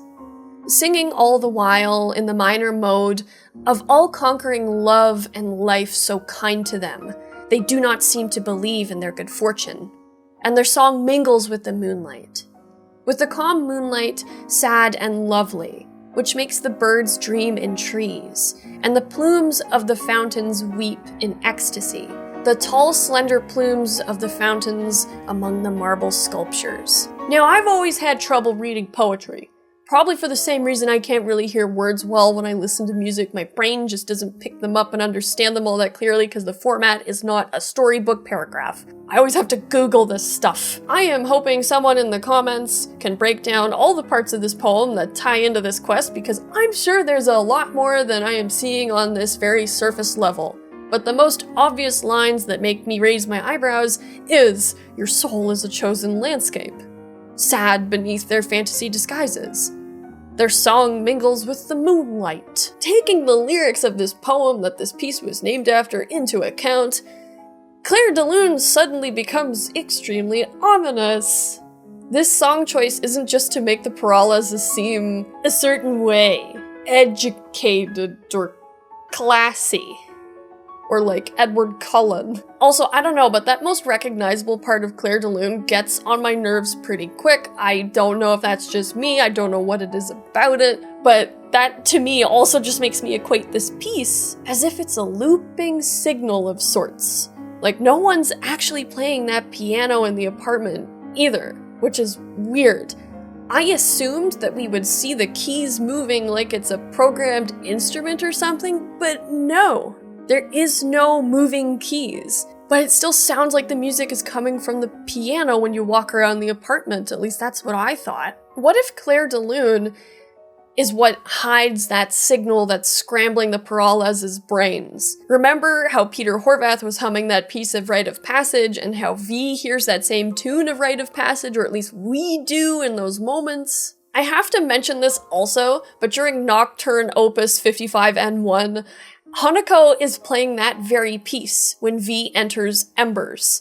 But the other thing that she does too throughout this scene, after she's done playing and she's talking to V, she's tapping her fingers throughout the scene at the bar.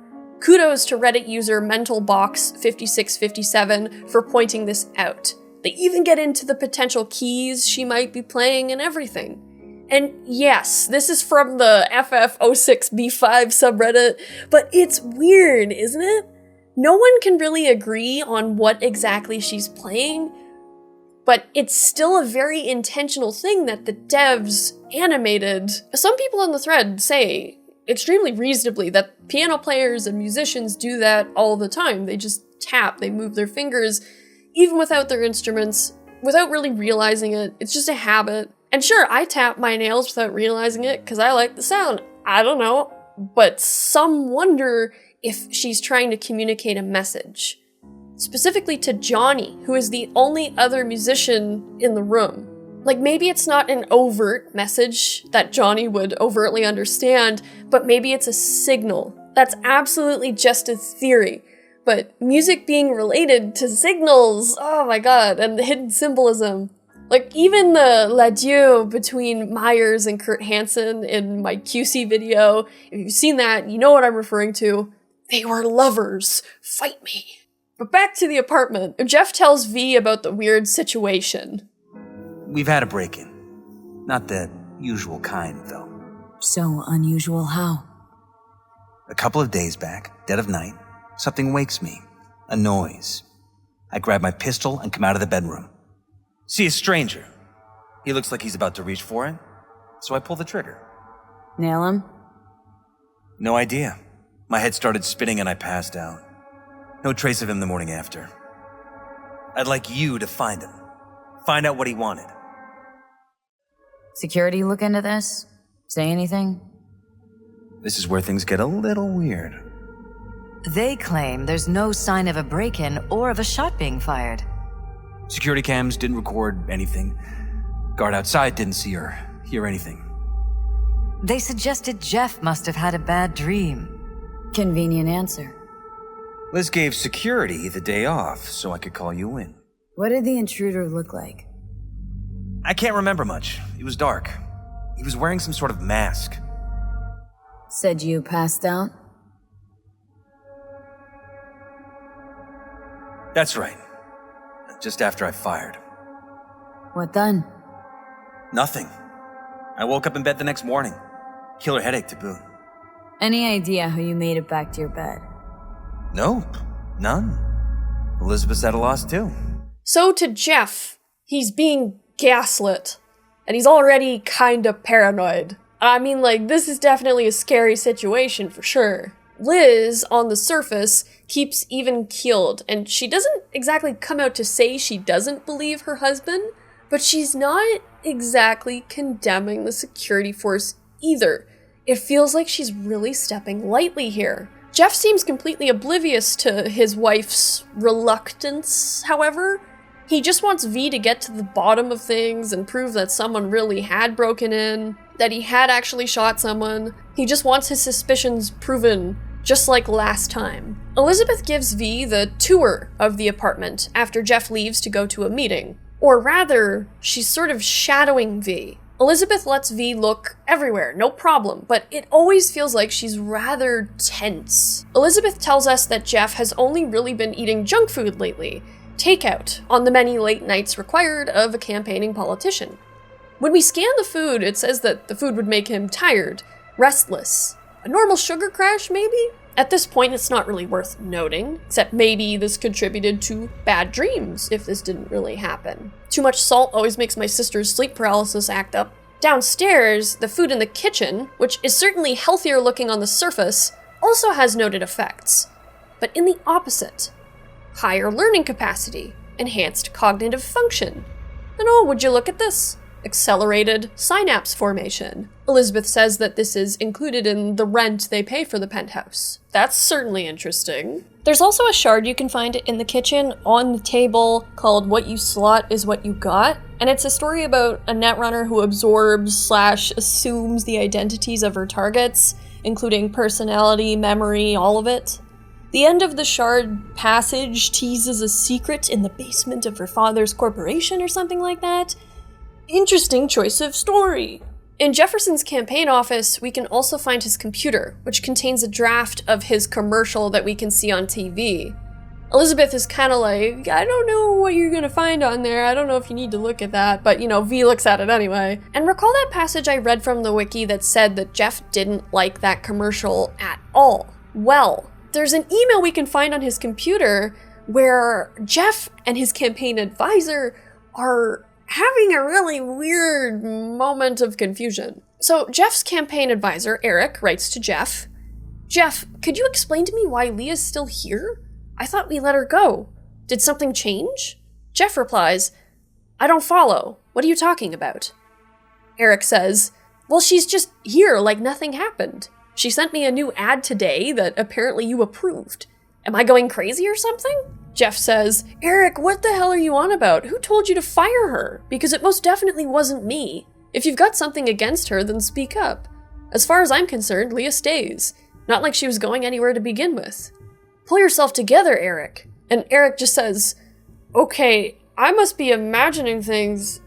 Forget I brought it up. And in Elizabeth's office, just around the corner, on her computer, you can find an email between her and Eric, where she covers for Jeff. She says that they talked and that it was just a slip of memory, probably just from stress, that Eric isn't crazy, it was just Jeff being forgetful. But yeah, that's a pretty big slip of the memory, right? Additional emails on Jeff's computer also show the growing confusion of his campaign team, so it's not just this one incident. Eric further says that Jeff has been acting weird lately, and you can also find a communication from Security Chief Wallace regarding V's involvement in this whole Weldon-Holtz investigation. Mr. Peralez, your wife has informed my employees that you intend to hire a mercenary in regard to the dubious circumstances surrounding Mayor Rhine's untimely death. I understand your concern, but I can assure you it is best to leave the matter to the police. Should you have reservations as to the police's integrity, then please consider allowing my people to look into it. On behalf of my team, I can assure total and complete discretion. And sure, on the surface you get it. His security team doesn't trust the merc. Completely understandable. For now. I should also note here that in Jeff's main office, you can find a picture of him, Elizabeth, and Rhine together at some sort of gala. And I want arms like Elizabeth. Like, girl, look at those. Wow. There's also a picture of, I think, Jeff in Haywood by a car? Maybe when he first got back from school, able to afford a car, to live on his own. Unless that's his brother, but I'm pretty sure that it's Jeff. But there's also a picture of Sachi, Jeff and Liz's daughter. As Elizabeth and some emails on her computer say, Sachi is away in Europe for school, which Liz says also doubles as protection. After all, she can't be harmed as easily overseas versus if she was here at home, right? In a home with no bedroom for her to sleep in. You'd think there'd be an extra room kept for the daughter they love so much, right? Like, it wouldn't be hard to do. I know so many parents that do that. They still keep a bedroom for when their kids come home to visit.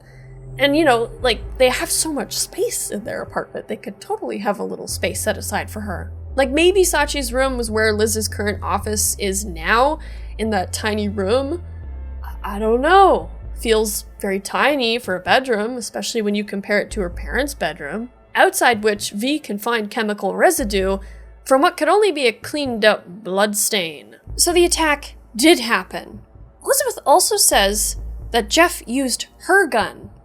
And it's interesting that she had a gun in the bedroom, though, not Jeff. Why Elizabeth when she seems so uncommitted to the whole thing? But, you know, considering how this blood stain was clearly cleaned up, someone covered it up. V can follow this ghostly blood trail to a dead-end wall, which is weird. Okay, so we look around some more. Back in the Peralez's bedroom, you can find a picture of Elizabeth and Jefferson on their wedding day, right by their bedside. And it's a beautiful, radiant scene with red roses and a happy couple ready to spend a life together, when Elizabeth says this. Oh, blue rose of Ilium. Sorry, wrong franchise. Wedding pic. Interesting backdrop. I wanted blue roses, so we ordered a whole truckload. Blue roses. You sure? Roses in this picture look pretty red to me. Oh, of course, you're right. They didn't have blue roses, I forgot. What a big thing to mistake. Like, purple and blue you could maybe mistake. Indigo is indigo, not blue, but some will say it's blue. But red? Another thing that we can find that might make you go, huh, is a shard about Richard Knight on Elizabeth's desk. In this shard, it talks about Knight for all his strengths, and through them, how those strengths would bring about his downfall. A Titan of NC, taken down with one well-placed shot in his penthouse apartment. That's really all it takes. Perhaps she fears for Jeff, arriving at a similar end. Or maybe she fears the unknown shadows that surrounded Knight's death, making a long-awaited comeback. It's also interesting that Knight's apartment building and the Peralez's apartment building share a sort of similar shape. Like, there's that similar taper, and that could just be a meaningless similarity. Like, I'll admit that lots of buildings have that look, but still. You can also find the Juris Doctorates that you find in Elizabeth's office for both Jeff and Liz. They both have a massive price tag attached, and Liz and Jeff both seem aware of how lucky they were to have attended Asukaga Berkeley University. In Jeff's case, on NIGHTCORP's dime. We don't know where Elizabeth got the money, but we kind of wonder if she got a scholarship from NIGHTCORP as well. Speaking of Asukaga, Asukaga and Finch, formerly Merrill Asukaga and Finch, had a huge hand in building Night City. They funneled a lot of money into its construction, working with Richard Knight and his foundation to make the City of Dreams a reality. By 2077, there is no more Merrill in the Asukaga and Finch name, but still, it's not out of the realm of possibility that the Asukaga Berkeley University, which is likely affiliated with the corporation, still works with the 2077 NIGHTCORP. There's a lot of weird coincidences here. Finally, we head to the security room. Elizabeth says that this used to be her space. Yet another thing she's had to give up in the wake of the campaign. This was my den before the campaign. A place to focus, relax. Doesn't look it anymore. Security had to set up somewhere. One of the many small sacrifices I've had to make. This was the first, but it won't be the last.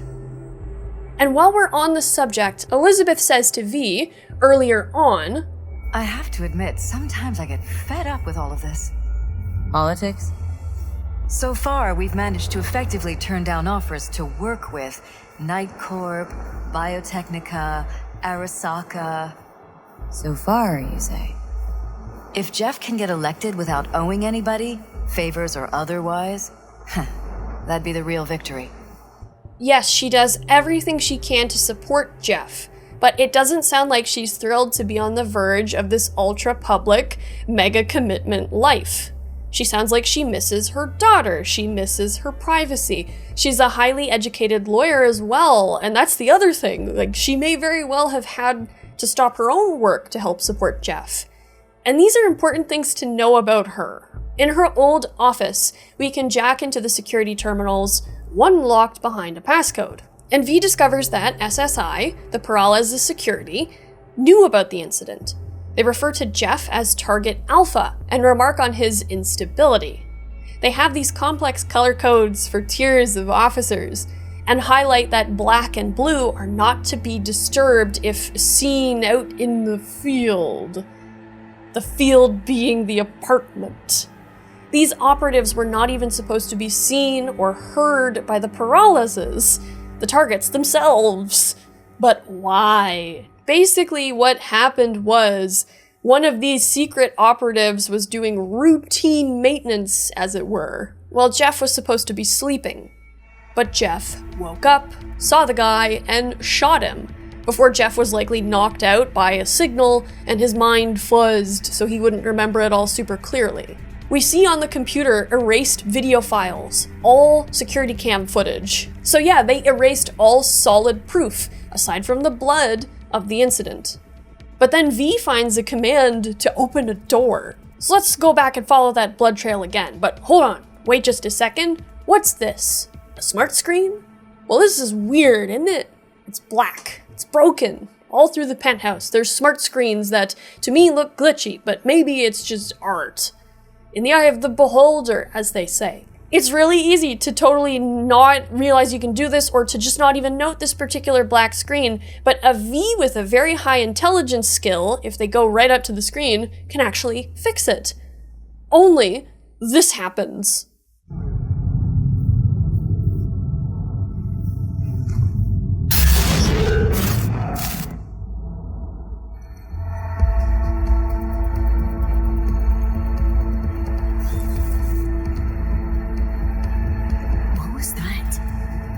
No fucking clue. Felt kinda good, but weird. Like tripping on acid. That happened to the screen a lot. Or to any of the others. I don't understand. What just happened a second ago? Didn't see it? No? What? Never mind. I played this twice to make sure what I was seeing wasn't a glitch, as I'd heard there is supposed to be a symbol that pops up here. I can't make out a symbol. So I went on Reddit, and this is what people saw in earlier versions of the game. This symbol. You can sort of see it in current versions, but you gotta tweak some visual settings in post. But even without this symbol, the screen effect that you get when you try to repair the screen, it certainly looks like the same black wall hack effect that we get with So Me. That Johnny says it feels good is concerning. And it's not the last time we see it in this questline either. But hey, just down the hall where that bloodstain led us before, there's now an open space in the wall, leading to a hidden surveillance room. Whatever project SSI has been covering for, operated out of this room, where all smart glass televisions and screens, while appearing as they should to Jeff and Elizabeth, they were all actually just hidden observation rooms for the agents of this fucked up project, these two-way windows. Talk about your through the looking glass. There's lots of tech, machines, computers, a whole lot of processing power, a lot, for just simple surveillance. Elizabeth is stunned, disturbed, and shocked off her feet, and she leaves the room to catch her breath. Elizabeth also flinches, complaining about a sudden pain in her head. Incredibly convenient timing. While V and Johnny poke around this room, you can see the bloodied first aid equipment on the table. It seems like nobody's been here in the last few days to clean this patch of gugh up. They had to get out of here quick. Question is, would those black and blue operatives come back? There's also a shard behind the glitchy Blackwall screen called Rewiring Synaptic Pathways, which describes the potential of manipulating neural plasticity and how it could change life as everyone knows it. And sure, in some ways that are kinda cool, like chipping oneself to learn how to play a violin or design a flawless tower, it's like a neuromod from Prey. But it's easy to see how that can, and almost certainly would, be used to do harm. We've already kind of been introduced to this a bit through Sandra Dorsett's quest. V and Johnny follow some complicated wiring to the penthouse rooftop, coming across ye old satellite dish looking thing. Our resident millennial explains. Odd. Tech's practically prehistoric, but doesn't look older than a day. Saw something like this back in the war. Transmitters. MILITECH was using them. Short-range UHF. Signal only travels line of sight, but it can't be intercepted. Line of sight? Let's look around. See if we can't spot where our receiver's camping out. Got a vision on our receiver. Black van parked next to it. Gotta be our winner. Transmitter's within reach of our mystery van. Wonder if Elizabeth has ever seen the car. We head down to ask Elizabeth about this van and to explain what V has found. The van is as much news to her as it is to V, so V resolves to go check it out. But before we go, Liz carefully tells V to just contact her with any new info, not Jeff. Jeff's too busy, basically. But by now we know that there's more she hasn't said. It's understandable to be shaken up by the revelation of the surveillance, and she clearly is, but yeah, Elizabeth knows something. V and Johnny track down the van, a military Black Ops type vehicle. Car chase ensues. Don't lose them, V. Oh, now you're interested. We could expose a Corpo conspiracy here, V. I'm telling you. They could be Corpo spies, or who the fuck knows what. And V and Johnny pursue the mystery vehicle into Northside, where they drive into a Maelstrom-controlled compound. Maelstrom, of course, covers them, and V has to fight them. But looking up at the rooftops, you can see a cloaked AV. When you scan it, it's called a mobile lab, and using no-clip, I flung my V up there to get a closer look. And there's actually two Black Ops-looking guys who exit the vehicle, climb up the rooftop, and they get into the shuttle. They then fly away, and I followed it, but the AV just sort of hovers right here, a short distance away. The guys basically vanish as soon as they make contact with the AV. But if you flatline these two guards, the shuttle will still fly away. One will drop a shard called Project Condon Suspended. It reads as follows. Notice to all Team Black field operatives. Project Condon has sustained a Class A security breach and has been suspended, effective immediately. Blue and orange teams are withdrawn. Team Alpha Black is ordered to withdraw to evac code 8 Bravo. Local armed friendlies will provide cover for extraction. Team Alpha Black is notified that Control has authorized termination protocols in the event of capture or incapacitation. Project Condon. It's a bit different sounding from Operation Carpe Noctem. Seize the night. Somebody on Reddit, a since-deleted user, claims to have found this shard also in the basement of Arasaka Tower during the efforts of the star ending. But I couldn't find anything else on that. Did anyone else find that shard there too? Let me know. I should also note too that Maelstrom is likely involved with NIGHTCORP just based on the events of Garry the Prophet's quest, The Prophet's Song. While it's not outright stated that the corporation that Maelstrom meets with here is NIGHTCORP. In the secret messages between these two parties, in the code, there's a lot of references to night and dark and, all that stuff, which, many people theorize that NIGHTCORP is involved with Maelstrom. I just feel like that's important to note here. We see them again with mysterious corporate forces. After V handles Maelstrom and jacks into the van, we get the creepiest revelation in the whole game, at least in my opinion. Pierced it, we're in. Couldn't ask the NCPD for better records than this. Pictures, medical records. Vulnerability to neuroplasticity. It's some kind of database. Brain scans, the paralysis biological casts, neuroplasticity. Fuck. What about that? The blue shit. Fresh neural links. They're not spying on them, Johnny. They're fucking with their heads. Mean to say someone's literally controlling our upstanding politicians' minds? Uh-huh. Red blots are memory residue in the hippocampus region. See how they're bleeding into the blue? So what are we looking at? They're planting new memories in their heads, modifying their personalities. This is big shit, Johnny. Fuck me. Got other guinea pigs besides the paralysis, too. Quick, download the data. Whoever comes looking for it, that's your suspect. Shit! They're wiping the data. We've been made. Now they know someone's been in their database.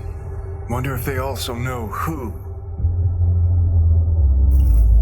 Brainwashing. It's all making sense. All those little details and threads throughout this quest. Through Sandra Dorsett's shard on the experimental mind control AI, with a large dash of Phantom Liberty and cyberpsychos. That shard about rewiring synaptic pathways. The fruit allowing for accelerated synapse formation. Food that Jeff hasn't been eating lately, instead eating junk food. Ironically enough, that decision of his to get takeout is what likely tipped over the project's stability, which sounds already shaky enough. But at this point, has the damage been done?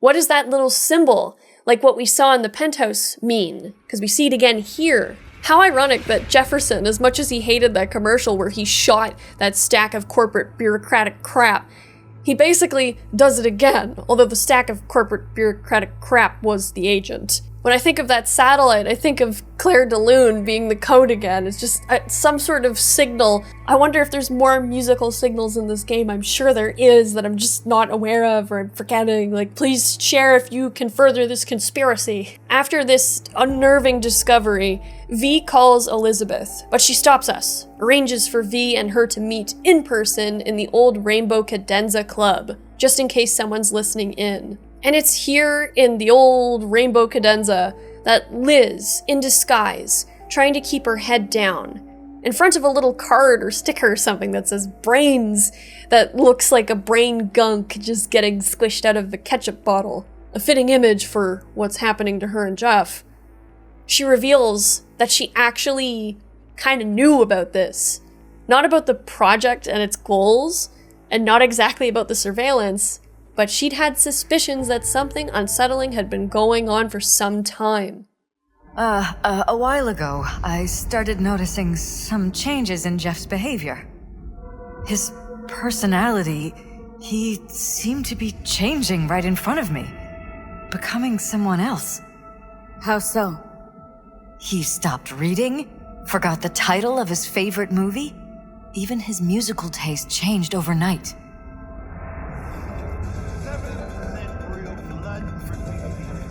Once, I said we should visit his brother's grave, and he told me that he'd been an only child. That's when I started thinking something bad was happening. Something insidious. And not just with Jeff.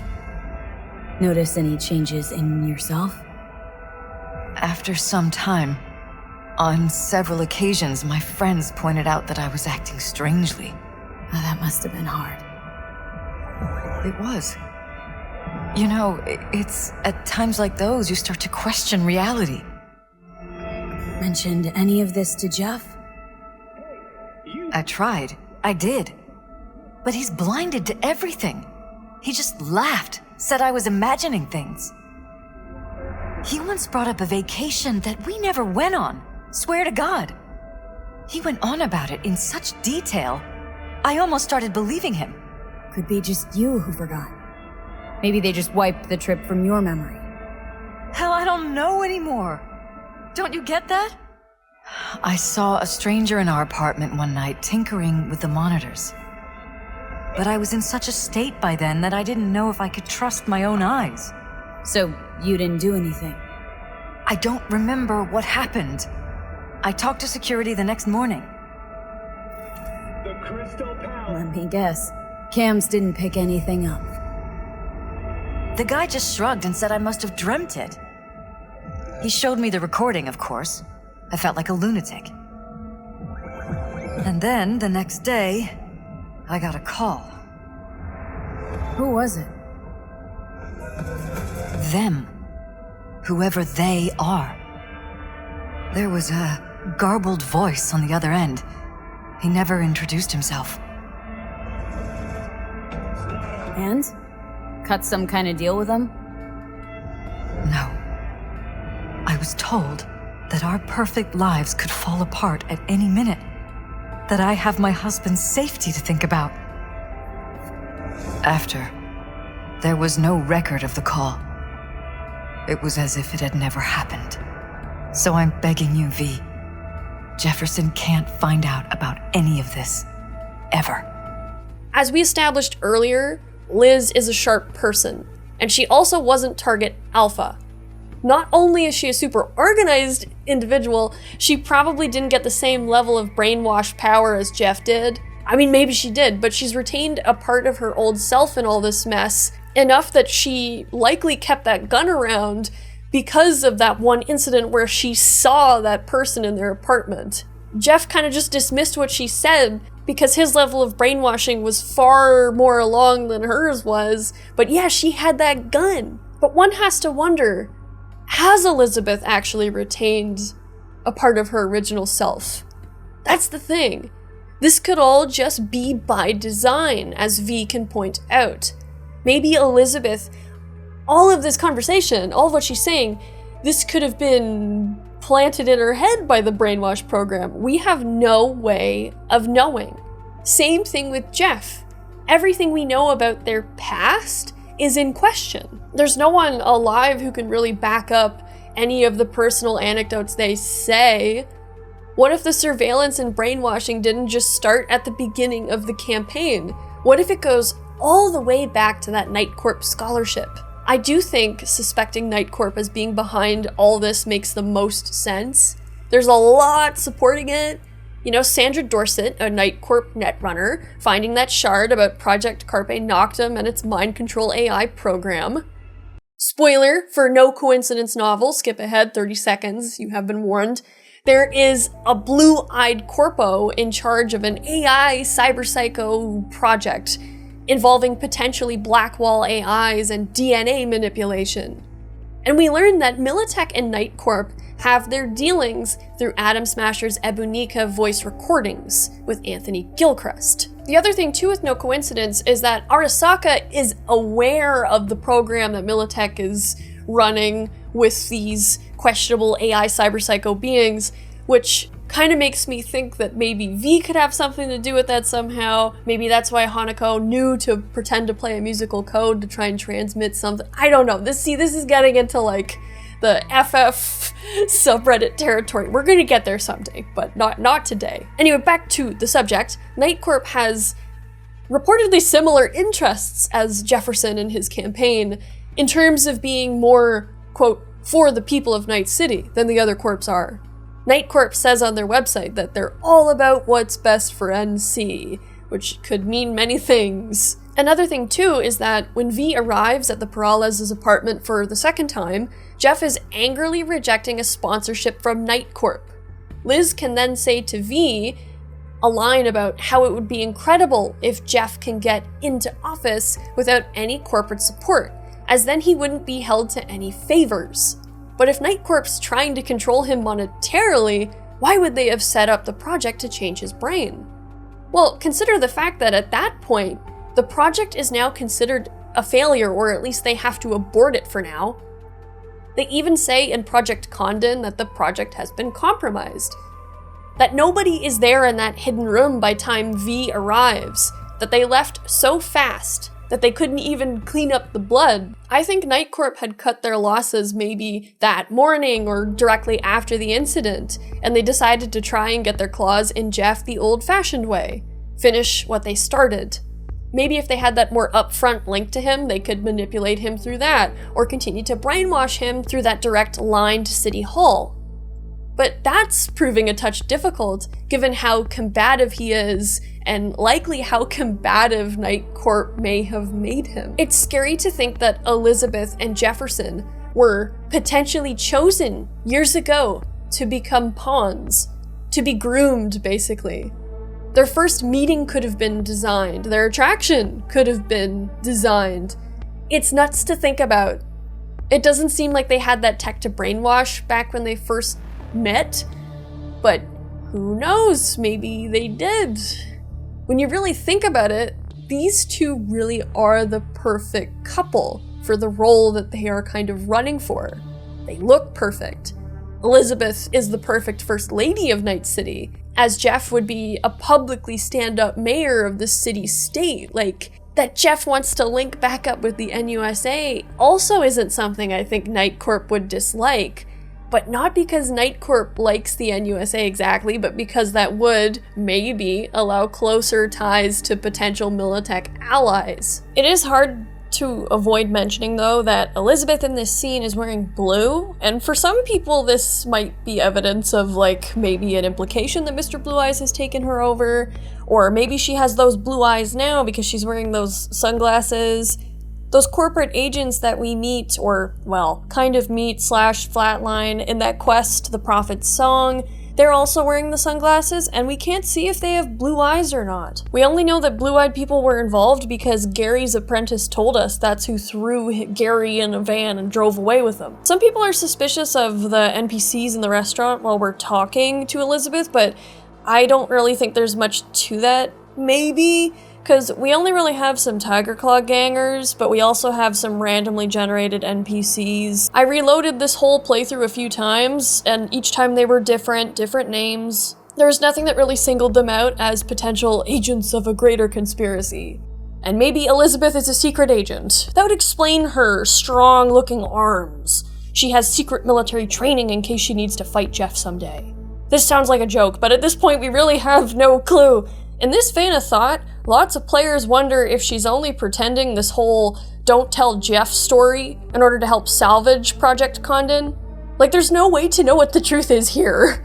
Some people think that Elizabeth maybe deliberately fumbled the roses in her wedding photo by saying that they were blue, in order to look like a victim rather strategically. But I don't know. You ever heard the term blue lie?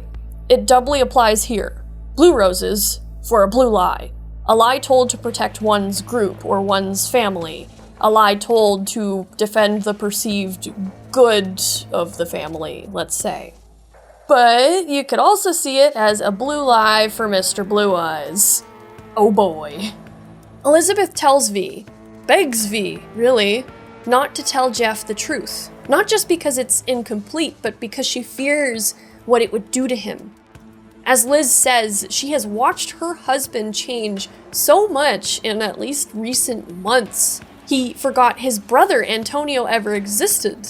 How maybe Antonio didn't ever exist, and the added columbarium niche was just a stage in their brainwashing that Elizabeth still retained. Who knows? And even more terrifying would be knowing that you too were experiencing this same memory wipe horror, but you were cognizant enough to realize what was happening to you. It's like Elizabeth had fought to seal off a part of herself for this sort of day, but I'm sure she'd hoped that it would be with a husband who was not as far gone as Jeff actually was, not some random merc. Like, Elizabeth in this moment is experiencing something so quietly horrifying. Like V and Johnny discussing about how similar or dissimilar their case is to the Peralez's. Like, yeah, at least with Johnny and V, like, to each other, they know that they're different. Like, they know, they're aware of the two minds in their head. In this case, Jeff and Elizabeth have no idea. Jeff is more clueless for sure, but Elizabeth is just aware enough of what's going on that, scary. V can argue that maybe Elizabeth isn't doing this to protect Jeff. She's doing it because she likes her position. But in my opinion, none of what she said throughout this quest points to her being happy with her life. Even without the mind control, potentially, she seems sad and stressed. And for sure, she could be saying this to cover her potential involvement with this whole conspiracy, if that is a thing. But I don't know, for me, that doesn't ring correct with what we've seen. I do think she's a victim in all this too. Like, I'm sure the political life is extremely stressful and it is pretty nightmarish for one's personal life. And if you're a quiet person, then yeah, you might not want to go into the big Night City mayor race with your husband. But then there's the added layer of, well, her husband is gone now, he's completely changing. She herself is in the process of being gone. And her daughter, if she ever came home, would be in grave danger. How extra horrific would that be to see this unknown entity alter your daughter's entire sense of self? That is, if that daughter was even real. because I actually don't think Sachi is. Yep, that's right, I think she's fake. Those pictures on the wall could all be fake for all we know. Like, Photoshop artists now can do crazy shit. Imagine what they could do in 2077. There's an email between Elizabeth and Sachi on Liz's computer, which I'll read. Elizabeth says, "Honey, I really appreciate how much you want to help during your academic break, but I think it's best if you stay where you are for now. Everything here is under control. You should spend this time focusing on yourself. Take advantage of everything Europe has to offer. Love, Mom." And then Sachi says, "I get it. This is about me becoming a target if I get involved in the campaign. I heard Ryan died of a heart attack. I'm not a gonk. I know that NC mayors have a habit of leaving their jobs in a coffin. It's fine, don't worry. Just watch out for yourselves, alright? And do what your security tells you. XOXO, Sachi." Do what your security tells you.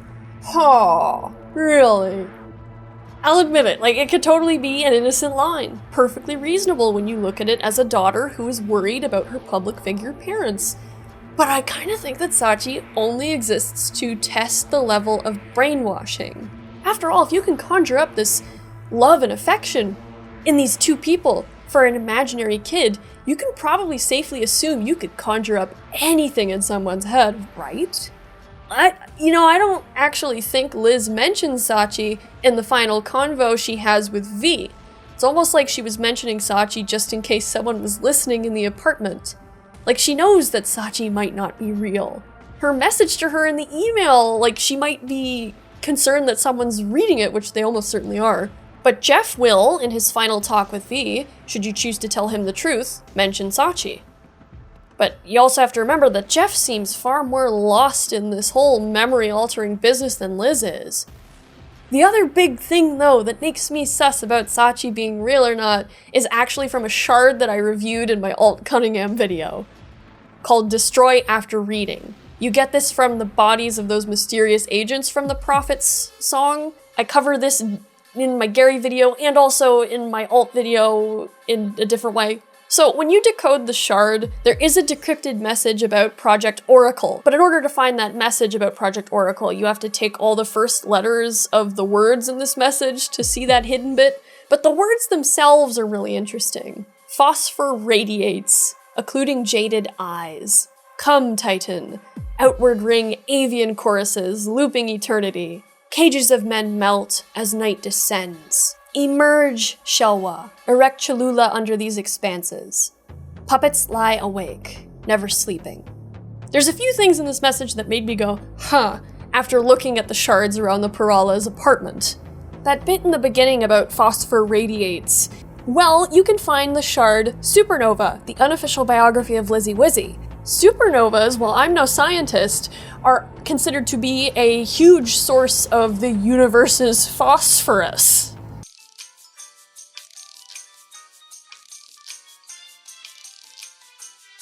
The mention of a Titan goes with a shard, Chronicles of Titania, which you can find on one of the bars in the penthouse. Avian Choruses goes with a shard on the Avian Extermination Act on Jefferson's table. Looping Eternity, like Claire de Lune, looping over and over again. Also Moonlight, looping over and over again. You could also say there's a shard that refers to Night Descends, in the sense that there's Richard Knight's shard in Elizabeth's office that covers his descent from power. The puppets lie awake, never sleeping bit, well, Jeff and Elizabeth, and who knows who else. This whole part just be crazy nonsense that I'm just, seeing stuff that isn't actually there. But Shelwa, I'm sorry if I'm fucking up that pronunciation. I know I fucked it up way worse in my alt video. This might be closer to how it's said. But the bit about erecting Cholula. Oh, really? In my alt video, I go over the Aztec mythological figure, Shelwa, a giant who built the Great Pyramid of Cholula following a great flood. In my alt video, I compare Cholula to Mikoshi, as when you look at historically accurate, in theory, artistic reconstructions of what Cholula would have looked like in its heyday, they do share a similarity. But Shelwa ascended the mountain of Tlaloc to survive the flood. And Tlaloc, the god of rain. While we're on the subject of rain, I don't know about you guys, but I always find it's raining during the first visit to the PERALEZ apartment. No matter the playthrough, it's always raining. It's like River's end of quest summons rain. How about that? Anyway, Tlaloc was married to a goddess named Xochiquetzal, but Xochiquetzal was kidnapped and forced into marriage by the god of obsidian, of hurricanes, and the night sky, Tezcatlipoca. And just looking at some of his titles, like damn, look at this guy. It's all very like ominous and night related. Also, Xochiquetzal is associated with marigolds, a flower of largely yellow-orange hues. But Sachi is wearing that bright yellow. It really stands out, glares in your face. Am I reaching here? Potentially, but I don't know. Again, too many coincidences for this to not be a pattern that we simply haven't recognized. Thank you, Mr. Reed, for your wisdom. Like, maybe this is all just some creepy foreshadowing for what might happen to Sachi should she return, but I don't think so. If anything, it all feels like some cruel inside joke. And I hope that Sachi's not real, because how horrible would it be for her to come home and find her parents are no longer her parents? Like, that they don't even know who she is. Anyway, end of great big fake daughter rant. Someone out there is bound to know more about Aztec gods as well, and please share your knowledge if you do. Also your theories about what's real and what's not. Like, we could go on for hours here with all these random pathways. It's quite fun. V heads to Reconciliation Park to meet with Jeff. The final decision in their hands, to blab or not to blab. But on the way, V gets immobilized, not unlike with the screen in the PERALEZ apartment, after getting this mysterious call. Yeah? It doesn't matter what you tell him. It doesn't matter what you think of doing or do. You can't change anything. What? We know who you are. We know what you are. We know what you want. You are playing with fire. Don't dare cross the line.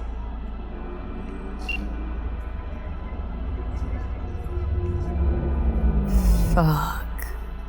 And this call scares me more than Cynosure. It's like we're running a Red Queen's race of our own in the grand scheme of things.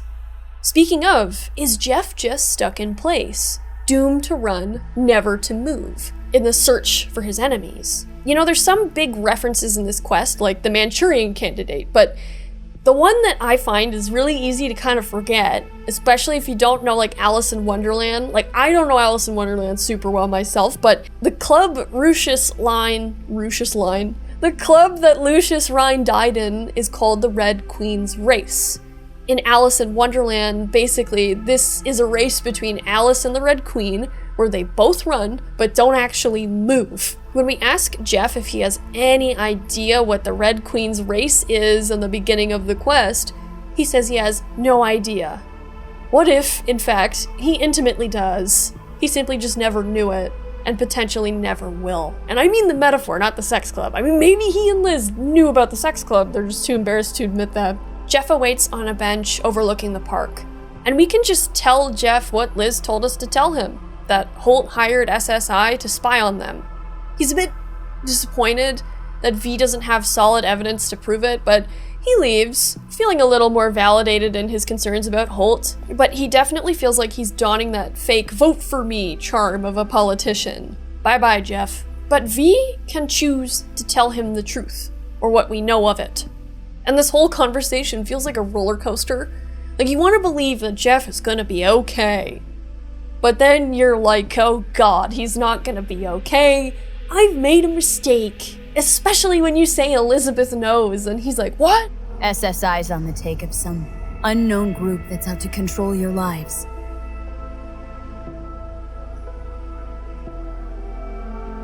Know there's a concealed room in your pad? Out with it. They've got tech in there you wouldn't believe. These people know everything about you and your wife, watching your every move. Somebody's hijacked your life, or set your course, your career. I'll admit, there were a couple of fortunate coincidences, but They forged your views, personality, even that skepticism that pisses me off so much. Clearly, what they want is for you to be their mayor. Your memories, can't even trust those anymore.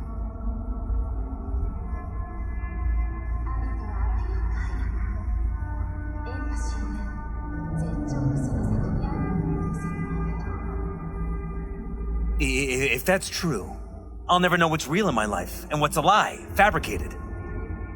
Wait, the intruder. I have to find him! Trust me, you never will. First, I'll find him, then I'll find whoever's behind this. Pull the curtain back on these motherfuckers and show them what's what. My God, I have to tell Liz! Your wife knows everything. Liz? How? Figured it out at some point? Elizabeth? No. She would have said something. I hate to say this, but I think the whole situation was convenient. Convenient? This is my wife you're talking about. Think about it. Perfect wife of the perfect mayor. That's who they conditioned her to be. She must have believed she was protecting Sachi. And me. Would have told me otherwise. I do love that we can make the point, too, that Jefferson himself is too good to be true. Like, way to destroy this man's whole identity in under 60 seconds, V. Isn't it weird that you're a virtuous politician candidate? Flattered, but no. Far from it. Do I try my best? What's this got to do with anything? How many people can honestly say they don't strike deals with gangs or take eddies from corps? A lot, I'd like to think. They just haven't introduced themselves yet. Almost like this city doesn't deserve somebody like you. Not that it's V's fault, it's just like, wow. Because you really can't argue with the logic of what V is saying, given what V now knows. Like, how is this fish swimming with the hungry sharks after all this time? Like, really? Jeff says he's gonna fight, just like Liz said he would. But yeah, no, this definitely doesn't feel like a fight that any of these characters can win. The only guy winning, I think, is Mr. Blue Eyes, who you can find standing across the walkway, watching over V's conversation with Jefferson. And I also just want to note that, like, when you go up to Mr. Blue Eyes here, you can't interact with him, because I don't think you're supposed to be able to go over there, but you can still hop over there, you don't need to no-clip. I've hopped before I figured out how to get this mod to work. But after a certain point, he will just blip out of existence, like bam, he's gone. And the same thing happens mid-sentence to Garry the Prophet's apprentice. Like, she just disappears too. And you'd think that this is a glitch, but I don't know. Like, the fact that both these characters do it, they're both connected to these really sketchy quests.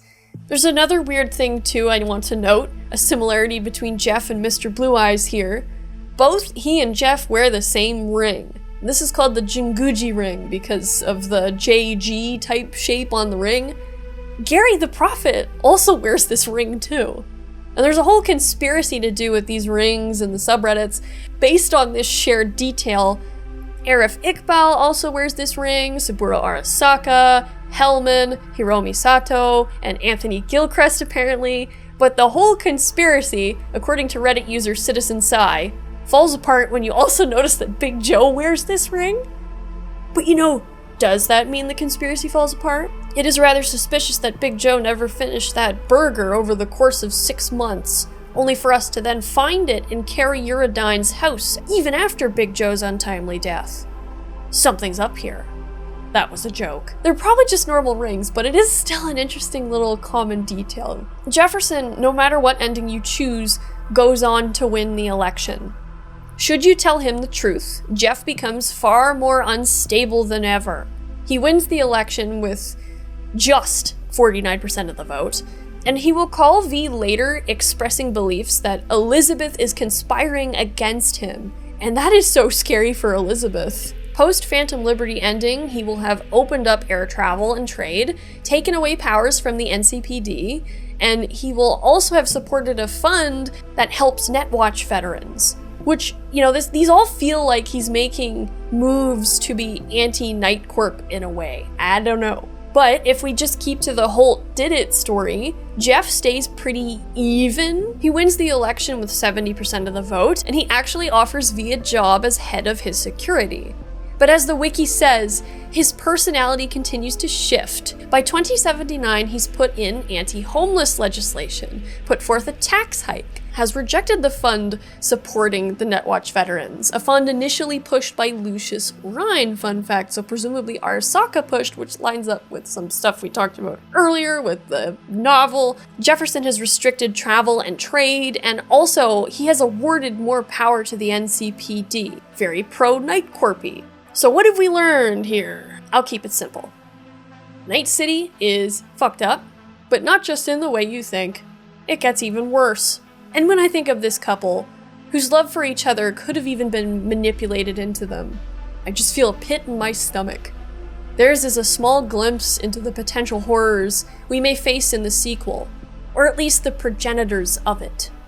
And I can't help but shake the feeling that no matter where V wanders, no matter how safe they might think they are, there'll always be someone watching them.